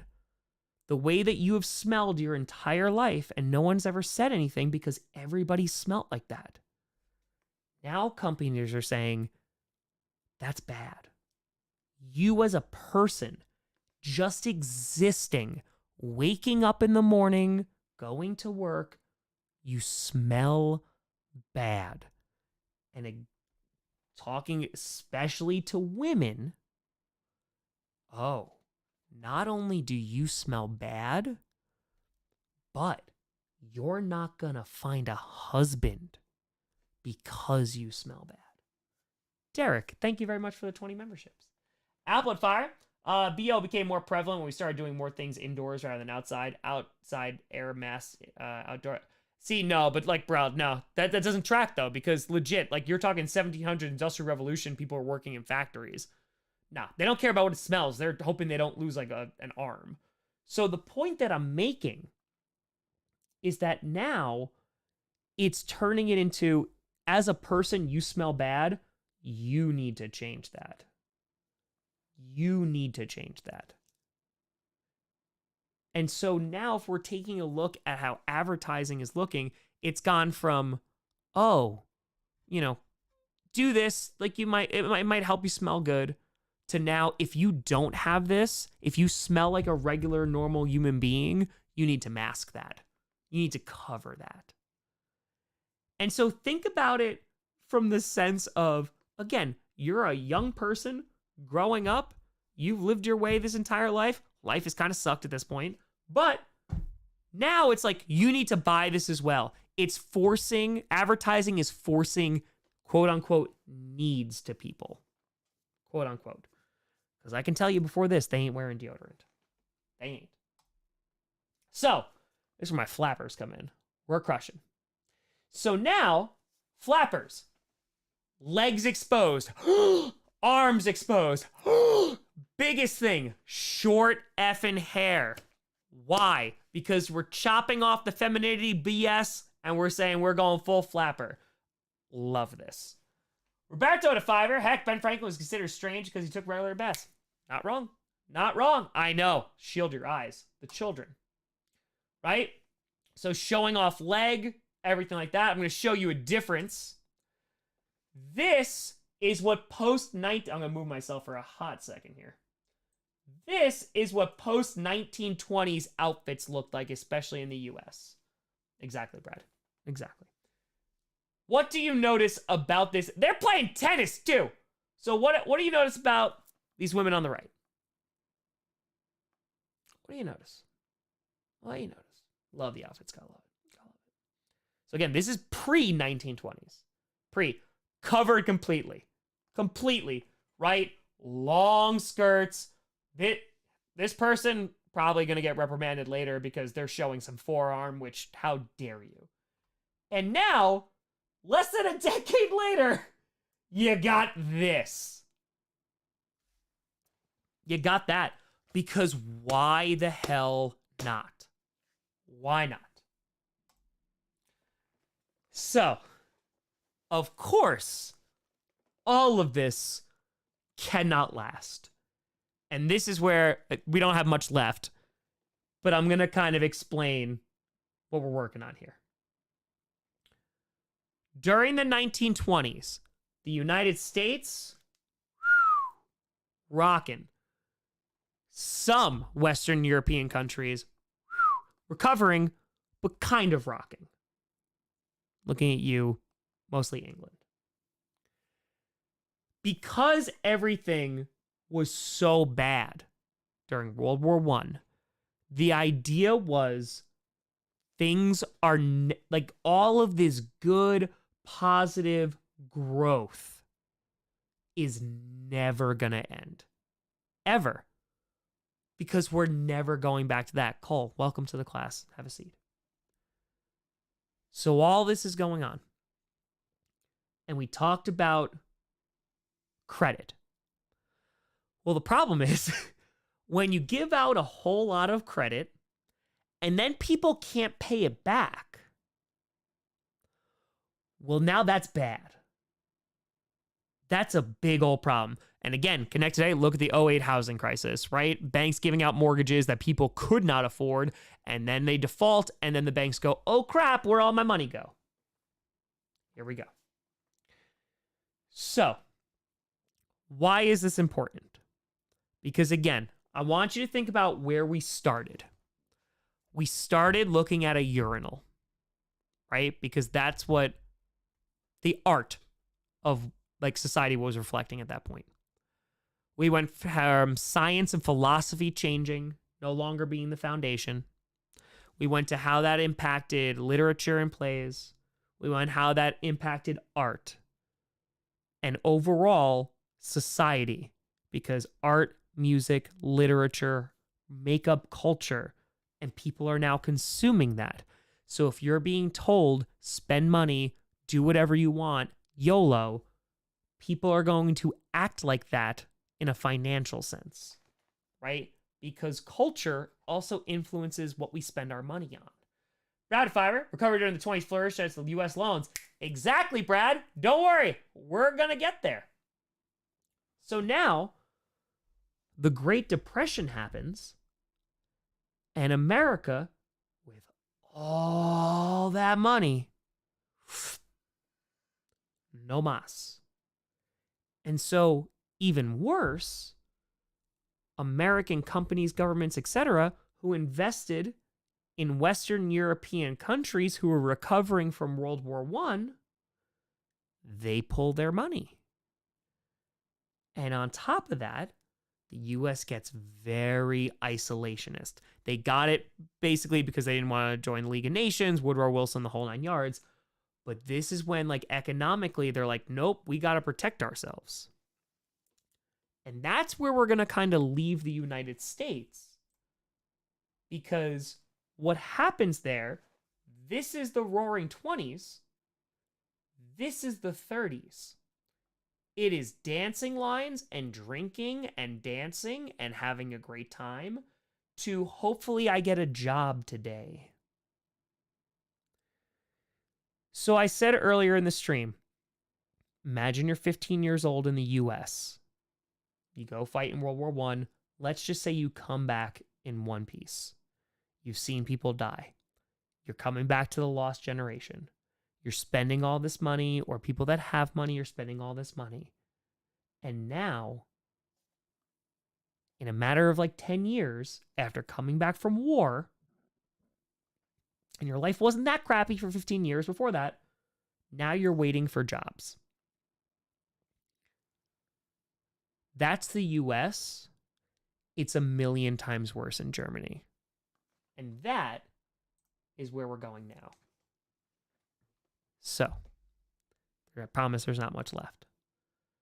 But again, this is culture, cultural shifts that legitimately impacted historical decisions that caused things like the rise of dictatorships because of culture.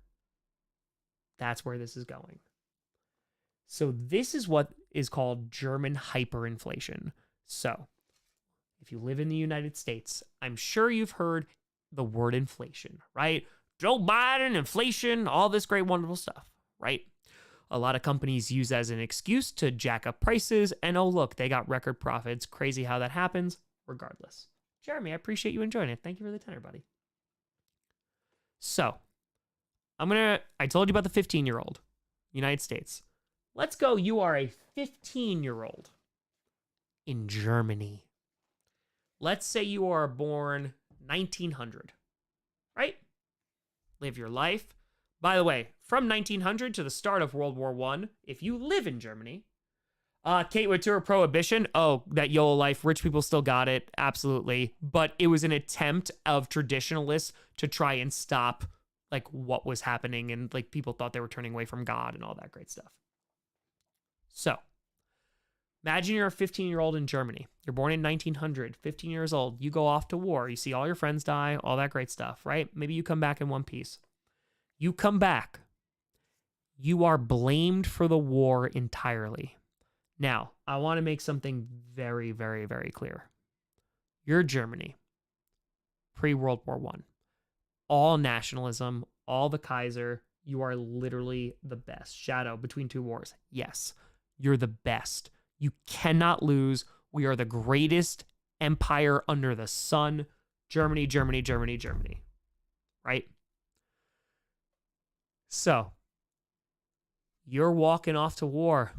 Women are throwing flowers. I'm going to go fight for my country. 100%, Brad. Thank you for the $5. 100%. I'm going to go fight for my country. You go, and it's trench warfare. And I mentioned this before. Trench warfare happens because a whole bunch of people, looking at you, Western Europeans, who did a bunch of imperialism in Africa and India and China, they brought machine guns, and the people they were fighting against did not have machine guns. So, they won very easily. World War I, some of the worst days are the first week of World War I, because you have two sides who have machine guns look at each other and start shooting machine guns at each other. So guess what? They die. And they go, let's dig a hole so we don't die.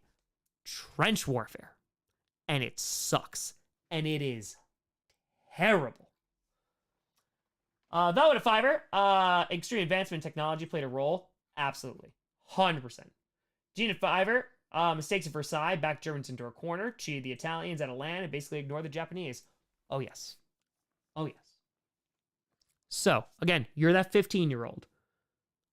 Go to war. Life is great before that, and you're the greatest ever. You go to war. You come back. You somehow lost the war. You kind of surrendered, but you kind of didn't surrender. Now, you're about to get hit with hyperinflation because they take the Kaiser out. Technically, he leaves. But the Kaiser leaves, and they establish the Weimar Republic, which is a joke of a government. They are so bad, they have no control over anything. And a lot of people, again, you're the best. You're a Chiefs fan. You go 0-17. How the hell did I go 0-17? Everybody's been saying I'm the best all offseason. Germany, I'm the greatest ever. Well, then how the hell we lose World War I? I need to blame somebody. A lot of people looked at the government, and there were some extremist groups that looked, hey, what about Judaism? What about the communists? Because things are going to get real crazy real quick.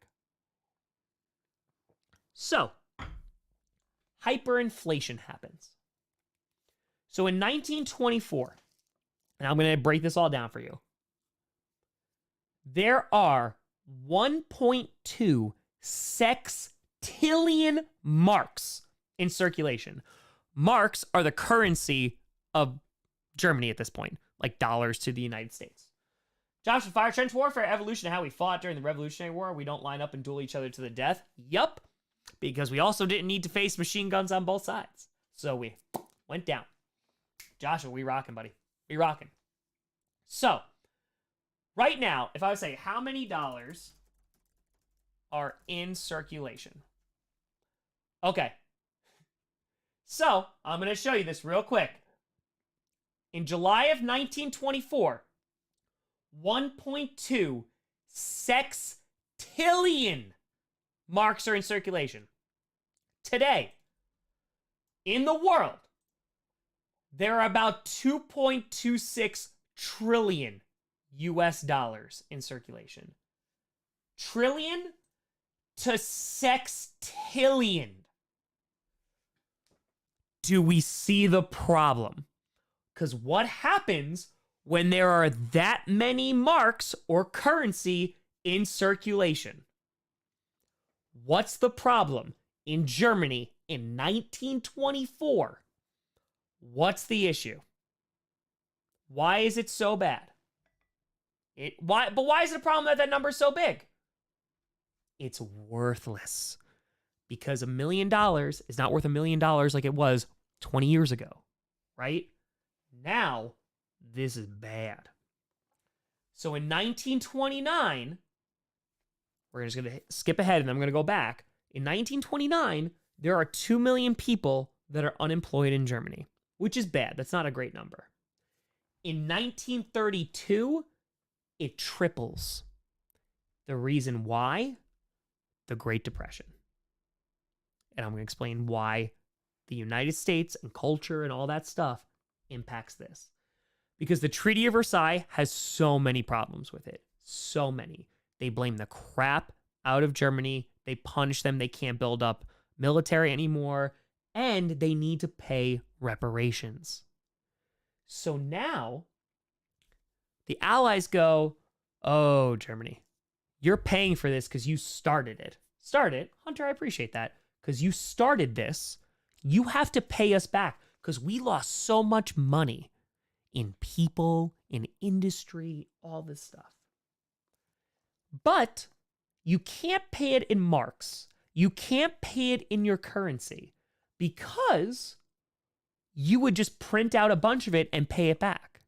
So the only way you can pay this debt back is if you give it to us in gold or you give it to us in currency that is not your own because we don't trust your currency.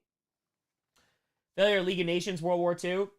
Yeah, absolutely. They had no power. As soon as the U.S. decided that they weren't going to do it and Congress was like, nah, we out, they had no power and it was appeasement until the very, very end. That's like the lesson after this, but yeah, that's basically the short version.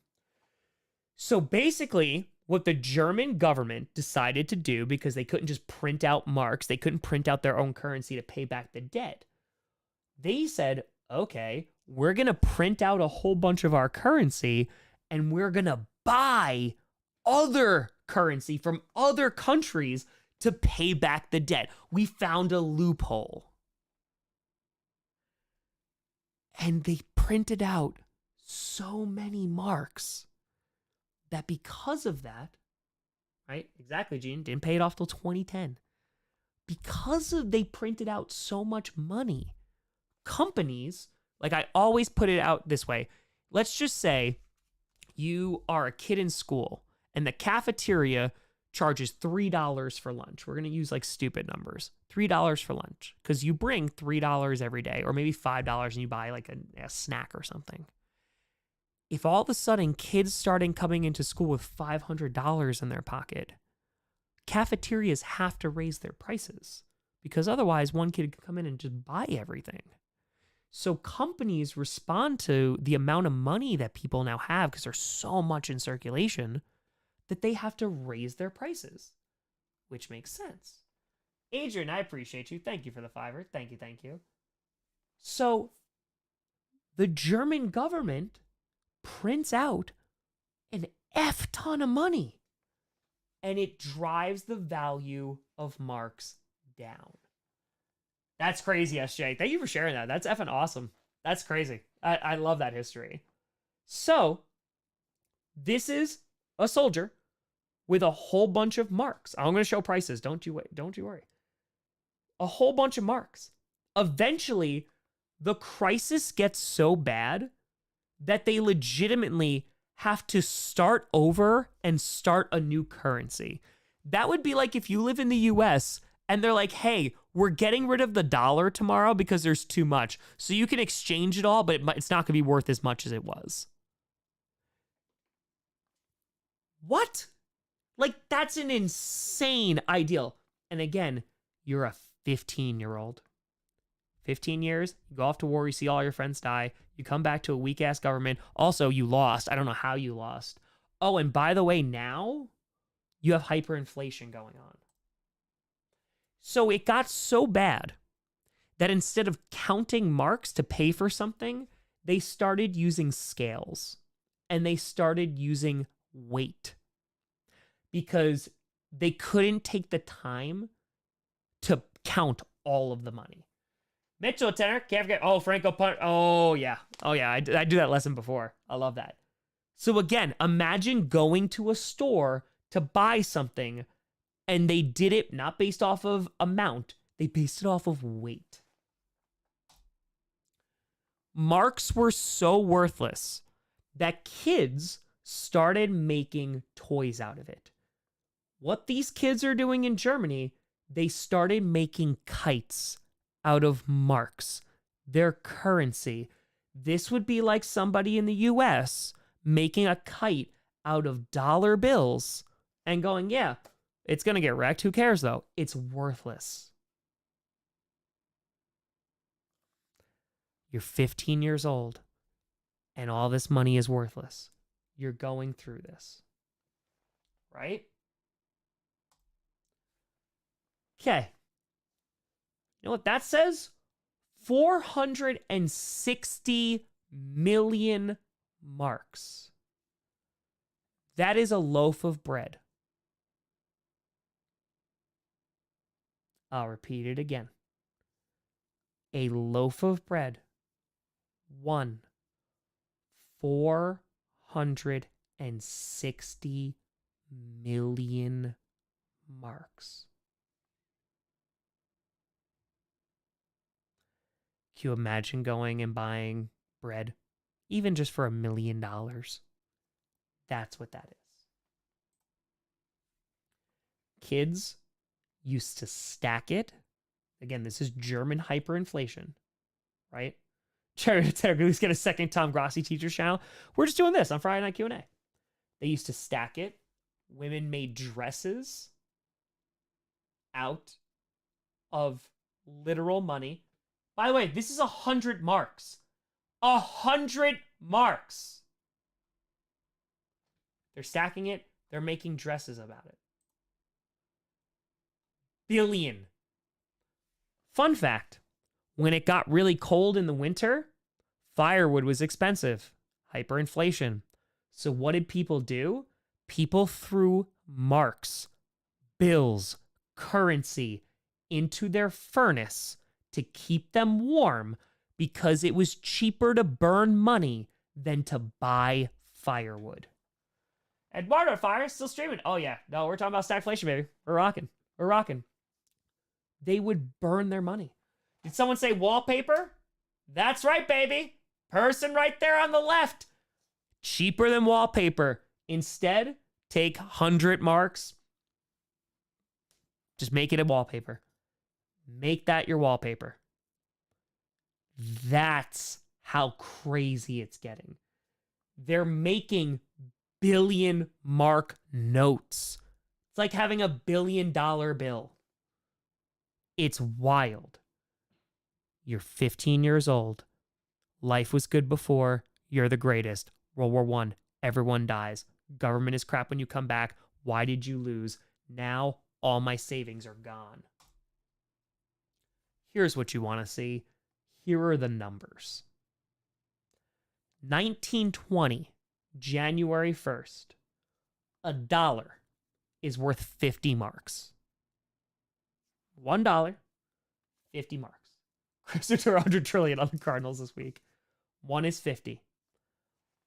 1 year later, 1921, goes up to 75. It's a pretty big jump. Inflation's usually what, 2% a year? Something like that. What's it supposed to be? A year later, 75 to 190. Well, it's doubled. That's kind of crazy. Iowa Tour says Mark Sanchez. 6 months later, not even a year. Well, now it's gone up almost double again. More than double, excuse me, to 400 marks. Now, from July of 1922 to January 1st of 23, marks depreciate from 400 to 9,000. Starchild, you're welcome. 9,000 in less than a year. Yee, with a fiber destruction, does it reduce the amount in circulation?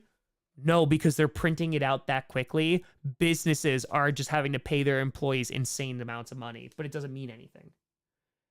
Then, 5 months later, 1923, 9,000. Jason, appreciate you. Sam Tour, Venezuelan, you see ideas with this. This is like super hyperinflation, but yeah. 9,000. 5 months later, 100,000 marks. You go from, let's just say it's dollars. You go from 9,000 now that you need to have 100,000 to make back what you were doing. 3 months later, 10 million. Do you see how crazy this gets? A month later, that much. Oh, Christina, we're rocking. Thank you for the tour. 1923. These are now like 15 days, a month in between. 4.2 it's insane. Brian Whittenner, I'd say it's pretty good. Well done. Reese Scott should be treated not as bad as previous thought. But again, if you take the cultural ideal and go, that's why, it makes more sense. So again, sorry to show these zeros. Yes, that's what we're working with. January 1st of 1923, 9,000. It ends with that before the end of the year. If you go into Germany in 1923 with a $20 bill, like you are legitimately, again, we're talking about bread costing millions upon millions of marks. That's what we're at. So, you're 15 years old in Germany. You just lived through all that. However, and this is something that's very, very important. I need you to understand this part. During hyperinflation, a lot of people in Germany, the majority of people, do not lose their jobs. They do not. Because what happens is the government keeps printing out more and more money. So like the salaries of the employees get to insane amounts, but they're able to keep their jobs because again, they're just printing out money. And so the companies are able to pay their people.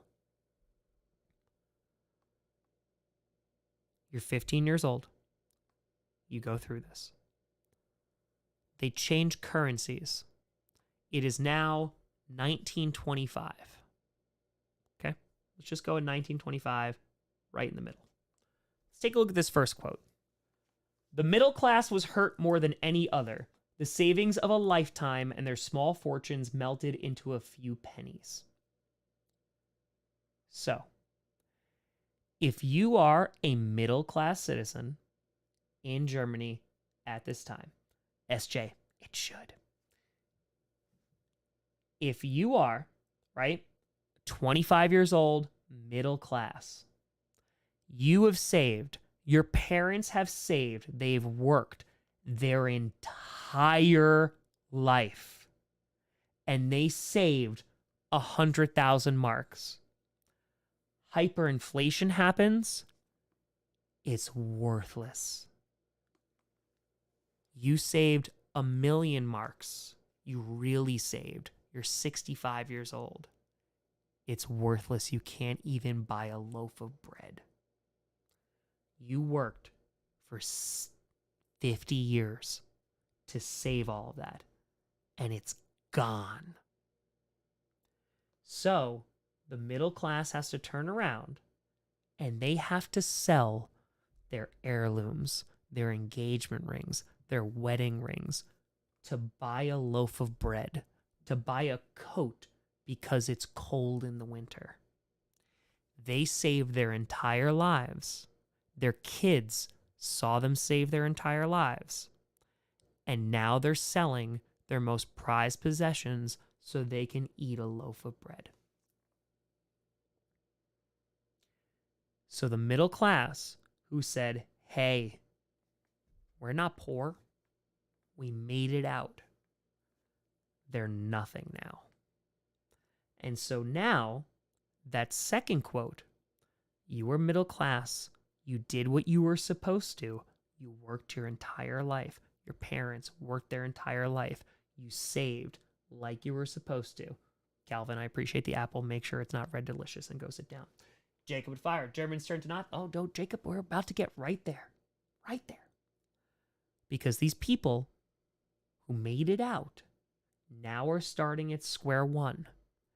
and they are furious. You're 15 years old. You've been hearing you're the greatest ever. You lose the war. You lose all your friends. You come back to this BS, and you've lost everything. And now, who are we blaming?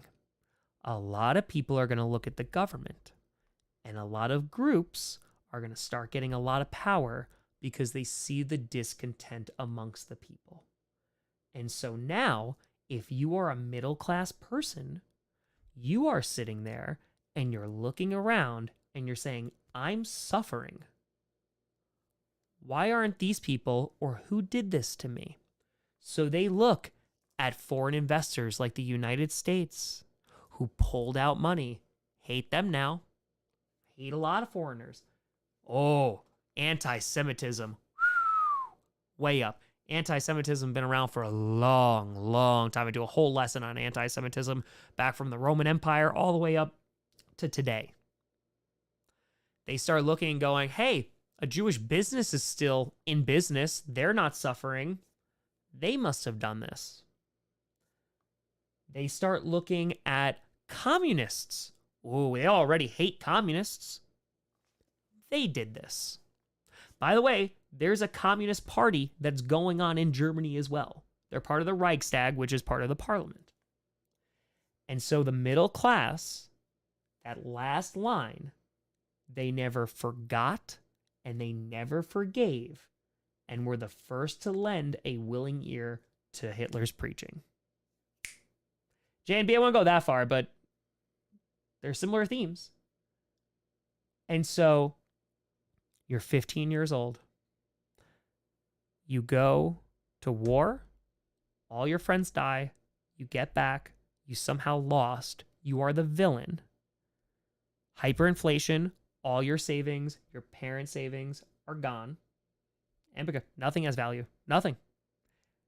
And now you go through the Great Depression. You're 30 years old. Now you go through the Great Depression. And remember how I said in hyperinflation, people were like moderately okay, besides the middle class, obviously, and the poor were already poor. So they were like, okay, this is my life. Well, now, 6 million people don't have jobs. Goes from 2 to 6. So not only my money worthless, not only have I gone through all this, but now I don't even have a job. And I can't pay for anything.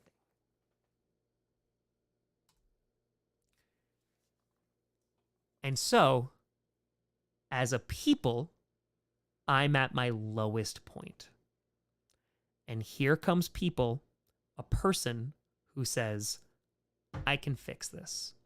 Because I've just spent like the past 2 hours explaining the incredibly complex and nuanced reason as to why a 15-year-old in Germany, their life has sucked for more than half of their life. I can't sit down with people for 2 hours, but instead of giving you the complicated answer, I'll move this up, sorry. Instead of, no, not yet, you douche. Instead of giving you the complicated answer, I'm going to give you the simplistic one, because I don't have, hours and hours and hours and hours and hours to explain this.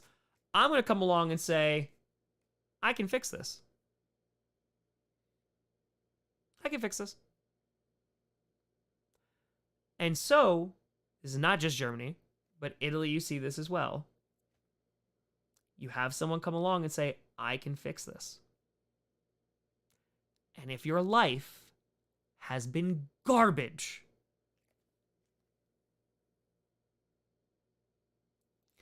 we talked about the middle class before. So this is where demagogues come from, right? Well, I'm not going to explain for you for 2 hours why this happened. I'm not going to do that. I'm going to tell you it's this group's fault. It's this group's fault. It's this country's fault. And if you put me in charge, we're rocking. Hitler literally tries to take over.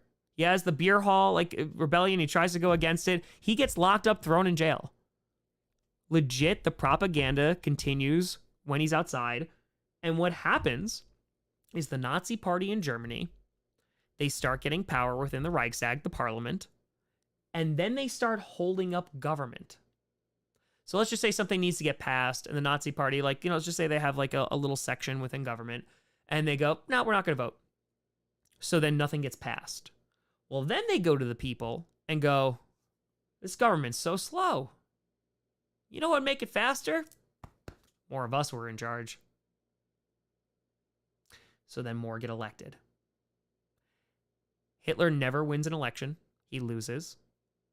But the chancellor is like the person who wins. The president's like, yeah, you know what? Let's appease people and make sure they're not upset. Let's give Hitler like a high position. And then eventually when the president dies, Hitler's in charge and he turns to the Reichstag, which is now mostly the Nazi Party. And he goes, hey, can I be like dictator for life? And again, the parliament, which is now basically the Nazi Party, goes, yep. Because they gave people explanations as to why things were happening to them, and they said that they could fix it.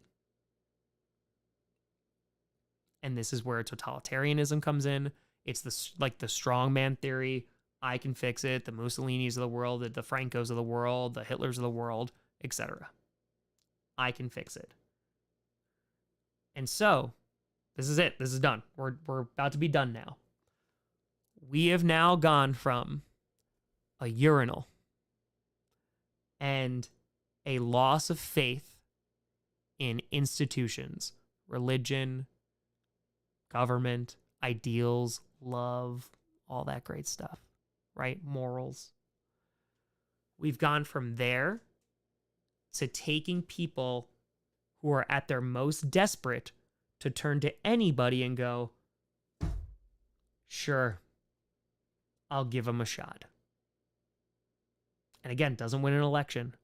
But at that point, a lot of people turn around and go, this is what's going to happen. SJ to Fiverr, yep. LGBTQ, yep. Exactly. And so, real quick, I end with this because this is Mussolini and this is Hitler. Hitler, by the way, is a huge Mussolini fanboy. Like, I have a video that I show, which is absolutely hysterical, where he literally is like, because he's whatever.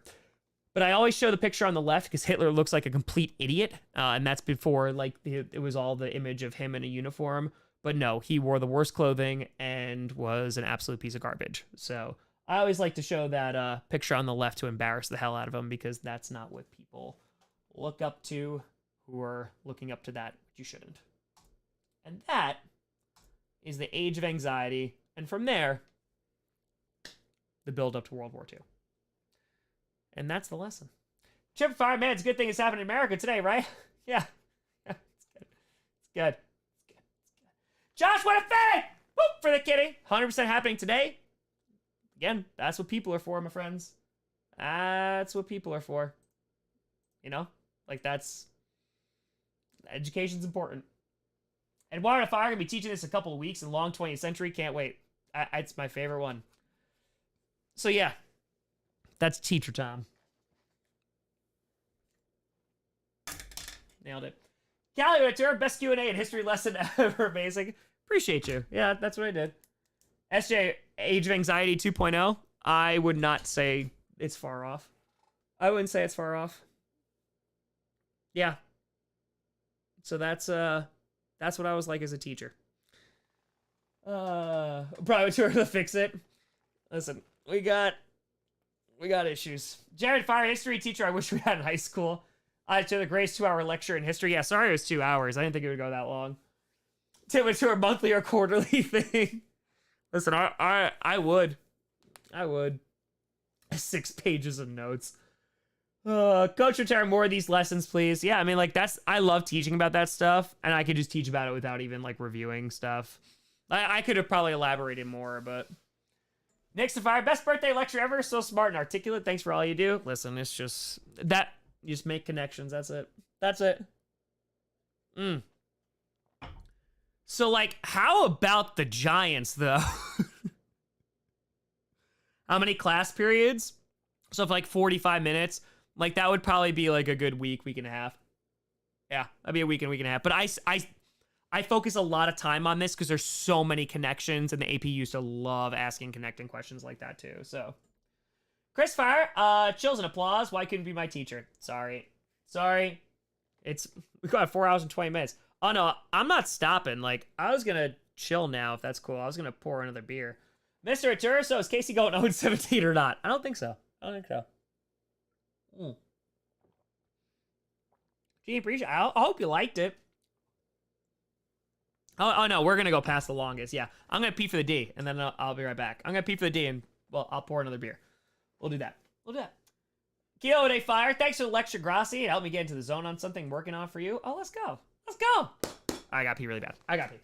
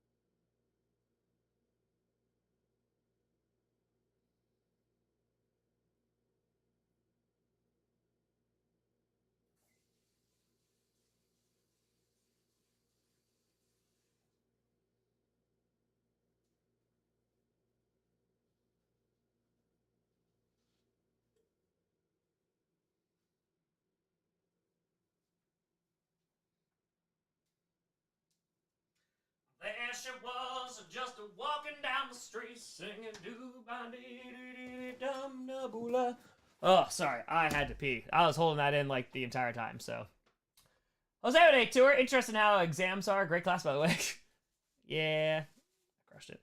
Max Duatera, love you did a 2-hour history lesson. It's actually awesome. You should do this on Friday Q&A. Says history is my favorite subject. I should watch Netflix All Quiet on the Western Front. Let's go, baby. Let's go. History's a mystery, baby, but it doesn't have to be. An hour and a fiver. Holy cow, I'm at work for the last 3 hours listening to my headphones. Amazing. I haven't gotten any work done. 8 hours left. It's the age of anxiety, baby. It doesn't matter. Regen with a fiver. To back to, let's go. Nihilism. Nietzsche, do you think the religious pressure on high society helped rein in hyper-capitalism? Yes, for a very long time it was. There is a really big conflict between the church and like consumerism, because the idea of the church, right, is supposed to be like pious and not like poor, but like supposed to give back and not be rich and all that stuff. That's what it's kind of teaching in a lot of Christianity/Catholicism. And yeah, there was a lot of that. And then after that's gone. What about the Roman Empire? Bro, there's a lot of connections to the Roman Empire. Rachel with fire. I went from meeting Travis Kelce and MVS to get my mind blown. The best history lesson I've had in years. Thanks for making this night great. I appreciate you all. Yeah, I mean, like, again, bro, like, we're all, like, that's history stuff. But do you see what I mean? Like, like, last night, I'm talking about, like, D&D and stuff like that. Like, it's all nerdy stuff. Like, it's all story stuff. And it connects so well. And I think when you have a person who just presents it in, like, a digestible, relatable way, like, yeah, this stuff is fascinating to me. Like, it's like, you do see 100% connections to today. And you're like, oh, that's uncomfortable. And you're like, yes! SJ to Fires, where the Giants game didn't discourage me. Kind of exciting. No, honestly, SJ, I get that. Lucas, your biggest joker in history, Atlanta Falcons. Bill and Fire, Dutch Heart History side quest to the lesson tweet for you. Not related, but thought you'd get a kick out of it. All Dutch phases paintings. Ooh. And amazing 2-hour AP lecture. Great connections. Do you have a favorite lesson you did for A Push? No, because I didn't teach A Push. I just taught regular Gen Ed US, so I did not.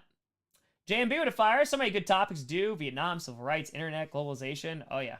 Missed the Red Scare and its implications. Well, JMB, like, that's one lesson. Legit. Like, that's one lesson that'd be broken up.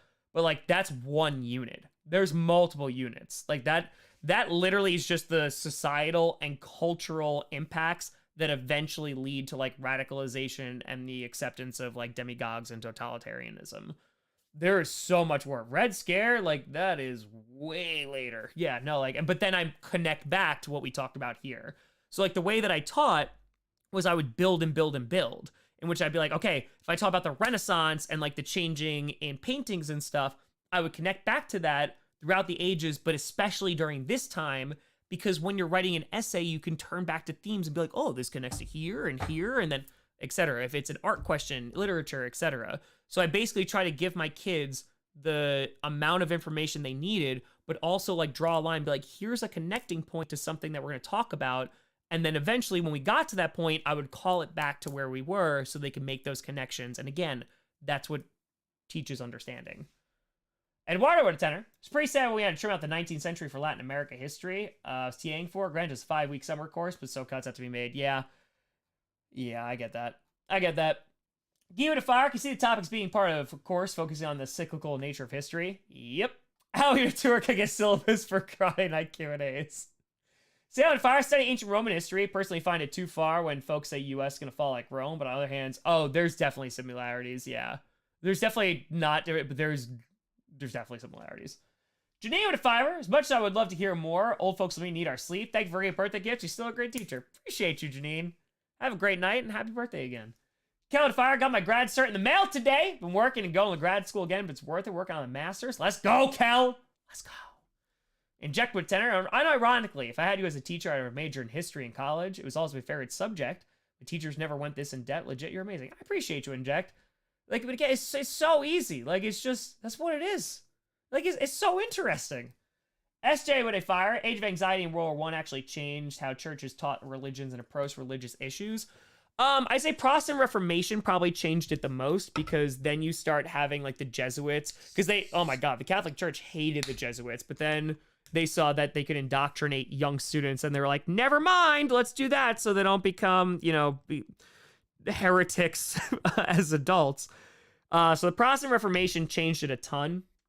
But Age of Anxiety definitely did not help the Catholic Church, because you had more people turn away. But again, you still had a huge, like, Christian influence, especially in the United States, but definitely in some parts of Western Europe, and definitely Italy. Catholicism was still running pretty strong for a while. Definitely for a while. And, like, making actual decisions. Daniel with a fiver saying, was here for a while and had to hop off. What'd I miss? The Age of Anxiety. Chris Ventura, you are my Mr. Frizzle. Applesauce with a fiver, saying, if you want to see some modern day, look at El Salvador. Democratically elected a hardcore dictator, and the people love him. Sam, thanks for the membership. John with fire. Ever read People's History of the United States? Yes, I actually have it upstairs. I never actually read the entire thing, but yeah, I do. I have it upstairs. I do. Yeah, that was fun though. I enjoyed that. Yeah, that's what a unit would look like for US. And I would even say, like, the AP doesn't even, so this is how I would teach. The AP wouldn't even go into that level of detail for a lot of that. But the Age of Anxiety, I find, is such, like, there's certain points in history that you go, holy crap, there's so many connections. This, like, end of World War I, there's so many connections into the future. It's insane, and especially to the past. And then you look at kind of like end of the Holy Roman Empire-ish era.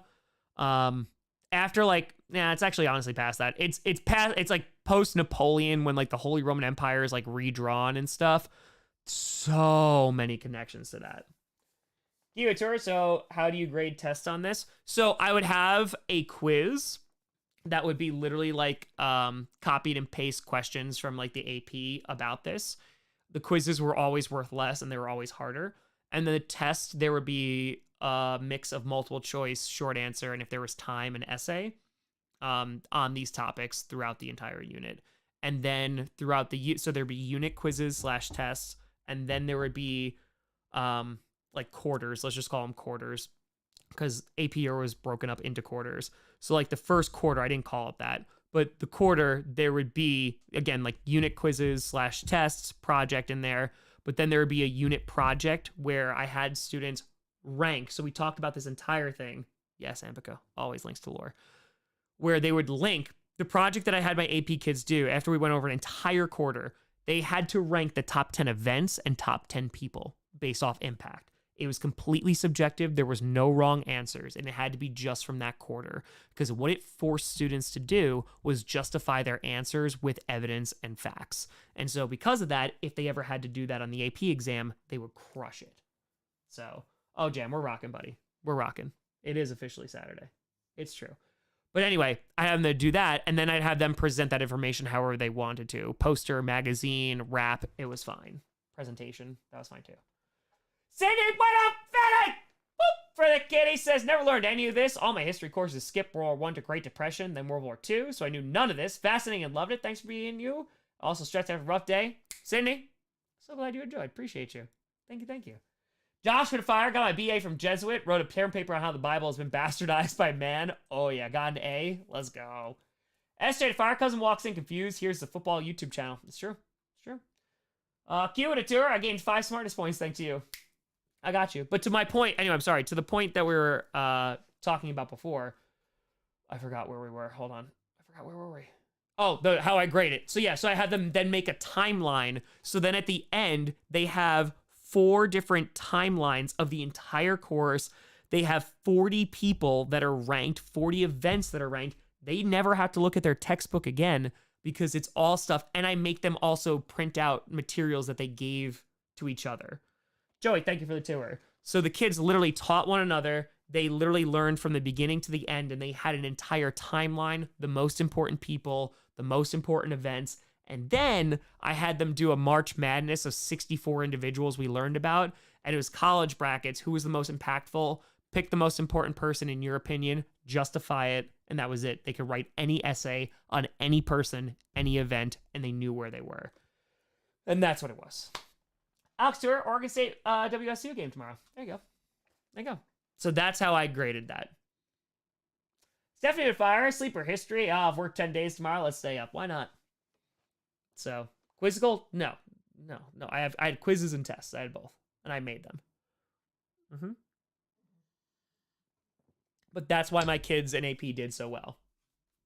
So, that's legit why. Because they learned from themselves. They had all the materials, so by the end of the course, they could do whatever they want. Like, they had everything. Everything. So, Max did fire. Read the entire social studies textbook. It was worth it. High 90s. My final exam's a grade. There you go. There you go. So, that's it. That's it. 4-hour lecture about rocks.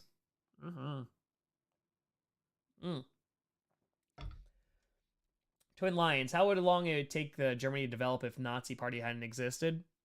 Problem, like the Nazi Party obviously was problematic. The issue was to the Reichstag. The government, the Weimar Republic was so weak. Like, they weren't the only one. There were socialists that were there. There were communists that were there. That were like traditionalist conservatives that were there. Liberals were there.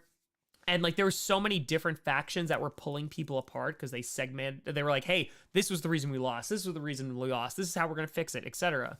That legit, the Nazis came and just disrupted the crap out of everything. But how long it would take to recover? I don't think they recover under that. The Treaty of Versailles, like, that's a question I always ask my students. Was World War II inevitable? And I think there's a lot of evidence that shows, based off like the Treaty of Versailles, based off the reaction on how things went from that point, especially like society and the impact and the trauma of World War I. And folks, by the way, remember during COVID, they were just like, oh, this is the worst plague since the Spanish flu. That's also happening during this time. So like millions of people are dying from the flu also. So yeah, life sucks. Let's see. Joey to tour. What was the most Perna-style top 10 AP quarter? What was the most Perna-style top 10 AP quarter? What? Oh, Perna would have put like insane people there. He would have put like Picasso at number 1. Yeah, he would have also had 15 people. Game with a fire. Remember, do you know Ulysses Grant was the first president given a speeding ticket? I did not know that. Dave with tour. What's your favorite period of history? What I just taught. It's post-World War I cultural and social history. Corey to fire. I love it so much. Made it back from food. Let's go! SJ to fire. Weimar Republic weak because they were inept or because it was impossible to be given the circumstances? It's both. They were weak as hell. They didn't have like a strong leader at all. So the government was weak as hell. And then there's so many different pulling directions and also all the crap that's happening to them. They have no shot. They have no shot. So, yeah. Like, they're doomed. before they even begin. They're really doomed because they're given an unplayable hand, and and then everything else is also a problem. So yeah, that felt good. I felt good. I felt real good. Derek Whittaker, Tom, your passion is contagious. You turned this into an incredibly memorable Friday. We're lucky you chose YouTube, so it's clear you made a difference either way. To balance out the mush, light brown. Damn it! Come on, Derek, just give me dirty blonde. Just one time, I taught a lesson. Coach with a fire. Barbarossa lecture is a follow-up to tonight's lecture. No, that wouldn't be the thing that immediately follows it. Because then I, like, have to go through the legit history. Because, again, like, that was just, like, social and cultural history. Then you have, like, the major events, what have you. And I love social and culture because it's just what everyday people are going through. Ray with a tour. I don't think about him often enough. Jeffrey with a fire. Biggest problem with Weimar is corruption, late stage capitalism, and fascism used to advantage. Yeah, but it's everything though. They're like the Nazis use everything to their advantage because it's a perfect tipping point. Jam with a fire should make Perna do a top 10 power ranks of non-US world leaders, famous generals. Kip Fire just got overtime at work and the Q&A still going. How's it going? Oh, Kip, it's going great. It's going great. And this is the thing. All right, so like this is weird. Ryan, like only like once. But we're rocking right now. We're feeling good. All right. David at Fiverr. Jordan Love's looking great. Poised in the pocket, and that's honestly all I wanted to see. He's not making any mistakes either. All right. So I always show people this picture. This is in a later PowerPoint, but hold on. Okay. So remember how I said how vulnerable people were and all that great stuff because of everything that we talked about? So the issue is eventually when they take over, they legit, like, they fire up the war machine again. And, like, all the Western European countries are like, oh, no, don't do that. And Hitler's like, okay, whatever. And he just does it. But, like, legit, like, this is the prototype of the Volkswagen buggy. Like, that's made under this regime. Legit, like, this is the Volkswagen buggy prototype. Like, this is where Volkswagen comes from. And it's made under this regime. Like, that's what that is. So, all this industry that, like, he makes and stuff just makes him more popular.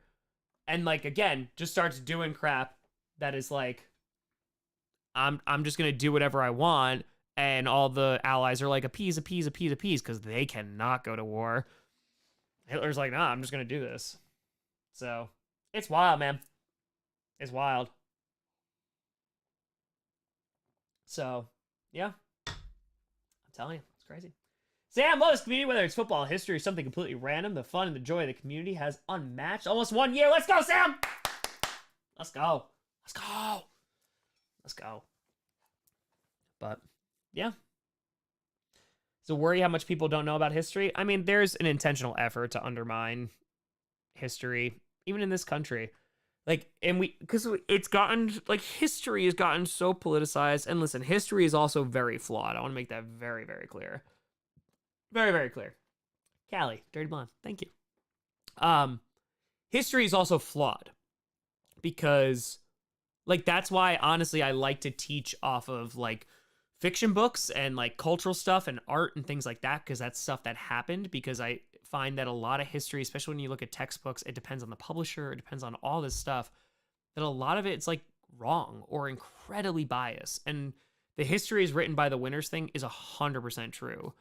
And I think it comes down to, like, I like to study people, like, and everyday normal people who are just trying to live what their experiences are like. And I find that their entertainment / culture is one of the best ways to connect with those people. JNB with a tour. Yeah, that's horrible. Yeah. The native genocide. Like, yeah, the not teaching about that. Like, I knew teachers who didn't teach about slavery. And I'm like, bro, like, what are we doing? Kip Fiverr, Mercedes-Benz made cars and tanks for the Nazi war effort and still to this day try to hide it. Yeah. And again, like, it's like, bro, like, yeah, that's not us anymore. Like, guys, that was way back then. Like, I've shown this on stream before. There aren't... you know what? Just because there's so many people, I'm gonna show this again. Again, I don't care about copyright at this point. We're over that. SJ with a tenor. Family comes from a country in which all sides politicize history and came up with tons and tons of alternative history. Yup. Hold on. I'm sorry. Like, we gotta get to this point again. So, this is a thing. So, this is 1939, folks. Like, this is in Madison effing Square Garden. Like, this is in New York City in 1939. It's called A Night at the Garden. Like, this is like the horrifying stuff.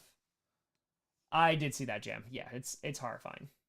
So this is Madison Square Garden, 1939, New York City, right? There's an event going on, all this stuff, people screaming. Because what's going on inside of Madison Square Garden, right? This thing called the Pro-American Rally. Okay? Oh, and then the Rangers are playing Detroit. But tonight, the Pro-American Rally. Just hold on to that for a minute. So this is the Pro-American Rally. Okay.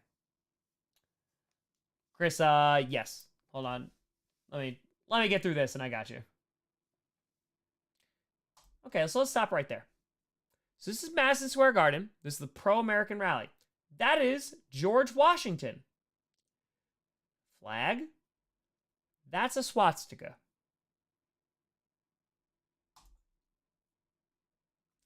Here comes the flags. Right? Oh, look. This is 1939. That looks not okay. 1939. Madison Square Garden.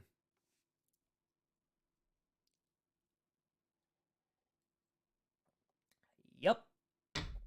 George Washington and some swastikas. Is that Pro-America? Oh, there you go. There's your Pro-America. It's a Pro-America rally. So this guy gets up and talks about how terrible Jewish people are. American patriots, gotta put that patriotism in there. Right?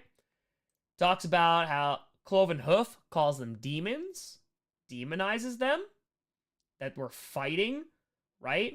We need a white United States. This guy, who is amazing, this is a Jewish New Yorker who runs up and disrupts the speech, gets dragged out, gets the crap kicked out of him.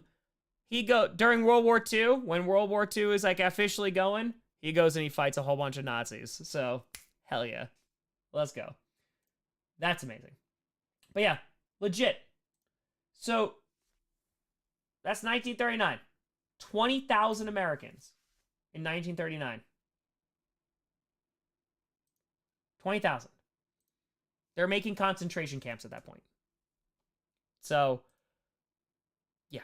There's a survey that happens like right before Germany turns like real bad about taking in Jewish refugees, and they take a survey and like over 90% say no.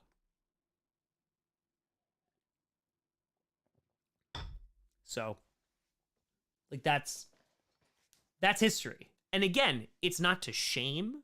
It's not to be like, how dare. This is our history, whether we like it or not.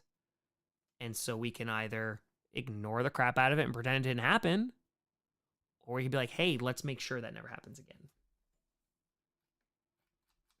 So, yeah, like that's what that is. So, it's just like, it's crazy stuff. Like, that's why I love history to death. Because, like, if you learn it, like, history doesn't have to be offensive. And what I mean by that is, like, you don't have to take offense for something your country people did. You don't, right? You don't have to, if you're Belgian, like, you didn't do the Congolese massacre, but acknowledging that part of your history and being like, hey, like, let's make sure that like never happens again should be a collective thing, because they acknowledge, hey, that was an atrocity. We shouldn't do that again because we're better now. Cool, great. Move forward. Have a nice day. Nah, bro. SJ with a fire. Oh, yeah. It's a yep. Janus symbol. Yep. My Jainism, baby. Jainism. My stuff. My stuff. So, it's crazy. But, like, yeah, it's so cyclical. It's wild. It's wild. But that's why I love being a history teacher. Brandon, favorite movie, the past can hurt, but the way I see it, you can either run from it or learn from it. Lion King for the win. For the win.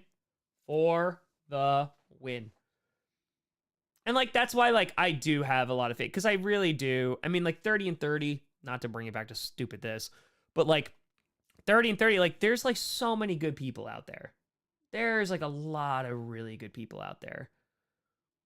And I feel like just that needs to be the thing that is projected more. Because if there's anything that we learned about and talked about in this lesson, wow, this is full-blown teacher, it's that legitimately culture shapes people. And that is from art and music and literature and media and all this stuff. It legitimately shapes what people make, what they create. People who are making Dadaism or painting, what have you, people are doing that today. And it's shorts on YouTube, it's TikTok, it's Twitter, it's whatever. It's Instagram. Legit, like, that's what this is. That's their expression. And a lot of the stuff is reflective of what's going on. Like, that's what, like, again, like, it's an undeniable fact. Like, it's culture influences people, their actions, their behavior, and what they create. And, like, that's what I showed you. Like, that's what I showed you. So, yeah. Steven at Fire, Henry Ford. Yep. Ben at Fire, podcaster who said you can't take pride in your country without being willing to take some of the shame, too. Mm-hmm. Josh Fire, history is important. I would say the U.S. has two original sins, slavery and dropping the bomb on Japan. Yeah, Atlantic slave trade is really bad. Really, really bad. I mean, there's other countries doing it. They're doing it for hundreds, thousands of years. All that great stuff. Yeah, 100%. Yeah. The bomb. Oh, my God. That's such a great lesson. Yeah, we talk about the bomb. The atomic bomb is like for my Global 2 kids, because we didn't talk about an AP Euro that much because it wasn't that. But, yeah, no, we talk about that a lot. Chris Fire, Barry Manilow has a musical coming out called Harmony about a band in his 30s who were bigger than the Backstreet Boys and all their stuff was burned. Oh. All right. All right. Yeah. Atomic Bomb is crazy. Like, it legit. Like, Oppenheimer, I really liked Oppenheimer. Like, it was a really, really great movie. But when you get down to it, I was talking to, let's really tie this all up. I was talking to Johnny Barks. Sam, probably. I was talking to Johnny Barks last night, actually. And we were talking about 30 and 30. We were talking about the super secret plan that we have going on in like 200 seasons from now. And Johnny mentioned something about connecting with people during 30 and 30. And like, I talked to people and like Perna said it, what have you, what have you. And he's talking about like how connecting with the crowd and things like that. And I literally told him straight up, I said, but it's so easy. It's so easy to connect with people because you just be nice. Like, there's a-holes and then you tell them off and this is my boundary, what have you. But like, just be a nice person. So, Johnny and I are talking about that, right? And I said the first time that I realized like being a nice person dramatically impacted another human being I was doing stand-up. I finished a show. I traveled into the city after working 8 hours at a job that I hated, went down to the city, did a stand-up spot for 5 minutes, which went okay. I didn't get paid for it. And I'm walking back to the train. And I'm like, you know what? I already spent money to come down here. I didn't make any money. I'm going to buy myself Chipotle. because like I'm gonna get myself a burrito because that's it. So teaching wasn't the job I hated, by the way. This is before teaching. So I walk into a Chipotle and there Packers winning Sunday? Yeah, I haven't won Sunday, Buggy. Appreciate you. And I walk up to the counter and really nice lady who's like talking to me, and she was like, "Hey, how are you?" And I was like, "Oh, I'm really, really good. How are you?" And she like perks up for a hot second and it's like, "I'm good. Thanks for asking." And I was like, "Yeah, no problem." She's like, "What do you want?" I was like, can I please have a burrito? Can I please have like brown rice?" And like, we're going apart. And I was like, "Can I have this?" We're just talking, whatever. And rings me out or whatever. And she starts talking about, she was like, "Oh, it's been a crazy day." And I was like, "Yeah, I can imagine. Like Manhattan, it's crazy, whatever." And I paid for it. And she was just like, "Thank you so much." And I was like, "For what?" She was like, "You're just really nice." And I was like, "Well, yeah. Have a great day. Like, have a great night, whatever." And I took my Chipotle and I walked away. And I looked at the bag and there was like a nice big heart on it. And I was like, "Oh, that's really, really nice." And I was like, "Well, like, wait a minute. What was that interaction?" I was like, I did bare minimum. Like, I was just like, I said hi to the person. I hope they were doing well. I talked to them while they were doing me a service and giving me food. And like, yeah, that was it. And so I walked away from that experience. I was like, is it really that easy? Like, is that the bar? And like, that was 30 and 30 about like, hey, just be kind. And like, bro, like we raised $500K because of that. Like St. Jude didn't know. Like, and the community literally stood up and was like, "Yeah, no, like we're going to raise a crap ton of money. We're going to like push you over the finish line and do all this crazy stuff." Like y'all came out to all this crazy stuff. All this crazy stuff. Like it was such a positive thing for an entire month. And like we just raised money and did all that stuff. But that's what I mean. Like Pat McAfee show picked up. Rich Eisen picked up. The NFL Network picked it up. That's what I mean. Of like culture influences art, influences ideas, people, etc. So even that stupid example of 30 and 30, it's like, hey, like a little bit of kindness, like that kind of stuff legit makes a difference. Because if everybody does that crap, or the majority of people, like, I don't know, it's so lame, but like that's legit a thing. Oscar Tanner, lifelong Packers fan, mom from Wisconsin. Love your show. Want to get your opinion on Rodgers' injury? Oh yeah, I want him to come back, dude. Like, go give him a shot. I love Aaron Rodgers in terms of like a player. Like the dude, literally so much gratitude for him. Yeah, I hope he comes back. Oh, you in a tenor? It's 12:22. There's no way it's still live. Oh, we live. We live. Derek giving 20 memberships. Appreciate you, Derek. JMB to fire. Big question. What happened in Tiananmen Square? Also, a big Bo Burnham fan. Oh, inside every day. Oh, so good. Bo Burnham's so talented. What happened in Tiananmen Square? There's a very famous picture that I'm sure many of you have seen of a man standing in front of the tank. There's pictures after that, and they're terrible. It's a massacre. So, no, it's bad. It's like bad. Would not recommend looking it up. So, oh, Johnny's still here. Cody to Fiverr recommends that Pat McAfee ends his show by saying, "Say something nice to somebody, might change their life." Good story time. That's it, bro. Like, that's it.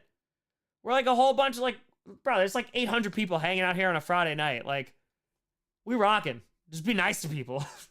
Vapors. Even vapors. 5 memberships. Jam with 20. That's the problem. People don't understand the bare minimum now. You try to be nice and people think you're being fake or wanting something or try to flirt. People are nice and distant aren't normal anymore. Well, like, Sam, thank you for the membership. I feel like there's a difference, right? Because, like, listen, dudes, bro, like, there's some toxic ass BS going on. It ain't right. But at the same time, I feel like it's been such a pitting against, like, sex's weird thing. Where it's like, can't trust them. Or can't trust him. Can't trust her. And I was just like, can we just like talk as people? Like, that'd be cool. Kip, thank you for the 5 memberships. It's a weird thing. And I think a lot of it is because we desensitized it because we don't talk to people and it's over the internet now, but it's weird. Injector Unomas. I don't know if there's Unomas yet. We'll see. Jeffrey, it's your Shay's Rebellion. Harper's Ferry more impactful. I might go Shay. I might go Shay, but you can argue both. And as long as you argue both, that's all that matters. That's all that matters. All that matters. So. But yeah. I mean, listen. I think, like, that's what it comes down to. This is what this channel is. Like, guys, Sam, thank you for the membership. I'm about to stream for 5 hours on a Friday night. I just taught a 2-hour history lesson. And there's like 800 people in here. Like, that's what this is. Like, I love the Green Bay Packers. I love football. And I love doing this. I don't know, man. Like, it's just me. Like, this channel legit is just me. So, I appreciate, the 800 people in here that's just watching me. So, thank you. I appreciate you. SJ20, what struck me when I met you was how down to earth you were. I was very late and you didn't need to take extra time to accommodate me, but you did, and even let me be a small part of the video. I'll never forget that. SJ, it's the minimum. You were late. It's all good. People are late to things. That's it. Like, I'm telling you, in the airport, 7 a.m., people are stopping me, which is, like, amazing. I'm just like, holy God, this is amazing. Of course I'm going to take a picture. Of course I'm going to talk to you. Because, like, bro, you came out. Like, you came out. You gave $1 to this charity. Like, you came out. Of course. It's like, it's more than I could ever ask for. So. Mitch! Mitchell, you son of a gun. Mitchell with the hundo! Boop, boop. Why do you think we keep coming back? Mitchell, you crazy. Freaking donate. Mitchell, listen. Mitchell. By the way, Mitchell, I hope you heard this. I hope. Because I haven't seen you in a bit. Mitchell. For St. Jude, we raised an additional $1,500 for the tickets that you earned and donated to St. Jude. Love you for that. Mitchell, legitimately, every single time that there is a fundraiser, and you and I have talked about this on stream, hope the Gatos are doing well. Mitchell is one of the most generous people, and, like, legitimately, thank you so much. Like, not for hundos here, but legit, like, every fundraiser, and there's people that do that every time, and that is such a big deal to me, because, bro, like, you gotta, with this stupid ass plot, you gotta do something. Like, you have to help people. There's no excuse not to help people. Like, I told this to Johnny Barks, like, there's something that I'm planning to do in a couple years, and I'm literally going to risk earning income for for legit, like, my year to do something that's going to give back to fans and help businesses and charities and stuff. And, like, that's what you're supposed to do, though. That's it. So, like, Mitchell, I appreciate the hell out of you. I know this is super sappy, Tom. But, folks, like, the fact that, like, guys, we've raised, like, over $540,000. Like, that's crazy. No, that's it. What the hell is it? It's like, it's an insane number. Effing 500. Oh, I was right. $541,000 and 519. Like, bro, that's crazy. Like, that is crazy. Raised $500,000. We raised almost $750,000 in 3 years. Like, that's insane. So, like, I don't care. Like, I love this. I'm going to do this. It's all great. It's all wonderful. Don't get me wrong. But, like, it's going to be people first. And we ain't going to tell them. But, like, that's chaotic good, baby. I appreciate you, Mitchell. I went on a total sappy moment, but, bro, like, the generosity in this community is effing insane. Like, it legitimately is crazy. I will never understand it. Yeah, no, it's even with, like, the gambling stuff, like like GPS, like I told you, GPS and Clickbait, like, they get the sponsorships and all that great stuff. And, like, I play Underdog stuff and I like that company a lot more because they're smaller and they're, like, decent to us and, like, they're good. you know, but like I also am constantly like, oh my God, but like I need to reinforce that it's like for low amounts or for fun, because like I don't want people to get addicted to it. Like I don't want people to like lose, like that's why I legit it's like $5 or like I have an extra $20. I'm gonna throw this on here, whatever. That's what that should be. Cause like that's crap that I worry about because I'm not doing this for money. I make a very comfortable living. I'm super happy. I don't spend it like that. My car just hit 164,000 miles. Like it's all great.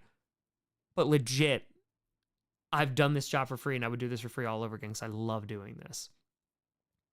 So I just appreciate you supporting me because it's been through a lot. I've been through a lot and you've been there the whole way.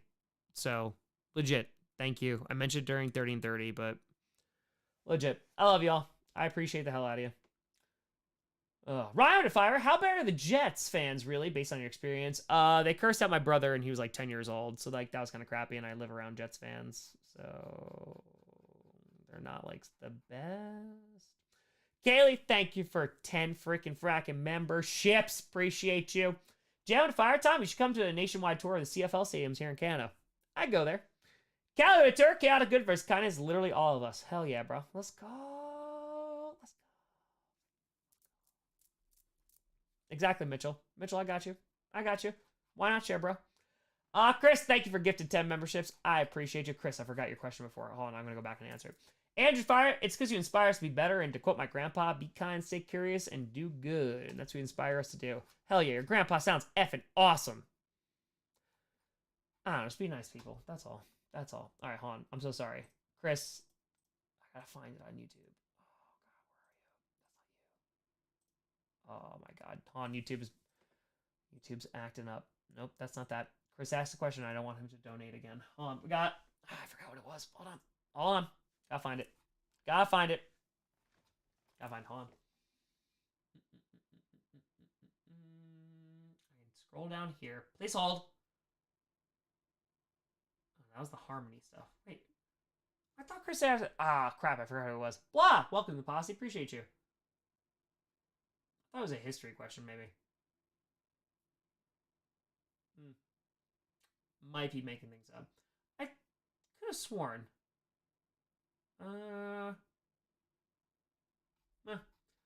Alright. I tried. I know we're still going. We're 5 hours in. We are 5 hours in, bro. We're rocking. Derek Turk, got time for the love of Moses buy a house. Yeah, I can't do it during the season. I'm hoping next year. But I also have to finish coach here. I feel like I do. I gotta finish coach here. Oh, it's the longest Q&A ever. Welcome to history. But yeah. I gotta finish coach here. I do. Which I can get it done even if I wind up moving. But Cindy! Community, I appreciate you, Cindy. Thank you. Hector at a Fire watch the CFL game? It just depends on when the timing is. Sure, why not? Why not? Alright, so here's the thing. It's 1, 2, 3, 4. Tell me that more. 12:34. We can call it here. Or we can do uno mas. It would just be one. Be a light one. Sticks with 20 been incredible during these past 4 years watching you grow. You and the community has been a huge part of me getting... Oh, hell yeah. I appreciate you, Sticks. Thank you. Call it, no, sleep, Holly. Uno mas. Call it or I'm walking off the stream. You can go to sleep. That's okay. Uno mas. Oh, there's a lot of uno masses.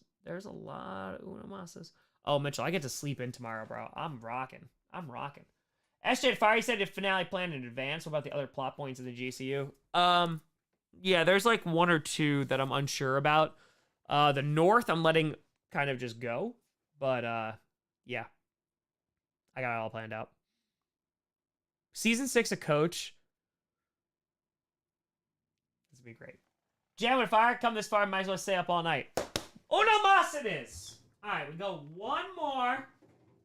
One more Allagash. One more rouse. There's 750 people. You go to bed, it's fine. Not gonna miss anything.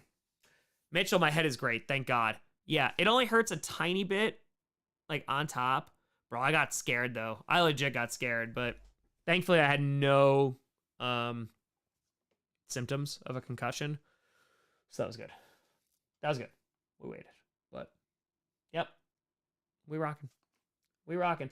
Also, by the way, when I do 30 and 30 one more time, and it's gonna be the first, like the next time and the last time, when I do it one more time, when we're about to hit 1 million subscribers, we are gonna raise $1 million. We're gonna do it. We're gonna raise $1 million. Jed at 252, give me inspiration to begin a long-term YouTube projects. Very chaotic good. Let's go, Jed. Love it. Kayla Tour, I take back my love. Go to bed. Nope. Nope. That's it. That's it. Better start saving. Yeah, right. We're rocking, baby. We're rocking. Una más. It's una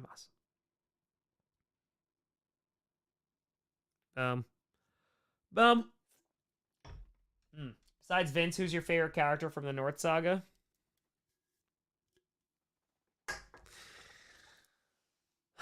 Maybe it's because LQ's not doing the write-ups for the weekly sagas, which I know you don't do often. But damn, there's so much that has gone unnoticed. Legit.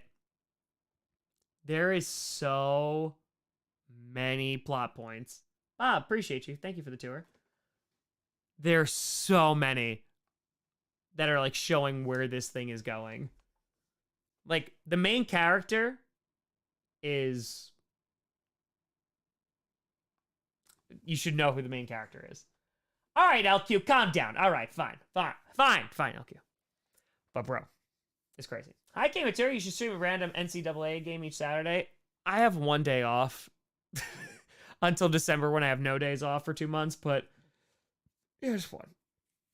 I'd like my Saturdays. Sam, thank you for the membership. Ryu with a $5.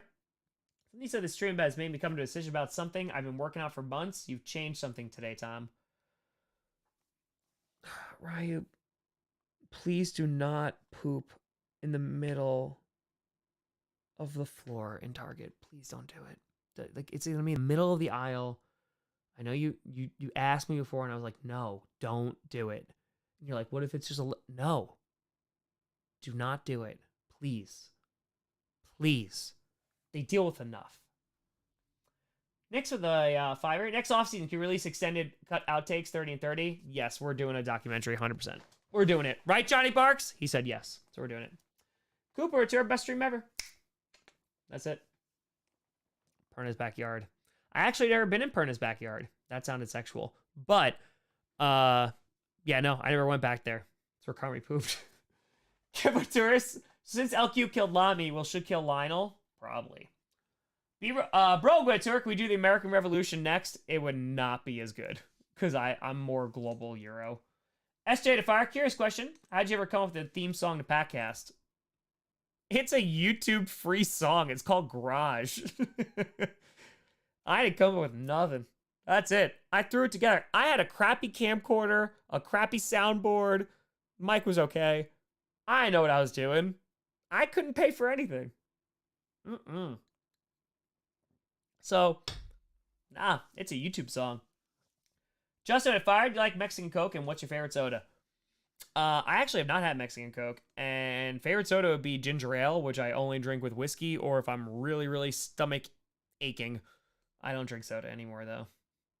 It's gone. No mas. I did throw this stream together with a box of scraps. It's 100% true. It is 100% true. Oh, we rocking. Oh my God, Johnny Barks. He sent a can of Allagash White. Joe at 20. Remember during 30 and 30, my car in the Northern Liberty section of Philly. Wondering if you an evening pop up amid the smoke. You did, and I always appreciate you for that. Thanks for inspiring me and others. I appreciate you, Joe. Yeah, that sucked. I felt so sick after Philly and Baltimore because of the air. That sucked. Right, two of my serious endeavors are jokes now, and my hubris. James the Tariff, this question doesn't make any sense, then it answered itself. There seems to be something about one of the characters' voice. Is this on track or nonsense? Oh, you're thinking about Ed and Tom? No. That's not what I'm talking about. I know exactly what you're talking about. That's not what I'm talking about. I'm not saying there isn't something there, but that's not what I'm talking about. So, yep. Just wait. Good God. Oh my God, it's going to be so good. I'm telling you. It's going to be so good. It is going to be I told you, it's going to be the greatest saga I've ever created. And it's going to be. It is going to be. It is going to be so effing good. Because I'm going all out. It's the last saga. It is the last saga. So you're going to get a show. You are going to get a show. And then just wait for season 6. Oh my God. I don't think I can explain to you the amount of relief that I am going to feel when it's done. Like, I love making it. I love it. But good God, the stress that it gives me, like to try and write those in one day, film it, and like edit it and put it out. So much stress. The amount of relief that I told a 6-year effing story.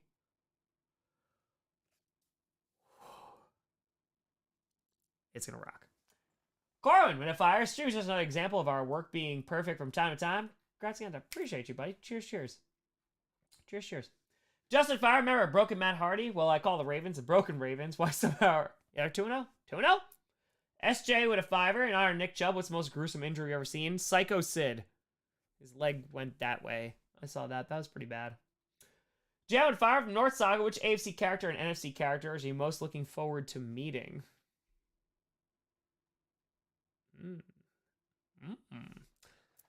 I'm not going to give you the individual characters, but I will say I'm excited for a reunion when the AFC and the NFC North come together. So, and we're going to turn the camera moves to North Saga. How? Who is that? Mysterious, isn't it? Lore, baby. A reunion? Yes. A reunion. You can figure it out, too.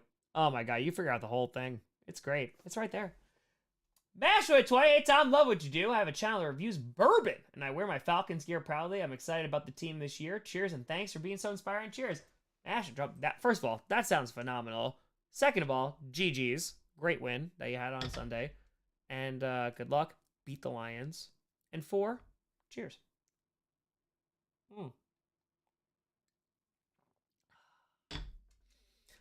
We rocking. We rocking. Just you wait. Oh no, it is yeah, we're going long. We're going long. Ed and Randall or Vince work together for. There's great questions. Also, by the way, there's a huge storyline that nobody has picked up on in the AFC North. I'm gonna give you the division. No one's picked up on it. No one. Bob Watur, you were nice in person. You get birthday box. Leave. Chris Fire, what made us turn... Thank you, Chris. I knew you donated. I'm so sorry that you donated again. What made us turn to Eastern European war front in World War II?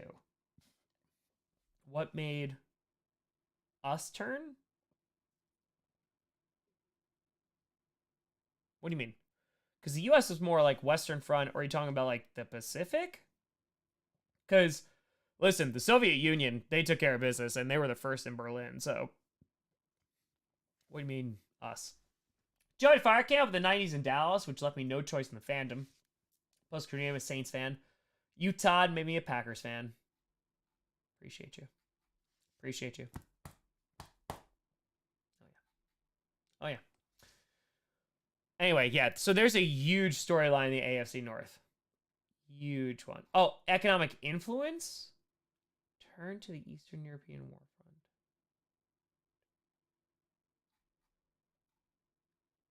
Hold on. Economic influence?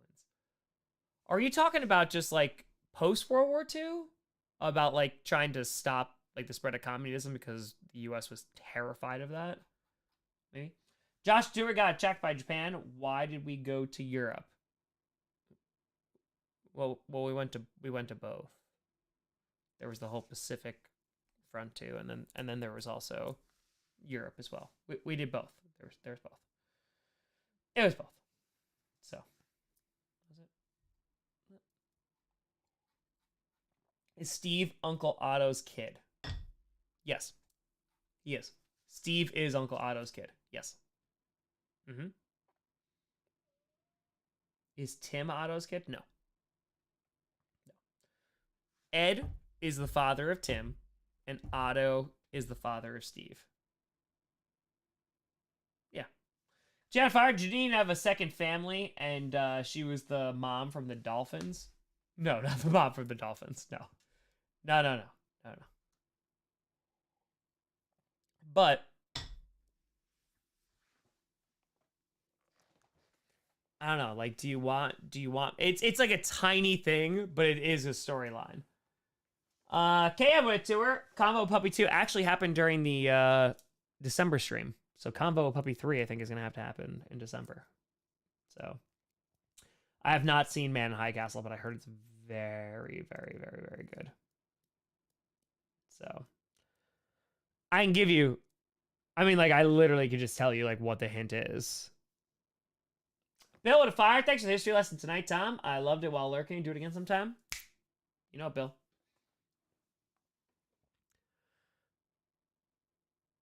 I'll give you this. SJ to fire. I think the question was more Japan that attacked us, so why did that draw us into conflict with Europe? Oh, the U.S. was isolationist for that?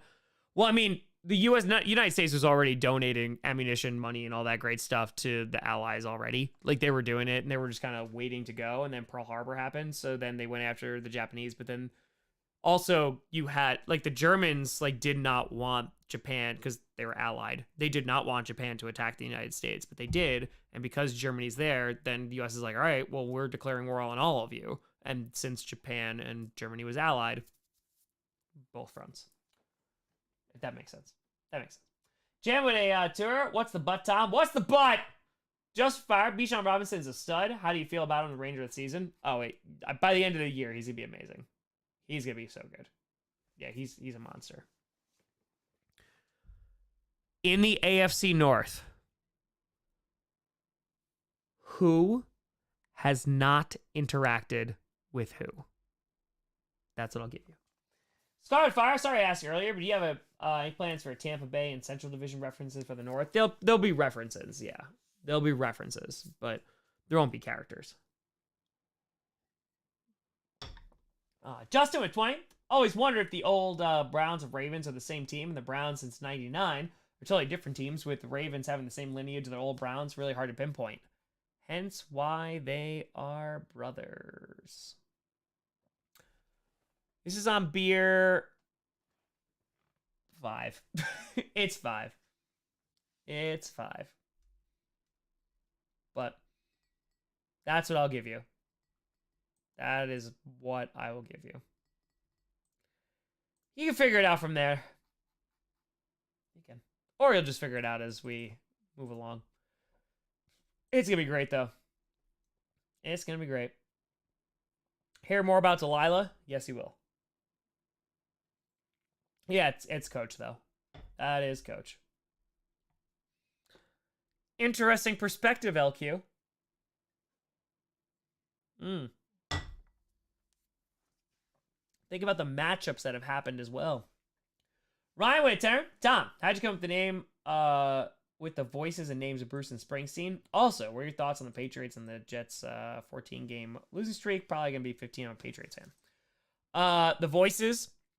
I live in New York, so, like, I know a lot of people who talk like this, and so that's how Bruce and Springsteen happened. So that was easy. And Bruce and Springsteen are from New Jersey, which is where the Jets and Giants play. So, but like New York kind of claims Springsteen. And yeah, I think you're going to win too. I do. I think you're going to win too. So, Anthony Tour, what's your favorite conspiracy?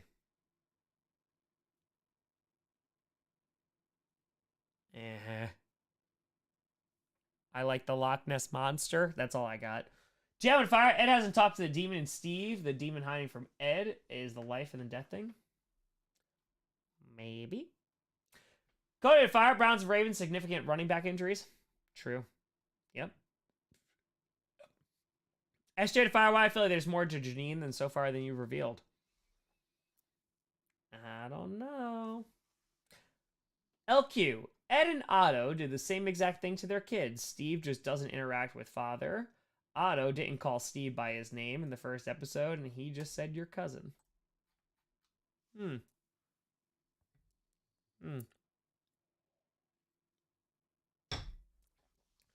Why does the blood demon hang out with Steve, kids?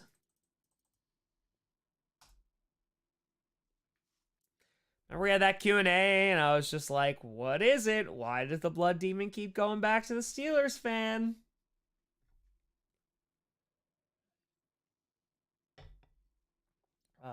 Delicious, though. It is delicious. It's good. Oh, yeah. Not just ambition. Not just ambition. I gotta see it. Gotta see it. It's all right. It's not there yet. It's only week 3. It's only week 3. That's coming up. So we got a lot to go. we got like 15 weeks to go. So we got time. We got a lot of time.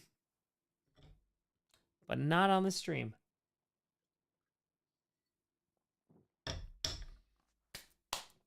Because we done did it. SJ to Fire, you know urinating tree. Do you know about, what do you know about tree? Also, Steve is named after tree. Yes, Steve is named after tree. Urinating tree is a sweetheart. It's true story. True story. Big softy. Big softy. So. But folks, I appreciate you. We broke records. We broke a bunch of records. Longest Q&A. I taught a 2-hour lesson. And we're rocking. But I hope you had a grand old time. I'll see you on Sunday, 1 o'clock. And then Sunday Night Football. Joe Tour, Baldur's Gate 3. I would love to play. I would love to. I'd love to. But folks, have a fantastic night. Have a fantastic evening. Oh, SJ. Just you wait. Just you wait. Thank you so much for watching. I'm Tom Grossi. And as always, go Pack Go.